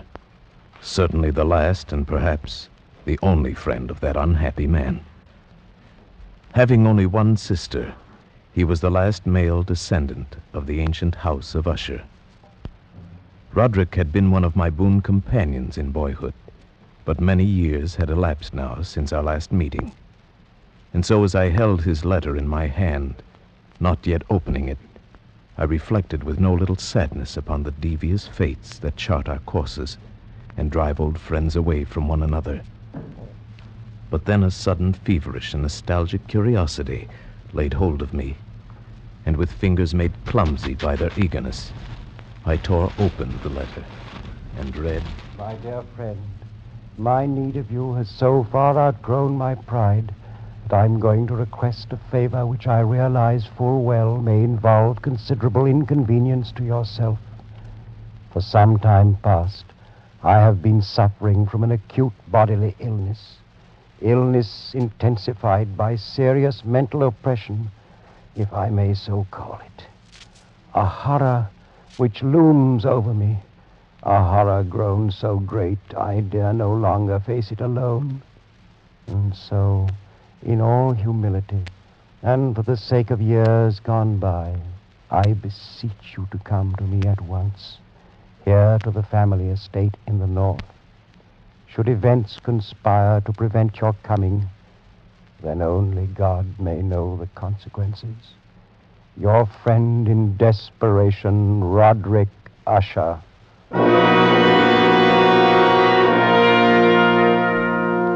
And so it happened that at the end of a dull, dark, and soundless day in the middle of October, I found myself as the shades of evening drew on, within view of the grim and melancholy house of Usher.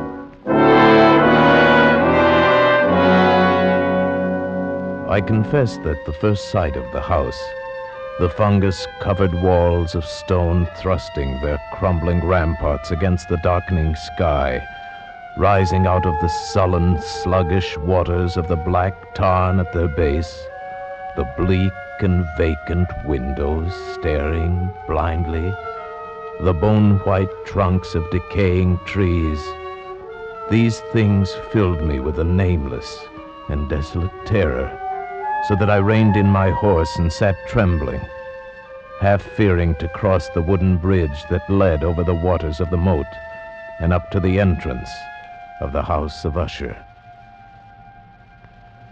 Then impatiently I shook off this strange feeling of dread, and was an instant later clattering over the wooden bridge and onto the courtyard.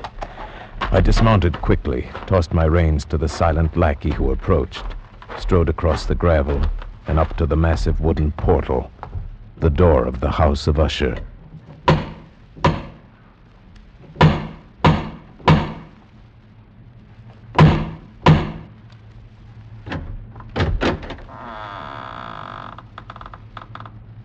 Good afternoon. My name is... I know. You're the friend of Master Roderick. Please come inside, sir. Thank you. But may I inquire how it happens you know me? You have been expected for some time, sir. Yes, true. But also I'm a stranger to you and could be some other visitor.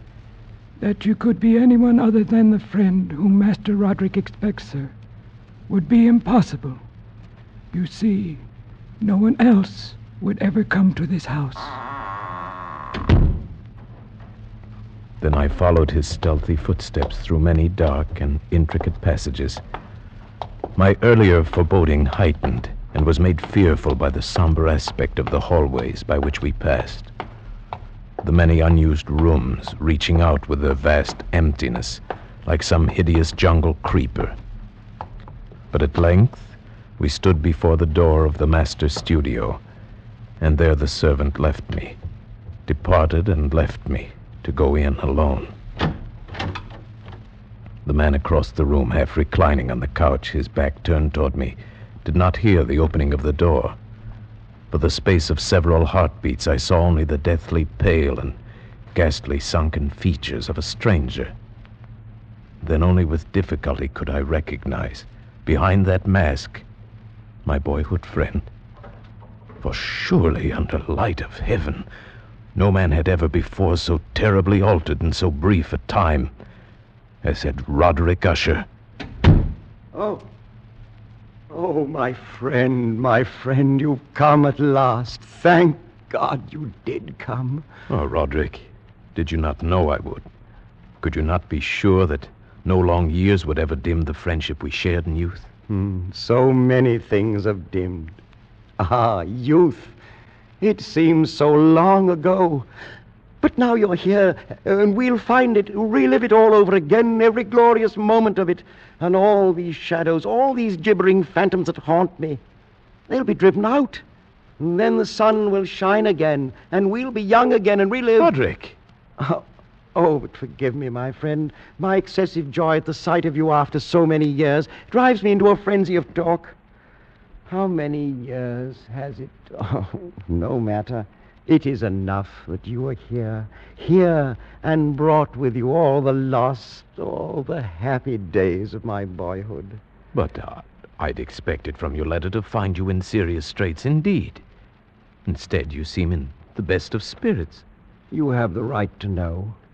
But in all frankness, here in your presence, I find it difficult to credit importance to those things which only yesterday filled me with terror.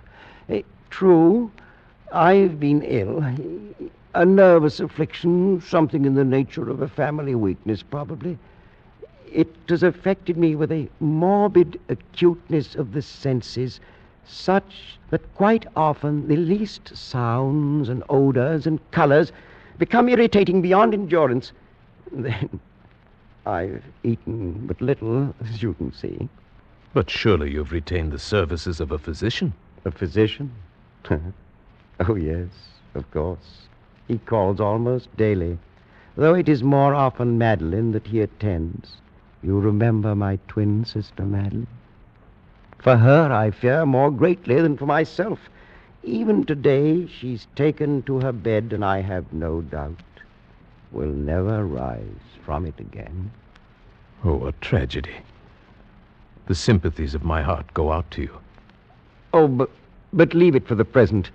Leave it to dream of all those happy days we left so far behind. Everything will be different now that you're here. Do you remember when we were 12?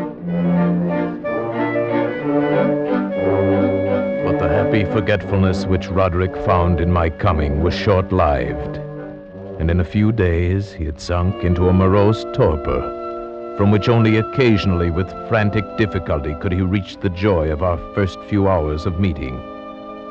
More often his mental apathy was broken by bursts of vicious temper and violent ill humor, fits I could only excuse on the basis of his illness.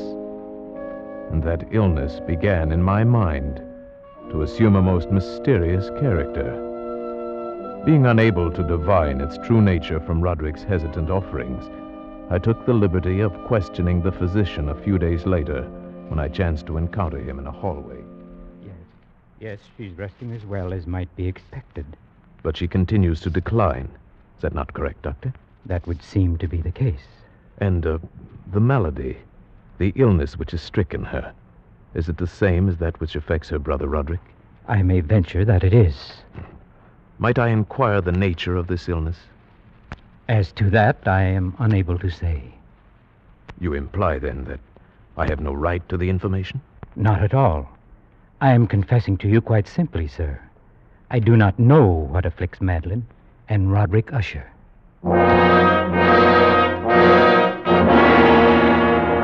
And so a week passed. A week in which the sullen, leaden skies darkened into deeper oppressiveness, in which Roderick's deathly pallor and creeping mental dissolution grew more apparent. A week in which the monstrous atmosphere of this ancient mausoleum began to crawl insidiously within my own consciousness, stirring into life a formless, unknown dread. Then one evening, we were sitting in the vaulted studio, while the first shadows of night began to flow together into pools of darkness. Roderick had been unusually troubled during the day, and had been trying to find some solace by playing on the violin. Of a sudden, there came a knock upon the door. Stop it! Stop that infernal pounding, do you hear? Do you wish to drive me completely mad? Open the door and come in, come in. It's the doctor. Well, what is it? What do you want? Master Usher, I regret that I must say this, but it is my sad duty to inform you that your sister Madeline is no longer living. Madeline, my sister. Then she's dead? She breathes no more. Dead? And perhaps, my dear doctor, you can tell me what caused her death. Unfortunately, I can only take refuge in the term heart failure. Heart failure? Yes, of course. Very well, doctor. If you'll be kind enough to wait, I'll come down directly and discuss the arrangement. At your service. I bid you good afternoon, gentlemen. Roderick, I assure you of my deepest sympathy. You do. Your deepest sympathy. The doctor regrets his sad duty. Are you fools, both of you fools? I don't understand. Haven't you seen it yet? Can you not feel it about you? The horrid, monstrous, brooding spirit of this accursed house. Can't you hear its evil laughter as it lurks in the hallways and grows fat upon the soul? My dead sister. Roderick. Can't you see that it matters nothing to me that she's dead? That I myself walk but a few steps behind her into the same shadows of hell? Can't you sense those hideous tentacles, even now, reaching out for me? For me, who now the last living, if it be living, the last living descendant of the accursed house of Usher.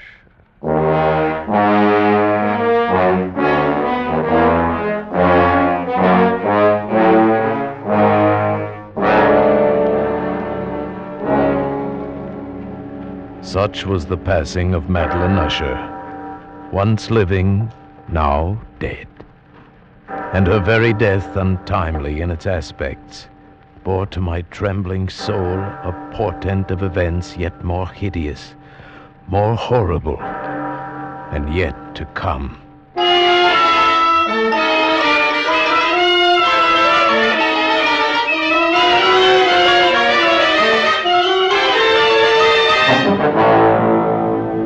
At a later hour of that same sad night, Roderick came into my chamber to voice an intention so morbidly unnatural that for the moment I could only feel that his tottering reason had at last failed him entirely. Then you refuse?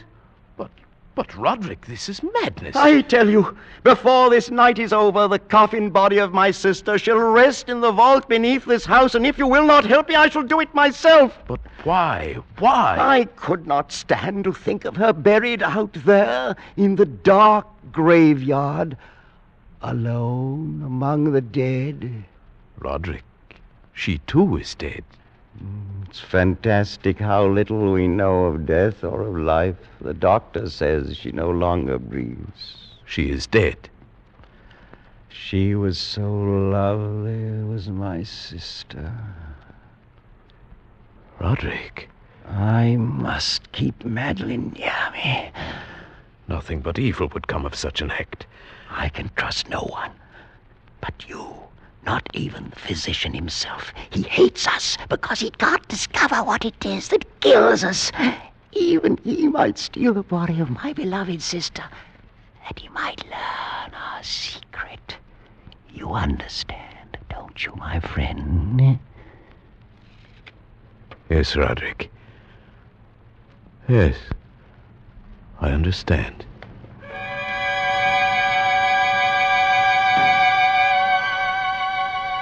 And so it came about.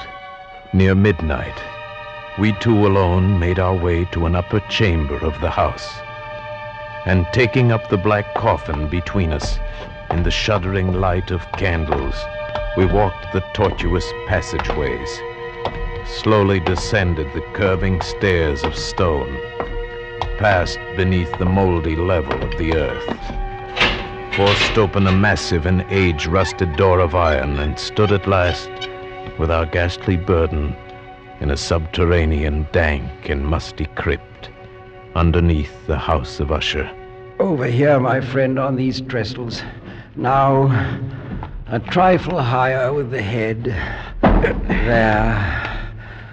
Oh, may you sleep in peace and dream, sweet sister, from I who tread the same path soft behind you. Come, Roderick. The thing is done. Oh, wait. Stay a moment. We've not yet affixed the coffin lid. See? I've left it loose so it can be turned back. No, I beg you. A last farewell, no more. Look. Is she not beautiful? Yes, she was very beautiful. Was? Yes, of course. The look of her confused me. But do you not see it, too? The warm glow of the cheeks, the eyes shut softly, those lips half-parted. Does it not seem that she may rise up and speak to us at any moment? This gruesome place inspires those morbid fancies. Morbid fancies? That now dead she seems to live, and living seems already dead? Man, you seek out madness. You court it with your very thoughts. And if I do, what matters? What value can there be in reason without the hope of life? Dead, you say to me, she is dead. But what certainty? Why not with equal reason say instead she lives? And that I, the last of Usher, am the one who is already dead.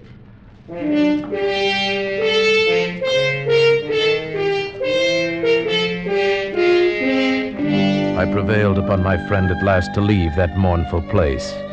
And so with grim finality we secured the ebon lid, took up our flickering candles, and departed from the crypt, leaving it alone with its darkness and death. The ponderous portal closed behind us, and then my soul for one brief instant felt the dread and awful meaning of eternity.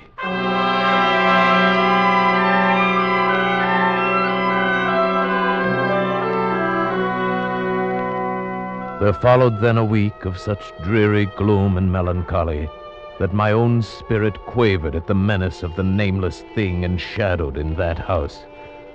By perceptible degrees, the living soul of Roderick Usher flickered lower.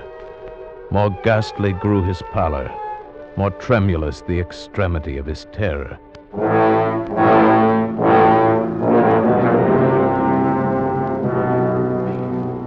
The 8th day following the death of Lady Madeline fell upon the last day of grim and gray October, and brought with it, as the curtains of night descended, the fitful breath of a rising tempest, uneasy gusts of sodden rain, and the sound of sullen thunderous rumbles born of the dim flares of sheet lightning somewhere behind the lowering pall. I retired at a late hour, but found sleep impossible. At length, overpowered by some strange presentiment of evil, I found my reposeful inaction no longer endurable. And so I arose, threw on my clothes in haste, and fell to pacing the floor of my darkened chamber. Then in one instant, a soft sound in the blackness froze my steps in paralysis of terror.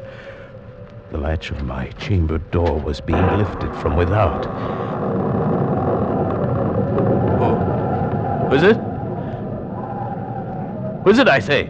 It is I, Roderick. Oh, Roderick. What are you doing up and about at this hour, in pitch blackness? Wait, let me light the candles. No, I am quite used to darkness. I heard your footsteps and knew that you must be awake, even as I was. But can it be that you've not seen it? I don't understand you. I've seen nothing. Then stay. You shall see it, even as I've seen it for these past 2 hours. Wait. I'll throw open the casement window. There. Look!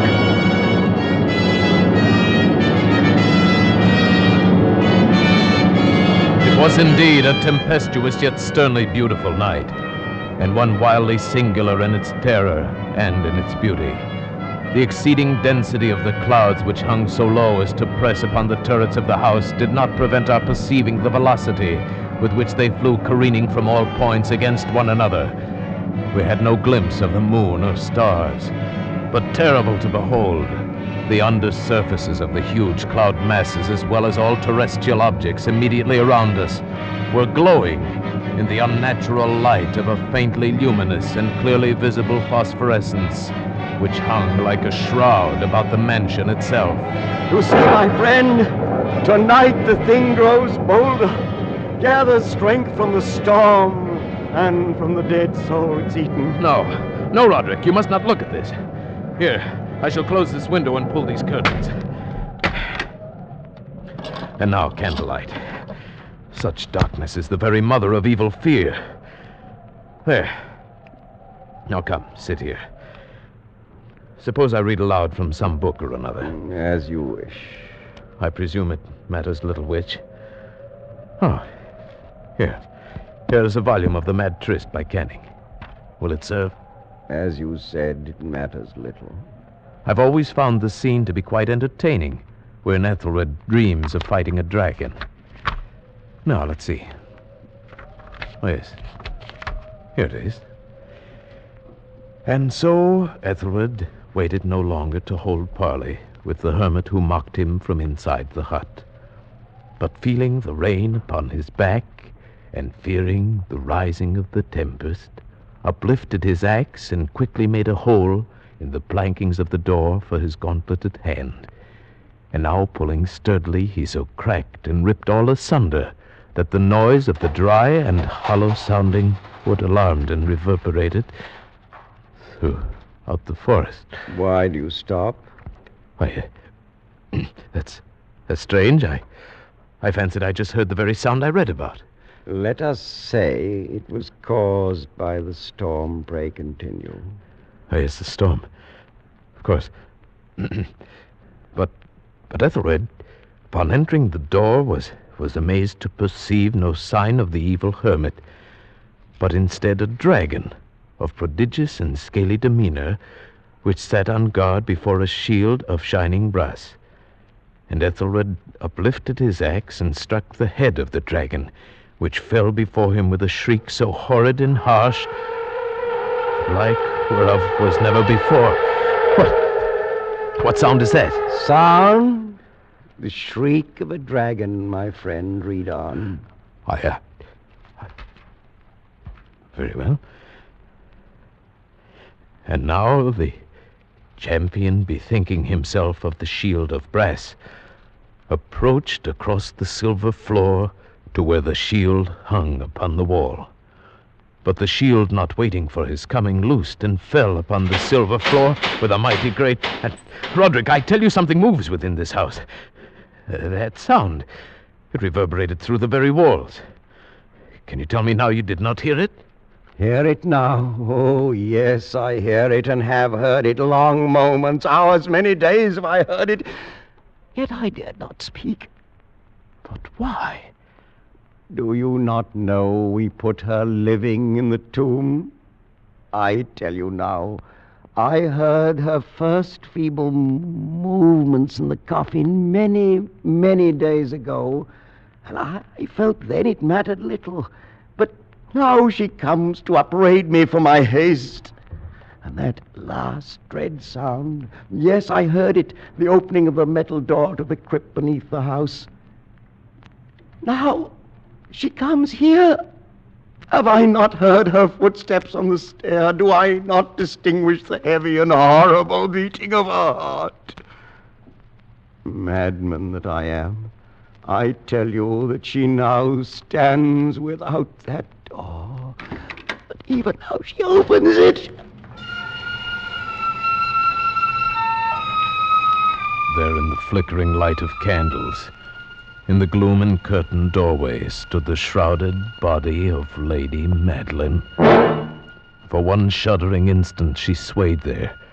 Then as Roderick uttered a single piteous cry, she fell upon him in violent and now final death agonies, and bore him to the floor, a corpse,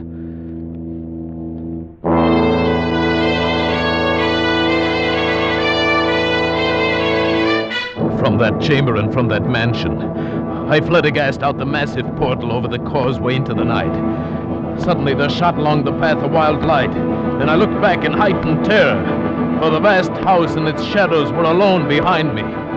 The baleful gleam came from the setting full and blood-red moon, which now shone vividly through a widening crack in the walls of the house itself, and even as I gazed, its vision opened rapidly. There came a fierce breath of the tempest. The entire lunar orb burst at once upon my sight. My brain reeled as I saw the mighty walls rushing asunder. There came a long, tumultuous, shouting sound like the voice of 1,000 waters. And the dark, deep tarn at my feet closed sullenly and silently forever over the pitiful ruins of the ancient house of Usher.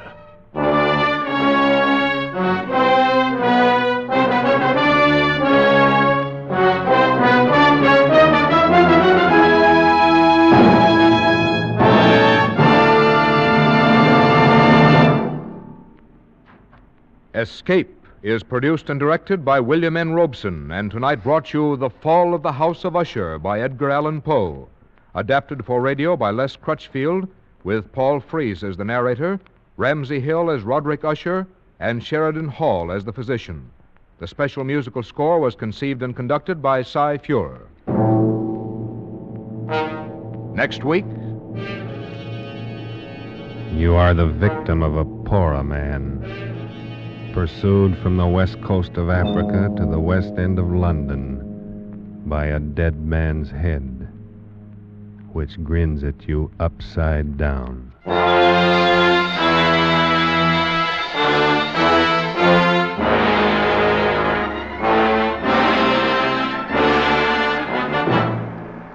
Next week, Escape, with H.G. Wells' gripping story, Pollock and the Pura Man. Good night, then, until this same time next week, when CBS again offers you Escape.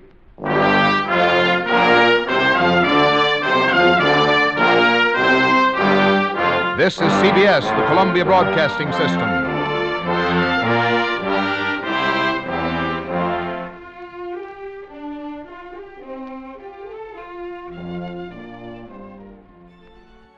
From cursed cargo ships to blizzards of betrayal, from psychological spirals to blood-soaked adventures, these 10 episodes are vintage terror at its finest. Episode 11 drops us into a frantic escape from a war-torn island where survival depends on trusting the wrong man. Episode 12, a psychological cat and mouse game where one wrong word could be your last, set against the backdrop of a crumbling colonial outpost. Each episode twists the knife a little deeper. There's one that will leave you chucking under your bed for days, and another that makes you wonder if your best friend might just be a fugitive in disguise. There's something uniquely terrifying about these old recordings, isn't there? The way the sound design slinks into your subconscious, the pacing, deliberate and sinister. And those voices so calm, even when describing the most horrid fates. And did I mention the jungle drums? Because there will be jungle drums. Whether you're trapped in a snowbound cabin or your own haunted conscience, Escaped has one promise, my darlings. Escape, carefully planned to free you from the four walls of today. Free you for a half hour of high adventure. Keep your ears open, darling deviants. The darkness deepens from here.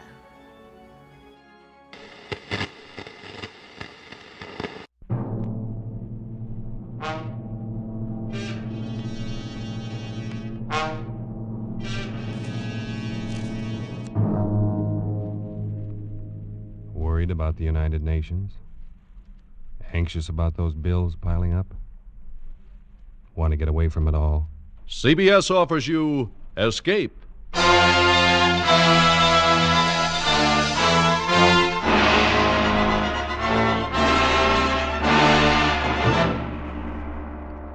You are the victim of a native witch doctor, pursued from the west coast of Africa to the west end of London by the grinning face of a dead man.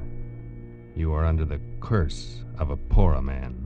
The Columbia Broadcasting System and its affiliated stations present Escape, produced and directed by William N. Robeson and carefully plotted to free you from the four walls of today for a half hour of high adventure. Tonight, we escape to the dark lowlands of West Africa and the mind of a man who scoffed at native magic, as H.G. Wells paints it in his gripping story, Pollock and the Poorer Man.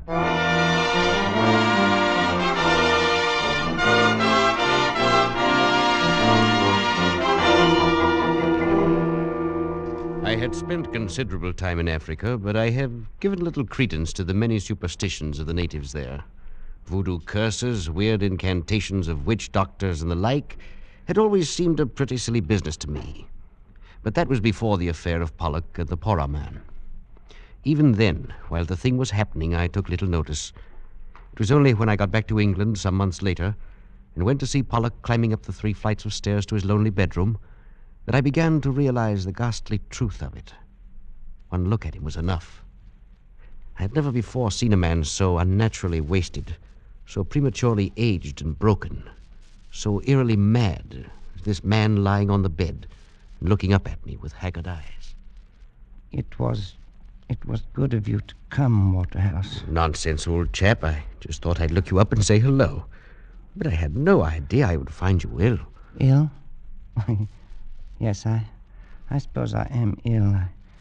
I suppose that's what you'd call it. But what in heaven's name is the matter, Pollock? I say, come closer, will you? I can barely see you. Why, yes, of course. I'll just drop a chair and... Oh, no! Pollock, man, what's the matter? Oh, no. Take it away. Take it away. What are you talking about now? What is it, man? That thing in your hand. Take it away, please, for heaven's sake. Take it away. In my hand? But Pollock, this is only my hat. Your hat? Why, yes, of course.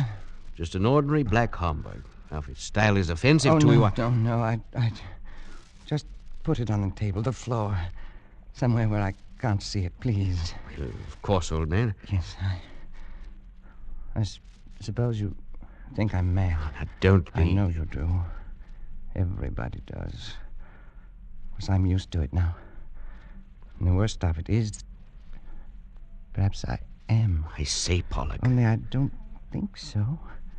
Because I do see it. I don't care if no one else does. I can see it. See what? The head. That hideous face following me everywhere, grinning at me. And always upside down. Pollock, what are you talking about? You don't believe me either. Well, look at my wrist. It's broken. The bandage is still on it. That's real enough, isn't it? Well, yes, of course. Broken, you say? Yes. It did that. And my other accident, when I first got back to England, they said I walked in front of a bus, but I know better. It did that, too. A head? Exactly. You wouldn't expect to see a man's head come rolling down the middle of a busy street in London, now, would you? Now, Pollock, you'd better lie back, rest a bit. I'll call a doctor. Oh, you too. And I thought you might understand. After all, you were with me when it started. It was you who first warned me, who sent me home. You don't mean that business with the Poorer Man? Oh, yes. Yes, of course. You remember how it started? We were camped at that little village on the lagoon behind the Turner Peninsula. It was swampy and hot, and I was bored to tears. Maybe that's why I did it. But anyway, when I got back, you were furious with me. No, you're a fool, Pollock. You've got to take it back immediately, do you hear? Oh, what possible difference could it make, Waterhouse? Why all this fuss, old boy? It's only a little wooden statue. Can't be worth anything except for a curio. You're not that stupid, Pollock. You know very well this is a Poorer idol. You must have stolen it from the hut of a witch doctor. Well, and what of it? Don't you see? To them, this is sacred. As sacred as an altar cross to a Christian. You've not only committed a crime in their eyes, but a terrible sacrilege as well. Oh, don't tell me they're going to sick their painted gods on me. Oh, I should be frightened to death. Before they can do anything, you're going to take this back where you found it and apologize to the Porro man. Apologize to an illiterate black witch man? Are you crazy? Pollock, I've had about as much of you as I can stand. You're one of those infernal fools who think a black man isn't a human being. I can't turn my back, but you're running crossways to them, getting you some scrape or other. The third time this month, and this time it's serious. Are you telling me you're going to send me home? I honestly think it would be best. Well, as a matter of fact, I'm all for it. I'd be very happy to get out of this sticky, dirty, godforsaken place. Very well. But before you go, Pollock, for the good of the expedition, you've got to take that thing back and apologize. Oh, I don't think I'd better. Why not? Well, tell the truth, I don't think they'd give me a chance to apologize. All right. Tell me, what happened? Oh, nothing very much, except... Well, as I was carrying the thing away, one of those chaps popped up and saw it. Started yelling, trying to take it from me. Yes, go on. Well, we had a bit of a tussle. I got away. Go on, Pollock. We were on the bank of the river, and I toppled him over, that's all. He fell into the river? Yes, I think he may have hit the rocks first. Was he badly hurt? I don't know. I didn't stop to find out. He was dead, wasn't he? I really don't know. Oh, you fool. Oh, it was an accident. I had no An intention. accident, a lot they care. It was bad enough with the idol, but you've probably killed a man. We're in for it now. Well, there's nothing to be frightened about. Nothing. In the first place, I should think even your conscience would suffer a little. The second, you don't seem to understand about this Porro business. It rules the country. It's the law, religion, medicine, everything. And these Porro are the most vindictive men on earth. The one whose idol you stole and whose follower you killed will be duty-bound to do something about it. And there's no telling what he will do. Oh, come now. You don't believe in these voodoo curses and things? Of course not. I'm thinking of something much more real than that. I mean, he might try something rough. I can only advise you to lie low until we can get you out of here in the morning. I'll take you as far as Sulima and see you safe aboard a steamer. You needn't. I can go alone from here. Not far. You still don't understand this business. You wouldn't get a quarter of a mile from this camp alone.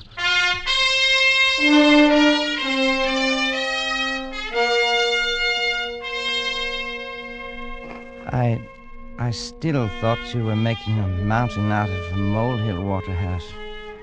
But I must admit, I didn't sleep much that night. I lay there on the mat in my hut and listened to the sounds of the village. And then later to the noises of the night-wakening jungle. Sometime after midnight, I must have dozed off because I awoke with a start. For a moment, I was confused, but I sensed something wrong. And then, framed against the moonlight square of the door, I saw a hand upraised, and in it, a knife. Stop it! Stop or I'll shoot! Stop, you devil, you! Pollock, what is it? What happened? I missed the beggar, Waterhouse. I missed him. Who missed who? What happened? The Porro man. Waterhouse, he was in my hut. He had a knife. He tried to kill me. Now, wait a minute. Wait till I find a light. There. Are you all right, man? Oh, I'm all right. I just saw it in time. I rode aside and... Look. Eh? In my bed. The knife. Oh, that was a narrow one. Well, perhaps now you understand the seriousness of this. Waterhouse, I saw his face. He stopped just at the door for a second. He was crouched down and he looked back at me from under his arm. His face was etched clearly in the moonlight. It was upside down. I'll never forget it. I'll get you a drink. Listen, Waterhouse, listen. He glared back at me with his painted face upside down and streaked with those hideous scars they cut in their cheeks. I'll see that in my dreams. Now, steady on, old man. Here you are. Drink this. Well, Waterhouse. The idol's gone. I've just noticed the idol's gone. He took it. It's gone. Yes. Well, then it's all over. He got what he wants. He won't bother me again, will he? I'm afraid there's more to it than that. But he's got the blasted idol back, and he won't try it again. Oh, will he? I've just noticed something too, Pollock. There's something here on the floor. One of your shots clipped off the tip of his little finger. It's too bad you aren't a better shot. Why? Why'd you say that? Because I'm afraid we haven't seen the last of this business yet.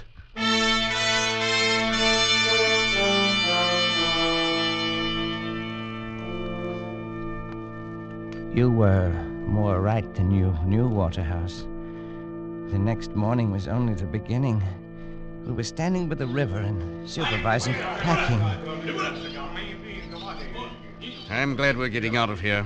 There's something brewing, or things wouldn't be so quiet. Oh, what would be brewing? A stink in a copper pot, probably. Dancing in a circle of skulls, putting curses on you. Oh, that. What can he do? How the devil should I know? They're versatile people. They know a lot of rum dodges. The best thing to do... Look out! Oh, man, that was close. What was it? One of their beastly poisoned arrows in the tree behind you. Missed your head by inches. No. It came from over there in the bush. Well, let's do something. Let's chase him something. No use now. Never find him in there. Best thing for us to do is to get out of here quick.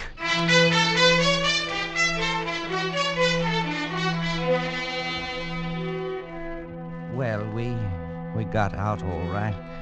You remember how we went down the river, keeping as far from the banks as possible? You thought I was safe when you got me to Salima and said goodbye, didn't you, Waterhouse? So did I. You said goodbye and went back to the interior. Nothing happened for 2 days, and I was beginning to feel that the whole thing was just a nasty dream. And then as I was walking in the compound, I was hit in the arm with a slug. It was a long shot. The bullet was spent. I only got a flesh wound. But I knew he was there. And I decided to confide in Pereira, the little Portuguese who had rented me a hut in his compound. He took it seriously. It is a personal question, you know. It's revenge, see? And he must hurry because you will leave the country. Yes, I'll be on the boat to Freetown in 3 more days. Then I'll be rid of him forever.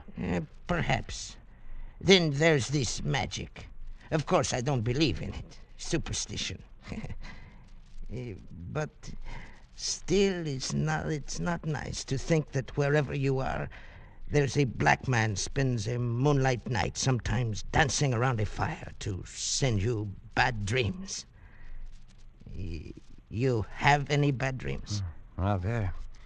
Keep seeing the beggar's head upside down, grinning at me, showing all his teeth the way he did in the hut. Now, it's nothing to be afraid of.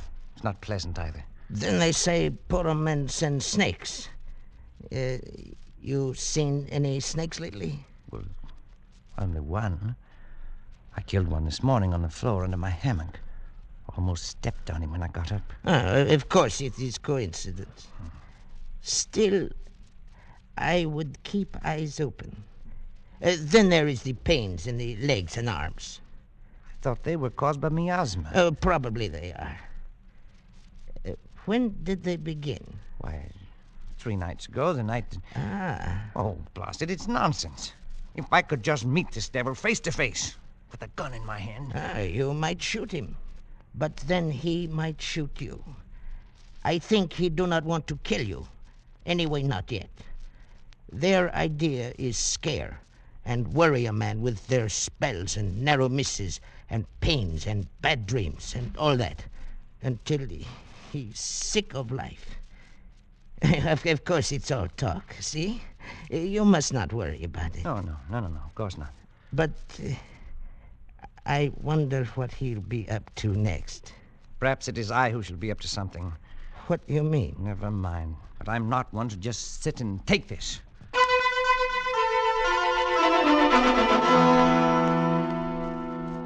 That very afternoon, I had a conversation with a roughneck Mendai tribesman I found there in Salima. He showed me a little iron dagger and demonstrated how one struck at the back of the neck. He agreed to do the job for the price of a double-barrel gun with an ornamental lock. I went back to Parea's, feeling better than I had in days. That night, the Portuguese and I were sitting in his living room playing cards, when suddenly the Mendai roughs strode in without so much as a knock. Who is it? What do you want? Oh, it's you. Have done what you tell me. Have proof. What is it you have in the package? Is that blood dripping? Proof. Here. His head. Oh, no, no. This man you want. Now I get gone. You didn't have to bring this. I didn't ask for such proof. You mean, Senor Pollock, you got him killed? You did not kill him yourself? Why should I? But he will not be able to take it off now. What do you mean, take it off? Look at the cards. They are all spoiled with this blood. What do you mean, take what off? You must send me a new pack from Freetown. You can't buy them there. Take what off? It is only a superstition, I forgot. The natives say if the witch, he was a witch, but it is all rubbish. Go on. Well, they say you must make the Poro man take the curse off or kill him yourself. It is very silly. Gun? No. Yes. I'll make it 2 guns if you'll take that beastly thing away. No. 1 gun, now. All right. Freya, that gun you have for sale, give it to him. I have the money right here. Yes. Over here. Now, take it and go. Thanks. It is funny how the head sits upside down. Just the way I saw him that night. Just the way I see him in my dreams. Like it was weighted that way. You will take him with you when you go. Maybe take him now. My cards are all spoiled. There is a man sells them in Freetown. You should have killed him yourself. Stop it!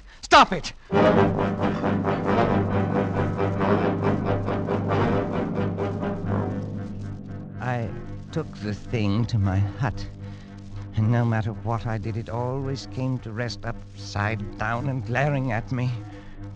I got a shovel. I buried it in the soft earth behind the hut. But in the middle of the night, I was awakened by some sound in my room. Oh, what is it? Who's there? Speak up or I'll shoot. Oh, a dog. Only a dog.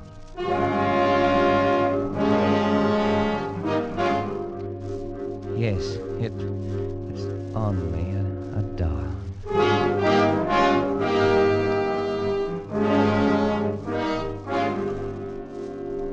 But in the morning, when I awoke and started to get out of bed,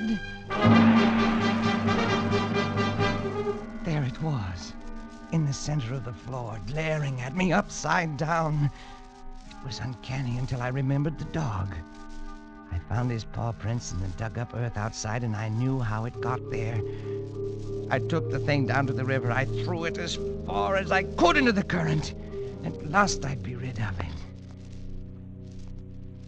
That morning, I killed 2 snakes. But late in the afternoon, a little steamer arrived that would take me away from this insane land of the Paro and Freetown and civilization. I had almost begun to feel gay as that boat carried me swiftly away from the shores of the Poro land. At last I would be free, and soon I'd be back where Poro and curses and nightmares would be forgotten.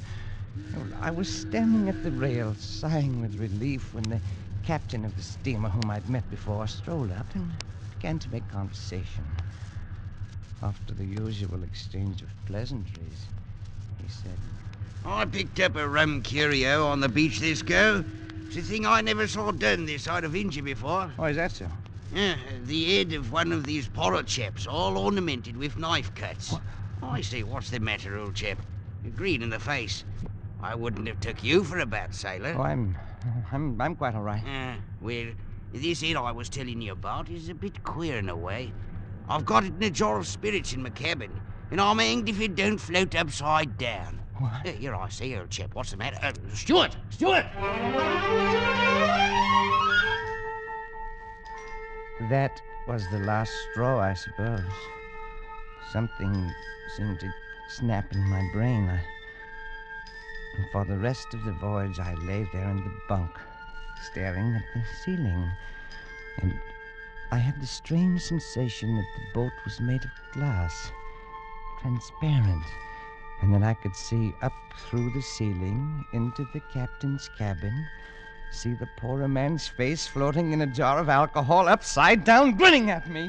I suppose the actual head is still in the captain's cabin in Freetown, but it didn't matter. The poorer man's work had been done by then, because now I carried it with me everywhere, in my brain. I saw it everywhere, anywhere. Any object that was round, like a hat or a pillar or a vase, suddenly developed features when I looked at it. Ugly, scarred features with a grinning, mocking mouth. Features turned upside down. When I docked in London, I went straight to my banker's office in Cornhill. And the security is all in order, Mr. Pollock. You shall have to watch things, of course, but all in all, you shall have enough to live quite comfortably and to enjoy a reasonable amount of freedom. Then, too... I say, Pollock, what are you staring at so fixedly? That thing. Hanging from your mantelpiece. Oh, yes, I see. The potted fern. Rather pretty one, isn't it? Oh, yes. Yes, very pretty. I must do something about it, though. It's always dripping water down on the fender of the fireplace. Makes it rusty. I was wondering about that. It looks red, almost like blood. Rust, you know. Yes. Oh, by the way, that reminds me. Can you recommend a physician for mental troubles? I've got a little, what do you call it? Hallucination. The poorer man grinned at me fiendishly, and I stared back at him. The banker watched me very curiously for a moment, and then he gave me the address of a doctor, and I left his office. That's when my accident happened. To a man who's been many months in the jungle of busy London streets, confusing enough. But when a head comes rolling down the middle of the street, and between your legs... No!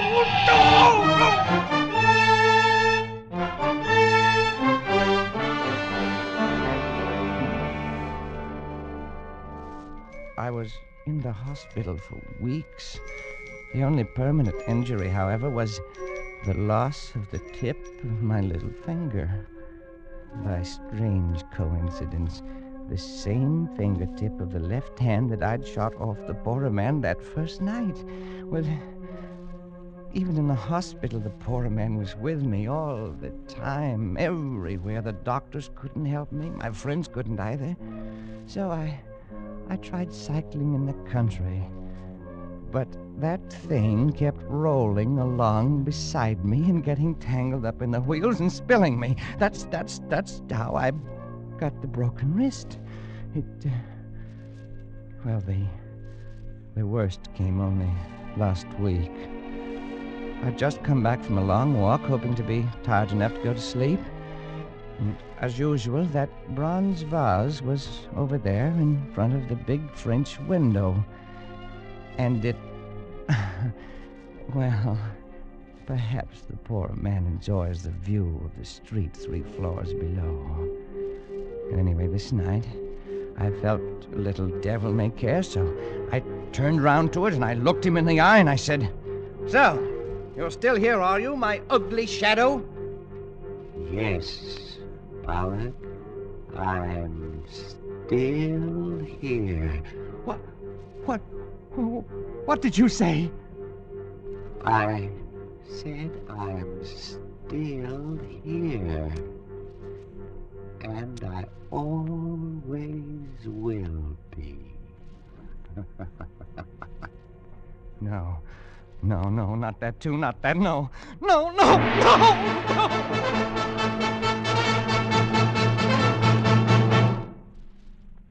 So, now you understand, Waterhouse? I not only see the poorer man, I hear him, too. Pollock, old chap, this is frightful. Oh, it is rather, isn't it? I mean, you are ill, man, very ill.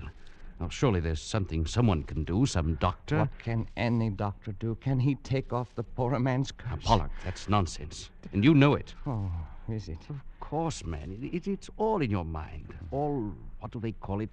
Suggestion. The power of suggestion is strong. You're impressionable. You've let these stories prey on your mind. You've got to snap out of it. Oh, I should have killed him myself. Pollock. I'd do it, too, with my bare hands, if only I had the chance. Man, you're talking rot. Look at him there. Look at him grinning at me. Pollock, that's only a bronze vase. Always grinning at me, more and more fiendishly every day. Stop it, you devil, stop it, you hear? Pollock, calm Stop yourself. Lie back. Rest. Rest, yes. Yes. That's what I need. If I'd only known, I'd never have left you there in Sulima alone. All this might have been prevented. Might it? Listen, Waterhouse. When you came in, I was just lying here thinking. I see him. I hear him. My sense of sight and of hearing is affected. And someday, my sense of touch will go, too. When it does, I know that will be the end. I'll be finished. And the poor man will finally have his revenge.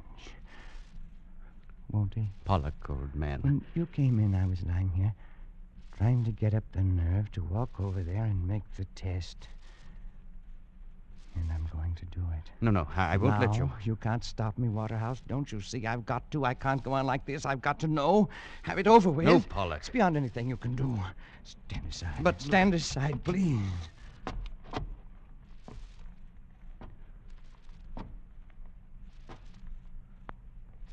Now. Come back to bed, Pollock. That window is open. If you have a Never fever... mind. This is just an ordinary bronze vase. Isn't it, Waterhouse? Pollock, don't do it. I know it's only a bronze vase. I know that when I will feel only cold metal when I reach out and touch it. I know. Like this. Oh, no! Pollock, look out! That window! You're backing into that window! Pollock!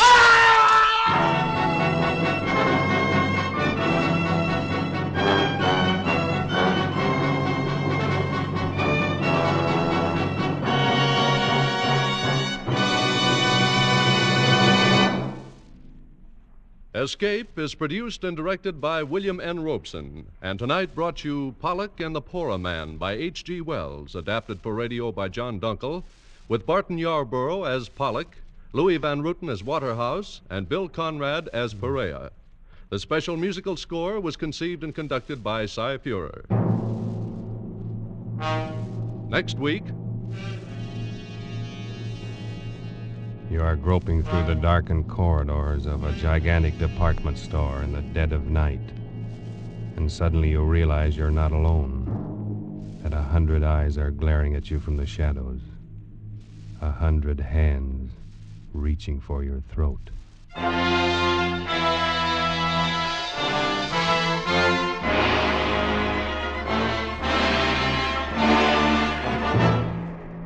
Next week, Escape with John Collier's eerie story, Evening Primrose. Good night, then, until this same time next week when CBS again offers you Escape. This is CBS, the Columbia Broadcasting System.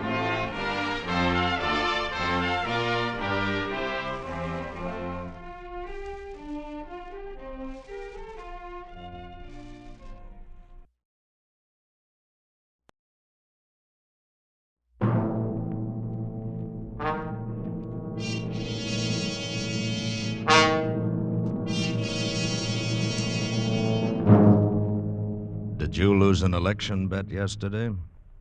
Feel a bad cold coming on? Want to get away from it all? We offer you Escape.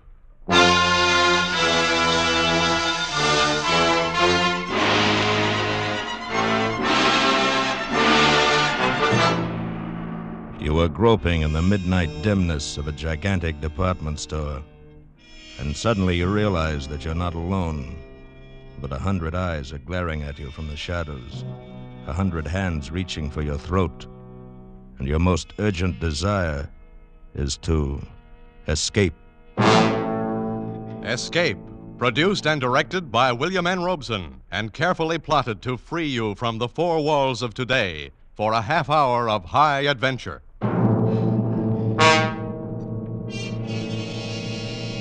Tonight we escape to the dark labyrinth of a giant department store in the dead of night, and to a fantastic world of night dwellers, as John Collier imagines it in his eerie story, Evening Primrose.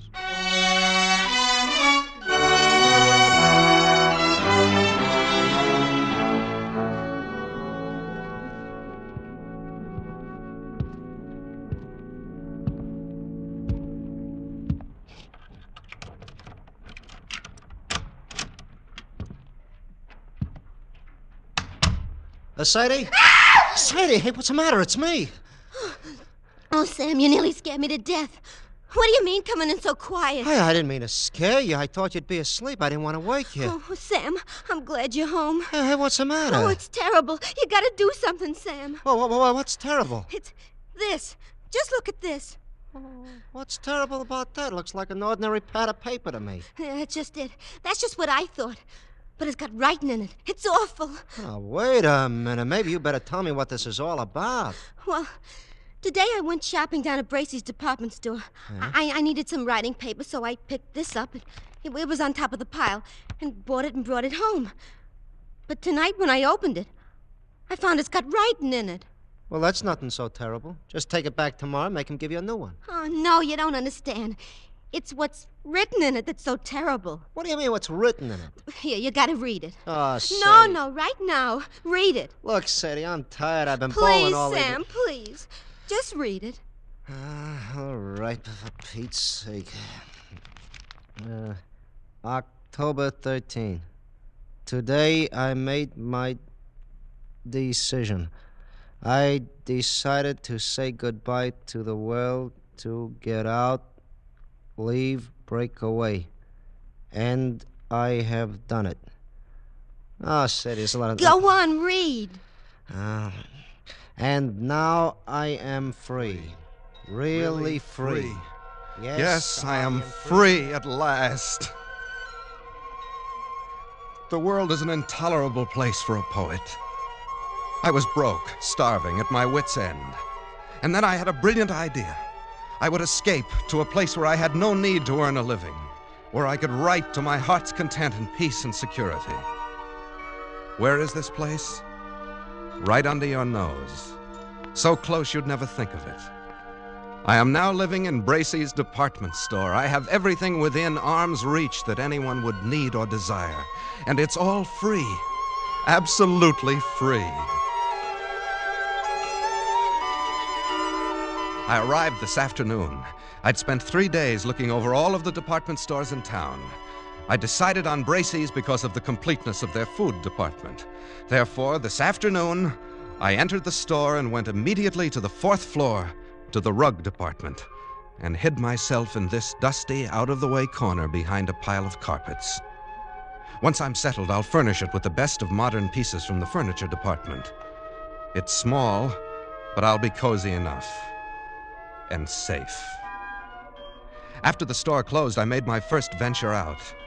I tiptoed as far as the stationery counter and got this paper, the writer's primary need. Now, after making my initial entry, I'll go out and get food, wine, the pillows for my bed, perhaps a fancy dressing gown. This is perfect. I'll be able to write here. Dawn, October 14th. I'm almost too unnerved to write this. The whole thing is unbelievable. After the store was dark and completely quiet, I crept out and started for the food department. One's footsteps echo hollowly in an empty department store at night, and I found myself gliding along the floor on tiptoe, moving as silently as possible. But the sound of footsteps persisted. Suddenly I realized they were not my own. The night watchman. I was in the Salon Moderne. Quickly, I seized a mink coat from a hanger, draped it about my shoulders, and stood stock still.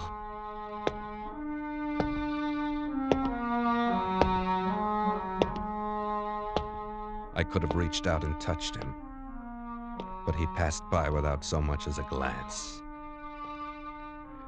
I started to smile, but the smile froze on my lips. There was someone else here. I was looking straight into a pair of eyes. Large, flat, luminous, inhuman eyes peering at me from among the Mrs. Tailored suits a dozen feet away. They belonged to a creature dressed as a man, but he was as pale as a creature found under a stone. His hands hanging motionless at his sides looked more like the fins on a fish than human hands. And then he spoke. Not bad for a beginner. I'm sorry. I didn't know anybody else lived here. Oh, yes. We live here. It's delightful. We? Yes, all of us. Don't you see? Look around you. I looked around. I saw nothing. I looked again. I saw an old man come clambering out from behind a clock. There were 3 elderly ingenues, incredibly emaciated, pale as lace, almost transparent, simpering before the perfume counter.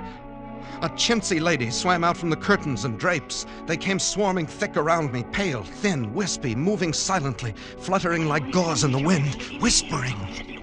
How raw he looks. Who is he? As coarse as the sun. What is he doing here? A detective. Send for the dark men. Yes, send for the dark men. The dark men. They were pressing around me, clawing, holding me, their pale faces contorted with venomous, inhuman hatred. I was paralyzed. All I could do was repeat over and over again, I'm not a detective, I'm not a detective, I'm not! A burglar, then. A burglar? Tie him up. Hold him, carry him to the place. Send for the dark men. Stop. Let him speak. I'm not a detective. Or a burglar. I'm a poet. Then what are you doing here? I've renounced the world. I came here to live where I could be alone. Away from the world. Why, then, he's come over to us. He's just like us. He's come over to us. A poet.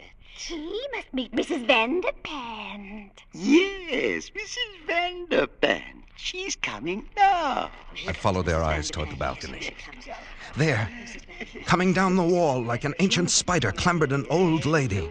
Wrinkled and cracked and emaciated, she must have been at least 80, a shadowy matriarch. And the things around me bowed and scraped as she reached the floor and floated toward us. What's going on here? Where is that stupid girl? What's keeping her? Oh, Mrs. Vanderpant. Well, what is it? Who's this, Mr. Roscoe? Mrs. Vanderpant. May I present Mr.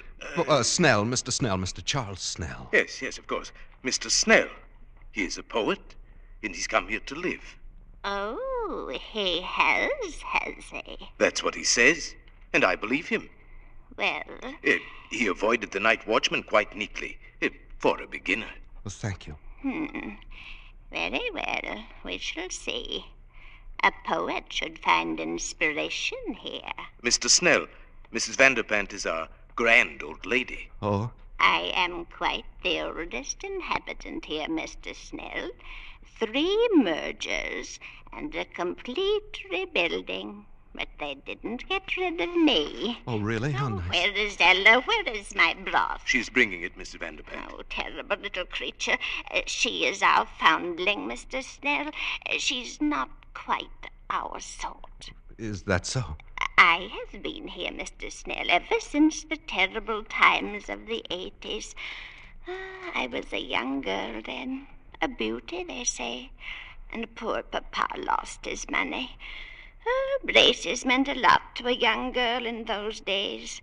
So when I wasn't able to have a charge account, I came here for good. That's better than a charge account. I was quite alarmed when others began to come after the crash of 1907. But it was the dear judge. How do you do? Yes. The colonel. How do you do? Yes. Mrs. Bilby. How do you do? Mrs. Bilby. Mrs. Bilby writes plays. Oh. And comes of an old Philadelphia family. Oh, you will find us quite nice here, Mr. Snell. I'm sure I will. And, of course, all our dear young people came in 1929. Their poor papas jumped from skyscrapers. They couldn't bear to be without charge accounts either. Do you mean all these people live here? Oh, and many more. You shall meet them all later. Oh, here comes Ella with my broth. Come, you stupid thing. Mrs. Vanderpant is waiting. Yes, ma'am.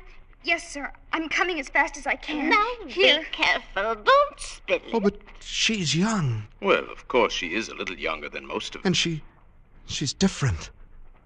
She's beautiful. Mr. Snell, Ella is Mrs. Vanderpant's maid. That's right, old man.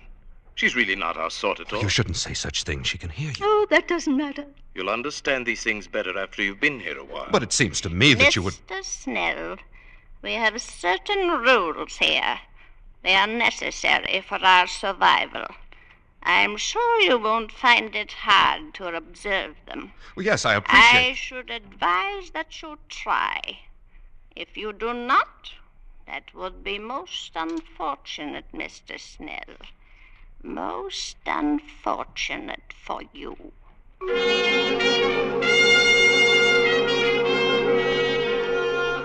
October 15th. You can imagine my feelings last night.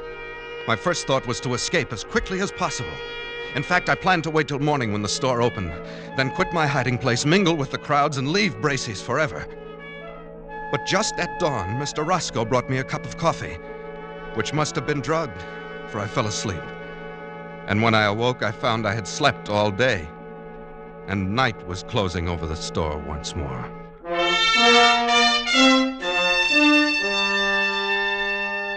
Later, I've spent my second night here. I saw Ella again. Ella, the pearl of this remote, fantastic cave. She's not like the others, a trifle pale, but otherwise normal and human and beautiful. A child of perhaps 18. She's the only thing that makes this nightmare bearable.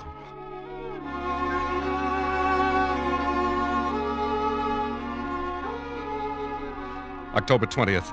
Escape seems almost impossible. There's a very effective burglar alarm system and the doors are all carefully guarded. But that's nothing compared to the Dark Men. Who are the Dark Men? I don't know. But they threaten any transgressor with these Dark Men. I shall try to discover who they are. At least I am sure I'm watched, though they've begun to trust me now. Speaking to the night watchman would be suicide. Even if he believed my fantastic story or didn't shoot me as a burglar, I'm convinced that neither Ella nor I could get out of here alive. She and the night watchman are the only real people here. And how the others hate the night watchman. Odious, vulgar creature. He reeks of the coarse sun. Oh, come now, Mrs. Bilby. He's really a personable young man. Very young for a night watchman. Mr. Snell, sometimes I wonder about your taste. You mustn't stay so much to yourself, Mr. Snell. You must become better acquainted with our ways. Yes, old man. You must come to the play tonight. We're going to be entertained with one of Mrs. Bilby's tragic comedies. Love in Shadowland. I'm sure you'll enjoy it. I'm sure I will. It's really a festive occasion, you know. Wanamaker's is coming over. Wanamaker's? Yes. The entire colony over at Wanamaker's is coming here en masse to attend the play. You mean there are people living in other stores? Oh, dear, yes. Didn't you know? Of course, the best people live in Bracey's and Wanamaker's. Oh, come now, Mrs. Bilby. There's some very nice people at Alton's. I beg your pardon, Mrs. Bilby. Oh, hello, Ella. Good evening, Mr. Snell. Mrs. Bilby. Well, what is it? Please, ma'am, I'd so love to see your play tonight. May I have your permission? Certainly not. You know better than that, you stupid creature. You know where you belong. In the basement with the garbage cans. But Mrs. Bilby Hush, couldn't... Mr. Snell. Ella, you're becoming entirely too forward of late. I'd advise you to watch your step. Remember the Dark Men. Oh, no, please, Mr. Roscoe. I'll be good. I promise I will. No, please don't send for the Dark Men. I'm sorry, Mrs. Bilby. Excuse me. Ella, come back. Mr. Snell, you forget yourself. Let her go. But how can you treat her like that? Why do you always frighten her? And what is all this about the dark men? Well, the dark men... Oh, please, Mr. Roscoe, not now. You'll spoil our whole evening. And I do so want Mr. Snell to enjoy my play. Very well. Later, Mr. Snell. But I want to know about the dark men. Later.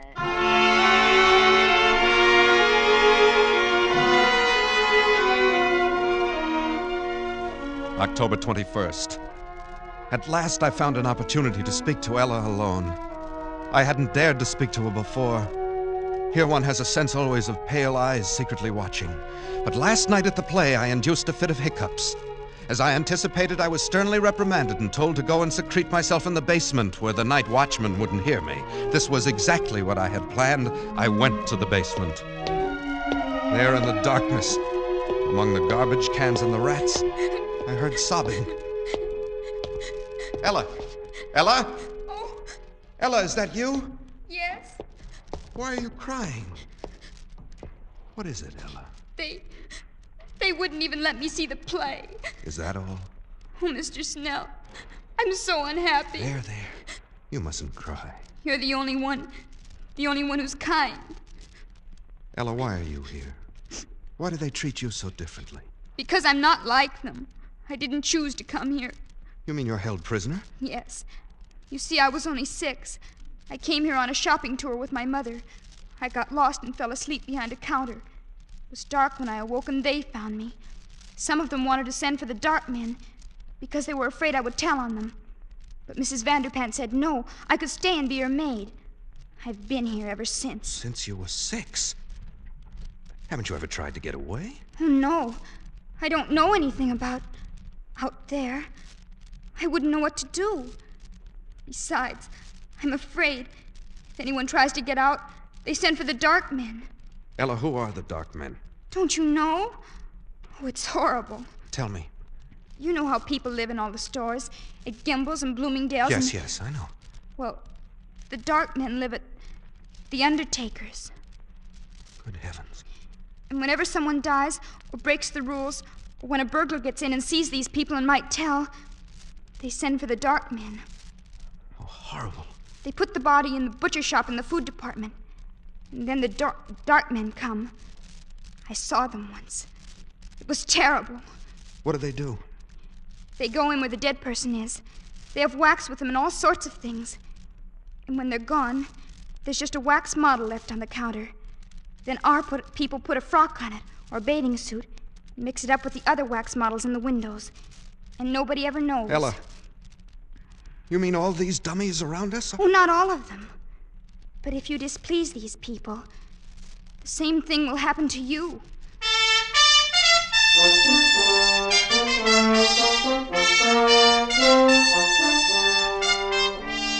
October 30th. I haven't kept up my journal. Writing has been out of the question. Once more, I'm frozen with terror. But not for myself now.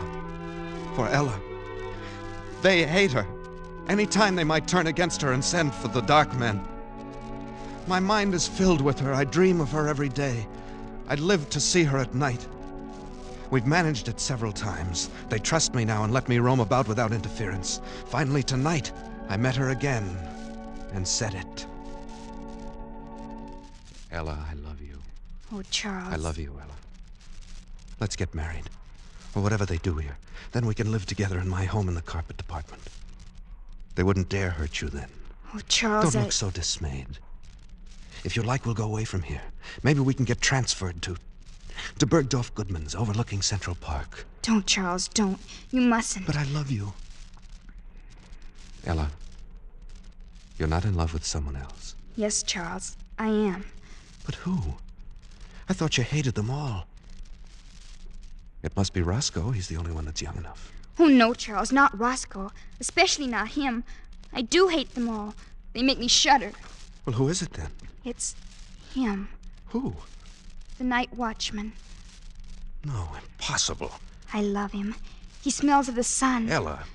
Oh, it was wonderful the way it happened. Don't tell on me, Charles, or they'll punish me. Oh, no. I was careless, and there he was, coming around the corner in the ladies' lingerie department. I was caught. There were only some wax models in their underthings, There was nothing else to do. I slipped off my dress and stood still. Oh, I see. He stopped and looked at me. And Charles, he spoke to me. He said, "Say, honey, I wish they made him like you on 8th Avenue. Charles, wasn't that a lovely thing to say? Personally, I should have said Park Avenue. It doesn't matter what street. It was a lovely thing to say. But what can you do about him? Ella, he belongs to another world. Yes, to 8th Avenue. I want to go there. Charles, are you really my friend? Yes, of course I am. Then I'll tell you. I'm going to stand there again in the lingerie department, so he'll see me. And then? Perhaps he'll speak to me again. Ella, you're only torturing yourself. No, because this time I shall answer him. He'll take me away. Take you away? Oh, no, Ella, I couldn't bear that. You don't love him. You only think you do because you think he'll take you out of here, but you don't know that he will. And I will, Ella. I've made up my mind. No, Charles, I couldn't let you do it. Even if I loved you, you couldn't do it, Charles. Why not? Because you really belong here. You've become one of them now. Ella, you mustn't say that. It's true. And, Charles, I've got to go. There's someone watching us. I feel it. No, wait, Ella. Goodbye, Charles. No, Ella. Come back. Ella! Please, old man. You'll arouse the night watchman. Roscoe. Yes. Oh, love can be very upsetting, can't it? You heard? Yes. Just the last moment or so. Very touching. Yet it's understandable. I've been attracted to Ella myself. So she loves another, Too bad, old boy. Who could it be? Could it be that I am the cause of your heartbreak? You flatter yourself too much, Roscoe. Well, then whom? The old judge? Oh, certainly not. The colonel? Hardly. None of those. Oh, not one of the customers. The staff? She loves the night watchman. Can you imagine that? She loves the... Oh? Roscoe, I shouldn't have said that. It's not true. At least I don't think it's true. You wouldn't... Roscoe, you said you loved her too. You wouldn't do anything. Tell anybody. This is a secret between us. Between friends, isn't it? Of course, old man. As secret as the grave. She's young. Perhaps he'll leave and she'll forget him in time. Who knows? Perhaps she'll learn to love you. Or me. Of course. In time. And we'll figure a way to keep her safe here. Absolutely safe. Now, don't you worry about it. It's almost dawn. Time for bed. Good morning, Mr. Snell.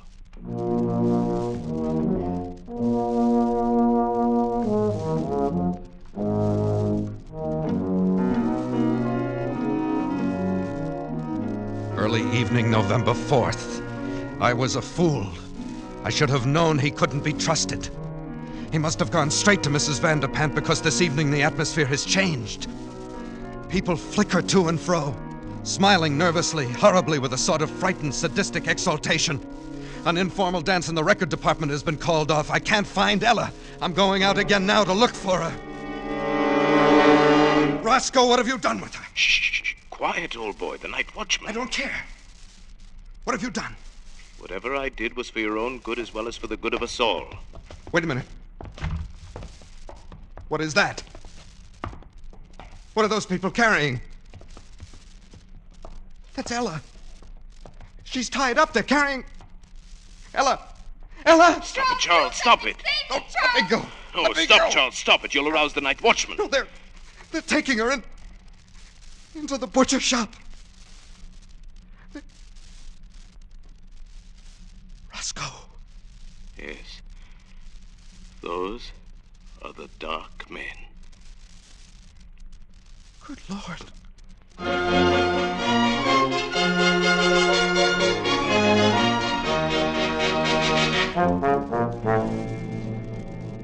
Midnight. I'm scribbling this last entry hurriedly. They are in there in the butcher shop with Ella. The dark men. There's only one thing to do. I'm going to find the night watchman and tell him. He and I will save her, if we can. And if we are overpowered, well, I will leave this pad on the stationery counter. Tomorrow, if I live, I will recover it. If I do not, Whoever finds this and reads it, look in the store windows. Look for 3 new wax dummies. 2 men, 1 rather sensitive looking, and a girl. She has blonde hair and blue eyes, and her nose turns up a little. Look for us, and then find them. Smoke them out. Exterminate them. Avenge us. Oh, Sam, isn't it horrible? Ah. We gotta do something. Tell somebody something. Oh, Sam, what'll we do? Do? Well, nothing. Go to bed.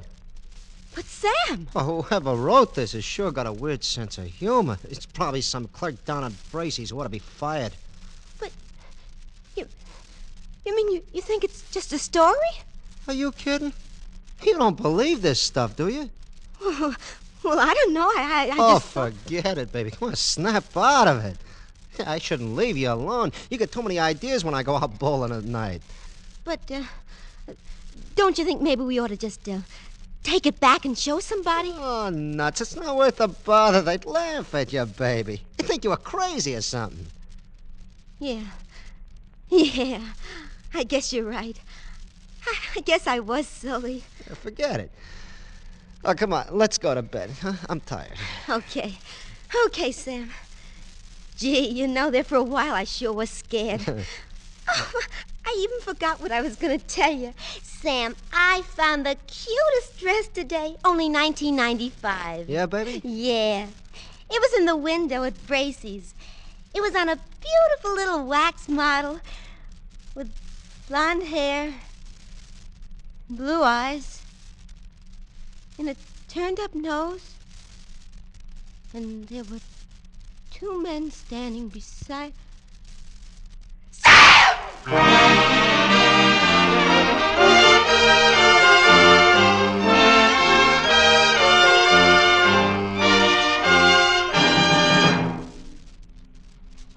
Escape is produced and directed by William N. Robeson, and tonight brought you Evening Primrose by John Collier, adapted for radio by John Dunkel, with Elliot Lewis as Charles Snell, Paul Frees as Roscoe, and Pat Lowry as Ella. The special musical score was conceived and conducted by Cy Pure. Next week... After you've had a tough day at the office, or leaning over a hot stove, when your 4 walls seem to be closing in on you, next week at the same time when you want to get away from it all, we again offer you Escape.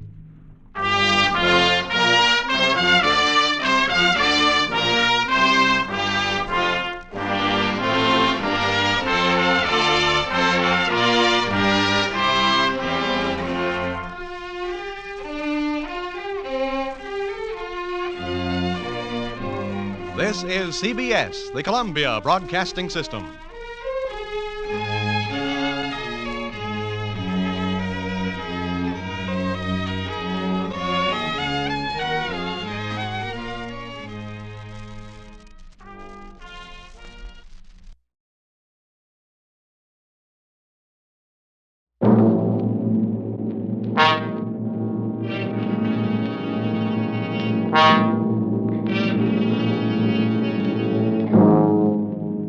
Started your Christmas shopping yet?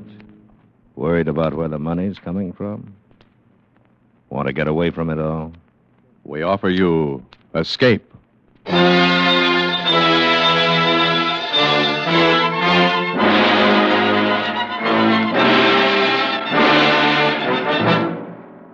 You were seated around a green felt table with a dozen desperate men, waiting for the turn of a card. If it's the ace of spades, you will be next, and you desperately desire the impossible. Escape. Escape, produced and directed by William N. Robeson, and carefully plotted to free you from the 4 walls of today for a half hour of high adventure. Tonight we escape to London of the last century. A London of gas lights and hansom cabs. A London where a gentleman still valued his word of honor above his life. A London of which one terrifying incident is recorded by Robert Louis Stevenson in his unforgettable story, The Young Man with the Cream Tarts.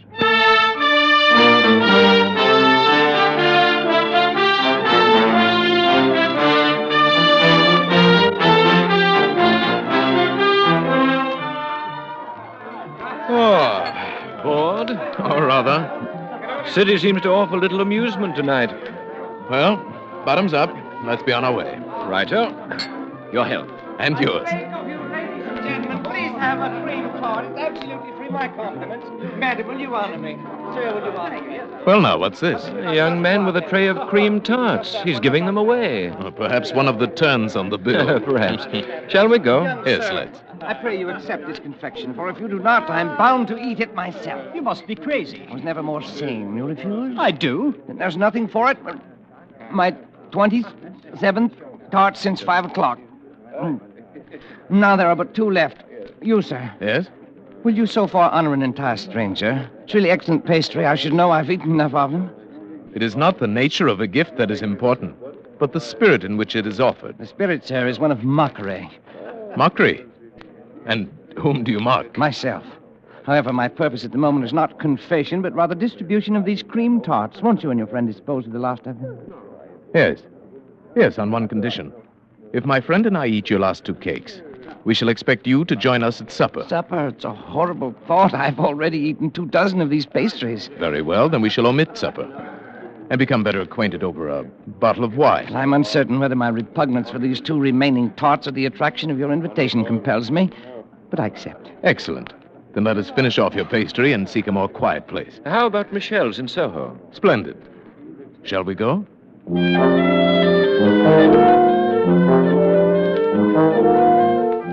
An excellent restaurant, excellent wine, and 2 excellent friends. I drink to your health. And we drink to yours.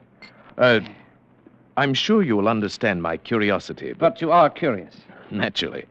Although I suspect that your story is probably a silly one. Oh, indeed. You may rest assured that we are 2 of the silliest men in England. My name is Goodall, Theophilus Goodall, and my friend here is Major Alfred Hammersmith.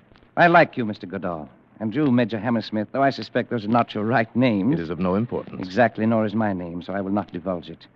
Although I see no reason why I should deny you my story. It's brief and foolish. Pray tell us, then. It's an oft-told tale.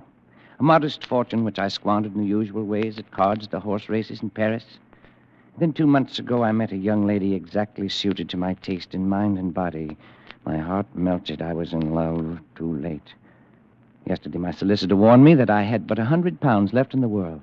40 of these I used last night for a special purpose, and I have agreeably spent the day disposing of the remaining £60 in as foolish a manner as I could devise. And the future? The future has been taken care of by the £40. Is it not odd that we 3 should have met by the merest accident in so large a wilderness as London and be so nearly in the same condition? Yes. Major Hammersmith, I was thinking the very same thing. What's this? Are you 2 also ruined? Is this bottle of excellent wine the last folly, like my cream tarts? Very nearly so. I'm perhaps a week behind you. I still have a few banknotes in my wallet, however. Here now, this bill will take care of the bottle of wine, and the others I throw into the fire. Oh, no. You shouldn't have burned all of them. You should have kept £40. £40? Why? Why not 50 or 70? For to my certain knowledge, there were more than 100 in his wallet. It was only just £40 he needed. But without them, there is no admission. The rule is strict. What do you mean? I have not yet completely emptied my pocketbook. You are not fooling me. You are indeed ruined men, like me. Oh, indeed. Could you muster £80 between you? Well, let me look in my wallet. Yes, 80 and a little over. Then you're indeed most fortunate. £40 each is the initiation fee of the Suicide Club. The Suicide Club? What the devil is that? The Suicide Club is death's private door. It's the ultimate convenience in our modern world. It exists for unfortunates like us.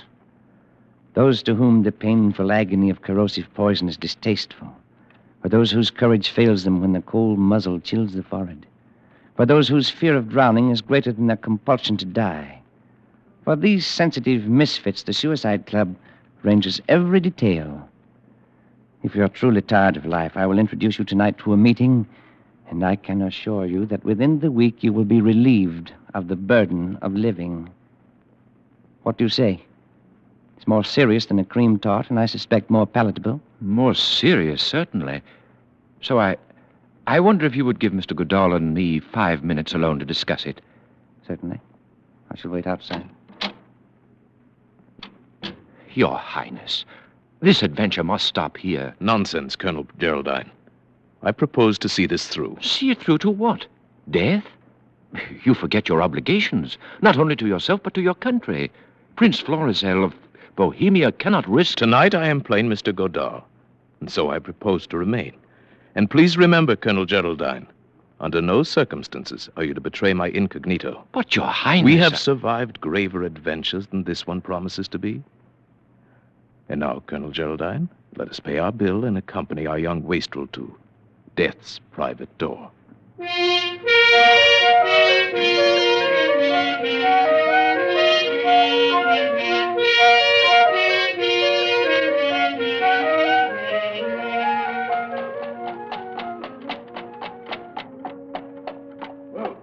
Here you are, Governor. Box court. Gentlemen, we have arrived. Here you are, cabby. Keep the change. Oh, thank you, sir. Come on. Well, Mr. Godard, Major Hammersmith, there is still time to change your minds. Lead on, sir. My mind's made up. And mine. Follow me, then. As dark as a tomb. An apt and concise simile.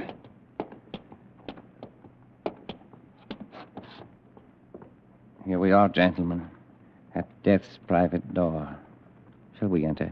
Pray, let's.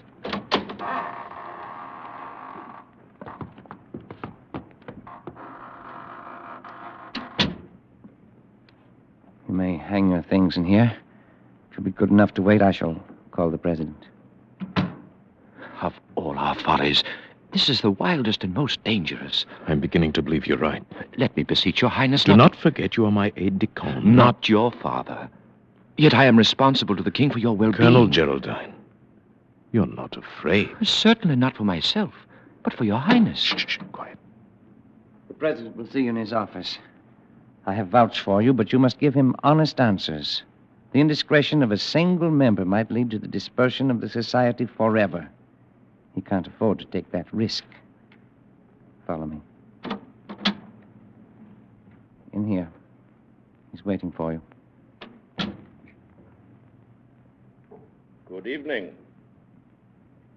I am told that you wish to speak to me. We have a desire, sir, to join the Suicide Club. Sir, you've made a mistake. This is a private house, and you must leave it instantly. We have come here upon the invitation of a friend of yours. He's already told you of our desires. And believe me, sir, when one has come this far along the path, one is not likely to be turned away and certainly will tolerate little rudeness. Permit me to assure you, either you will oblige us in the matter, or you'll regret ever having admitted us to the premises. Well, now, that's more like it. This is no place for men not yet desperate. I believe you, sir. But what of your friend? My reasons are even more cogent than Mr. Goodall's. I was cashiered out of my regiment last week. Why? Cheating at cards. I see. And you, sir? What is your reason for being tired of life? Unadulterated laziness. Don't trifle with me, sir. You must have a better reason than that. I have no more money, and I'm much too lazy to come by any. If I did not have a great deal of experience in these matters, I would turn you down. But I have learned that the most frivolous excuses for a suicide often cover a deep and lifelong desire for self-destruction. Thank you for your understanding, sir. Very well. To business. I shall read you the oath of membership to which you will each subscribe. I swear to obey without question the instructions of the president of this association or any of his appointed deputies. Realizing that desirable death could scarcely be a penalty for violating this oath, I am aware that any violation will be met at the discretion of the president by those means deemed suitable by him. Namely, excommunication from the church, loss of whatever honor still attaches to my name, and/or, when necessary, violent reprisals against my bereaved family. In full knowledge of the sacredness of this oath, I subscribe my name.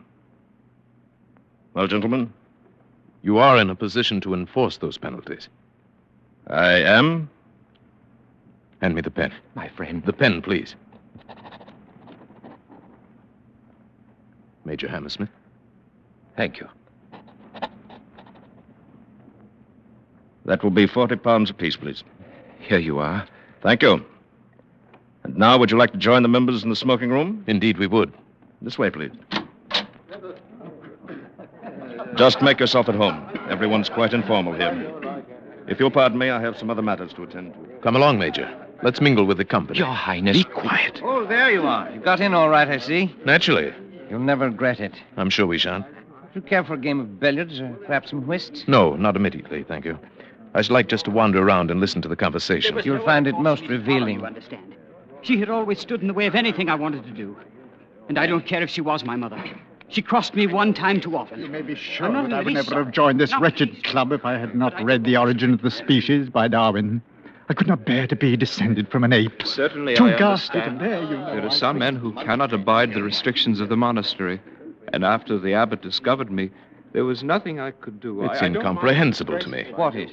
Why, this talk, this boasting, this self-justification. If a man has made up his mind to kill himself, let him do it like a gentleman. Be done with the matter. As I told you, there are some of us more frightened of the act than of the result. There's only one man in this room who does not seem to be in a state of hysteria. Who is that, Mr. Godal? Why, the gentleman sitting on the divan. Oh, yes. Yes, Mr. Malthus. Would you like to meet him? Yes, please. These others are too obvious. There's nothing very subtle about Mr. Malthus. He looks like death himself, wearing thick eyeglasses. Let us discover for ourselves the reason for his relaxation. Mr. Malthus. Eh? I should like to present two new members, Mr. Godal and Major Hammersmith. How do you do, gentlemen? How do you do, Mr. It's a pleasure, sir. Won't you sit down? Well, Newcomers. Newcomers. I envy you the novelty of your first visit. You will learn to relish it if you are spared. Why, my dear sir, this club, gentlemen, is the temple of intoxication. If my health would permit it, you may be sure I would be here more often. For this is my last dissipation. Believe me, sir, I have tried them all the vices. Yes. People trifle with love and ignorantly call it man's most powerful passion. Nonsense, sir, nonsense. Fear. Fear is the strongest passion. It is fear that you must trifle with if you wish to taste the intense joys of living. Envy me, sir. Envy me. I am a coward. How, sir, is the excitement so artfully prolonged? Oh, of course. I must tell you how the victim for every evening is selected, as well as the member who is to be Death's high priest for the occasion. Great heavens. You mean they kill each other? The guilt of suicide is removed in that way. Then I, or my friend, or you, any of us, might be selected this evening to murder another man? Exactly. But how have they escaped the attentions of the law? The ingenuity of our president knows no limits. The departures always appear to be accidental. Oh, it's monstrous. On the contrary, my dear Major, it is godlike. Oh, yes, of course. But Mr. Malthus, I am still in the dark as to how the members are selected for the evening's work. Oh, of course, I forgot to explain. But I see that the others are filing into the card room now, and the play is about to begin. You shall see for yourself. Will you lend me the help of your arm? I'm quite paralyzed, you know. Oh, of course. Thank you. This is the moment for which I live. The quintessence of poignancy, the ultimate of passion. Coming here as infrequently as I do, I've savored this bitter taste of fear longer than the others. But my turn will come. Who knows? Perhaps tonight. But how is it done? Tell us what to expect. Oh, it's so simple. The president deals from an ordinary deck, playing cards, and each man turns up his card as he receives it. The ace of spades, the card of death. Ace of clubs designates the official of the night. The murderer. If you like. Here, 3 chairs together. Happy young men. You have good eyes and can follow the cards. I only make out the faces. Is everyone here? My friend, we still have a fighting chance to escape. Quiet. Let us play the game. Attention, gentlemen. 3 of clubs. Jack of hearts. 10 of diamonds. King of clubs. Queen of hearts. 3 of spades. 9 of clubs. 6 of spades. Oh, no! It's our young man of the cream tarts. He's drawn the ace of clubs. I came here to be killed, not to kill. I want to Gentlemen. die, not murder. I must caution the members against such unseemly outbursts. I don't want Since the ace of spades has not yet turned up, I will continue the deal. 8 of hearts. 7 of clubs. King of diamonds. Jack of spades.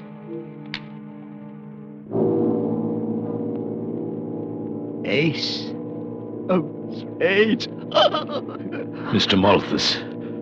That concludes the play for the night, gentlemen. Will the member who drew the ace of clubs come to my office for his instructions?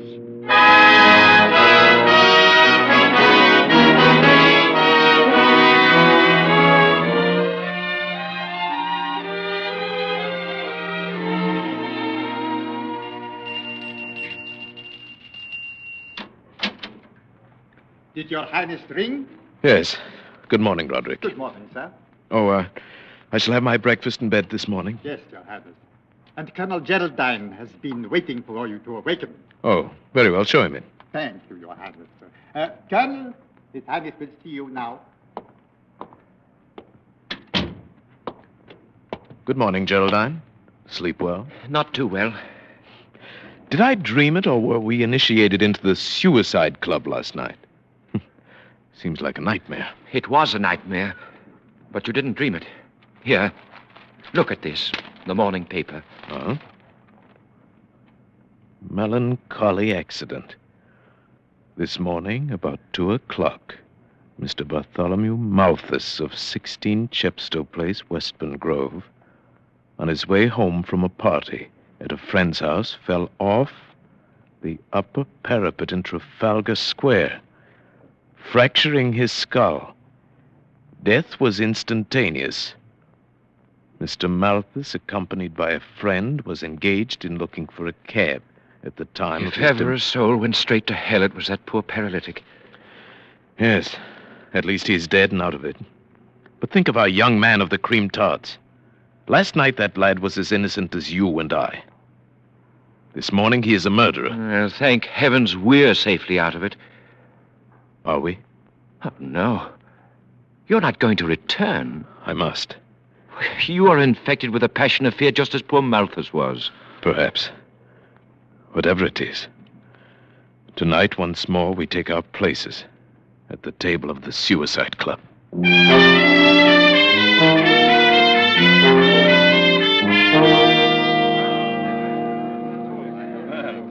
Good evening. Good evening, Mr. Goodall. Back again to try your luck? Yes, indeed. And Major Hammersmith? Good evening. You are to be congratulated, sir, on the matter of Mr. Malthus. Very neatly handled. Thank you. But I shall miss poor old Malty. He was a man I could talk to. Yes, your bereavement must weigh heavily upon you. Indeed it does, sir. But then it's all in the game. And now, you will pardon me, we will sit down to play directly. The fiend. The foul fiend of hell. Steady, my friend. Once more, let me plead with you. Leave this evil house before it's too late. You're very tiresome tonight. Oh, here's our young friend of the cream tarts. Good evening, old chap. Oh, Mr. Goodall, Major Hammersmith. Oh, how I wish I'd never brought you to this infamous place. Oh, leave. Leave while your hands are still clean. But our oath. We could not go back upon our oath. Well, renounce it. Forget everything. Let them do their worst, but leave. Leave before it's too late. Hey, if you could have heard the old man scream as I pushed him from the parapet, the crunch of his brittle bones as he fell into the Yes, basement. I perceive the dealing is about to begin. Shall we go in? Yeah. Mr. Goodell, if you have any kindness in your soul, wish the ace of spades for me tonight. There's nothing left for me but to die. Attention, gentlemen. 3 of hearts. Queen of spades. Ace of diamonds.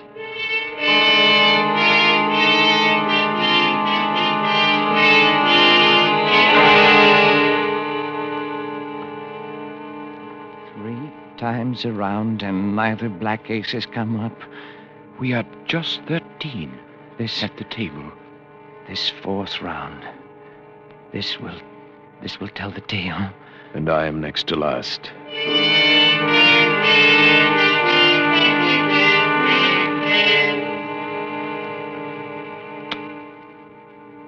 Ace of clubs!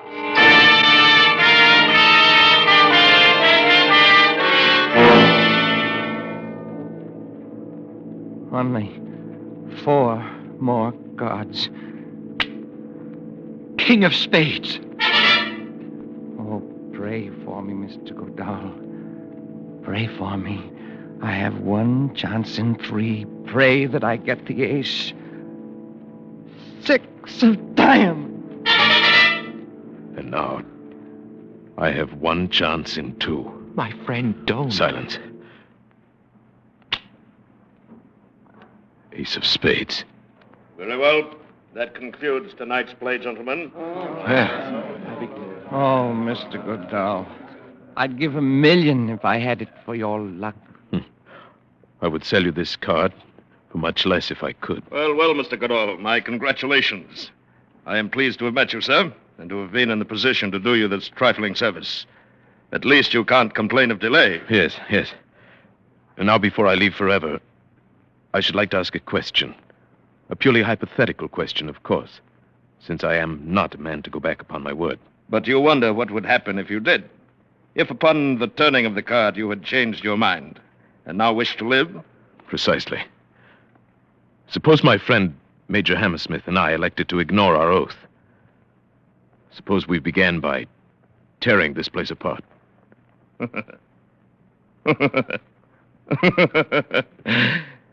You wouldn't even get started. The guests themselves are desperate men, but if they did not stop you, the servants, who are even more desperate, would. You would never leave this house alive. I see. Well, it was purely an academic question. Naturally. Very well, then. What are my instructions? You will proceed along the Strand in the direction of the city, on the left-hand pavement, until you come upon a black carriage with drawn curtains. In this carriage will be the member who has tonight drawn the ace of clubs. My executioner. Your collaborator in suicide.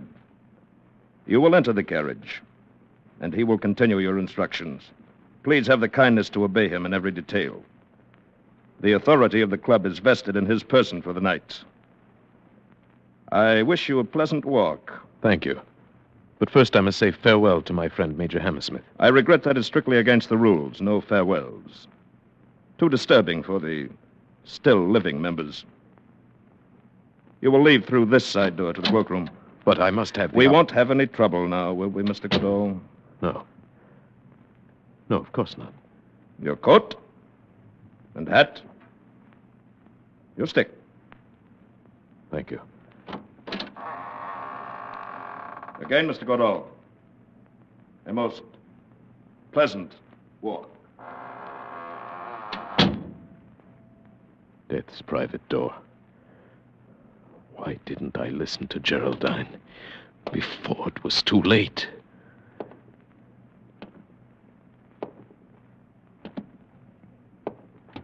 All right, into the carriage. What is this? I advise you to be quiet if you know what's good for you. My instructions are to meet the coach in the Strand. You'll take this coach right now. Get in Go with with you. me. All right, take this one away. Your Highness will pardon the violation of his person. Geraldine. Oh, my friend. It was quite necessary under the circumstances. As soon as you turned up the ace of spades, I slipped out of the house to prepare for your escape.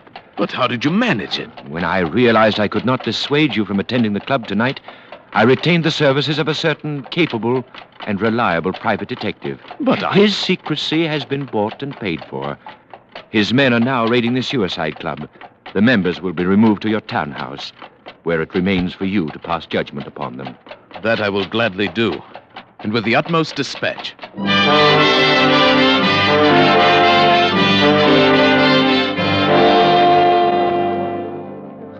What have they brought us here for? They didn't look like Scotland Yard men to me. What difference does it make? Perhaps this will be a quicker way out. Gentlemen. Why, that's my friend, Major Hammersmith. His Royal Highness, Prince Florizel of Bohemia. Bohemia? Why, that's Mr. Godin. Always thought there was something odd about those two. Gentlemen, tonight we have removed you from a house of death to a house of life and hope. Those of you who have come to your present condition through lack of fortune will receive employment and remuneration from my treasury. Those who have been driven to this unnatural solution of their problems by the agonies of guilt must find amnesty from a power greater than mine. Power that eternally promises the forgiveness of sins, no matter how grievous. Only one of you is truly evil, and him I shall deal with myself. Where is he? Where is the president of the club? Colonel Geraldine. Why, he should be here, Your Highness. Begging Your Highness' pardon. Who's this man, Geraldine? The chief of the detectives. Yes? What is it? Was you referring to the sallow chap with the sword whiskers and the black suit? Yes, that's the one. The president of the Suicide Club. Where is he? He aren't here. Why not? Well, when we broke into the little office down there at the club, we found him sprawled over the desk with a little empty bottle in his hand. He'd committed suicide.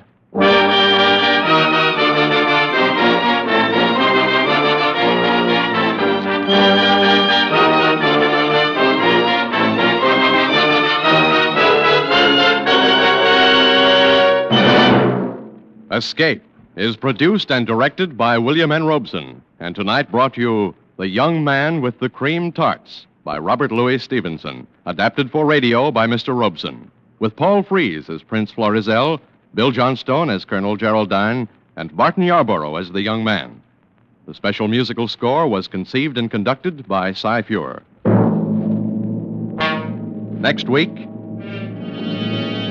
After you've put in a tough day at the office or leaning over a hot stove, when your four walls seem to be closing in on you, next week when you want to get away from it all, we offer you Escape.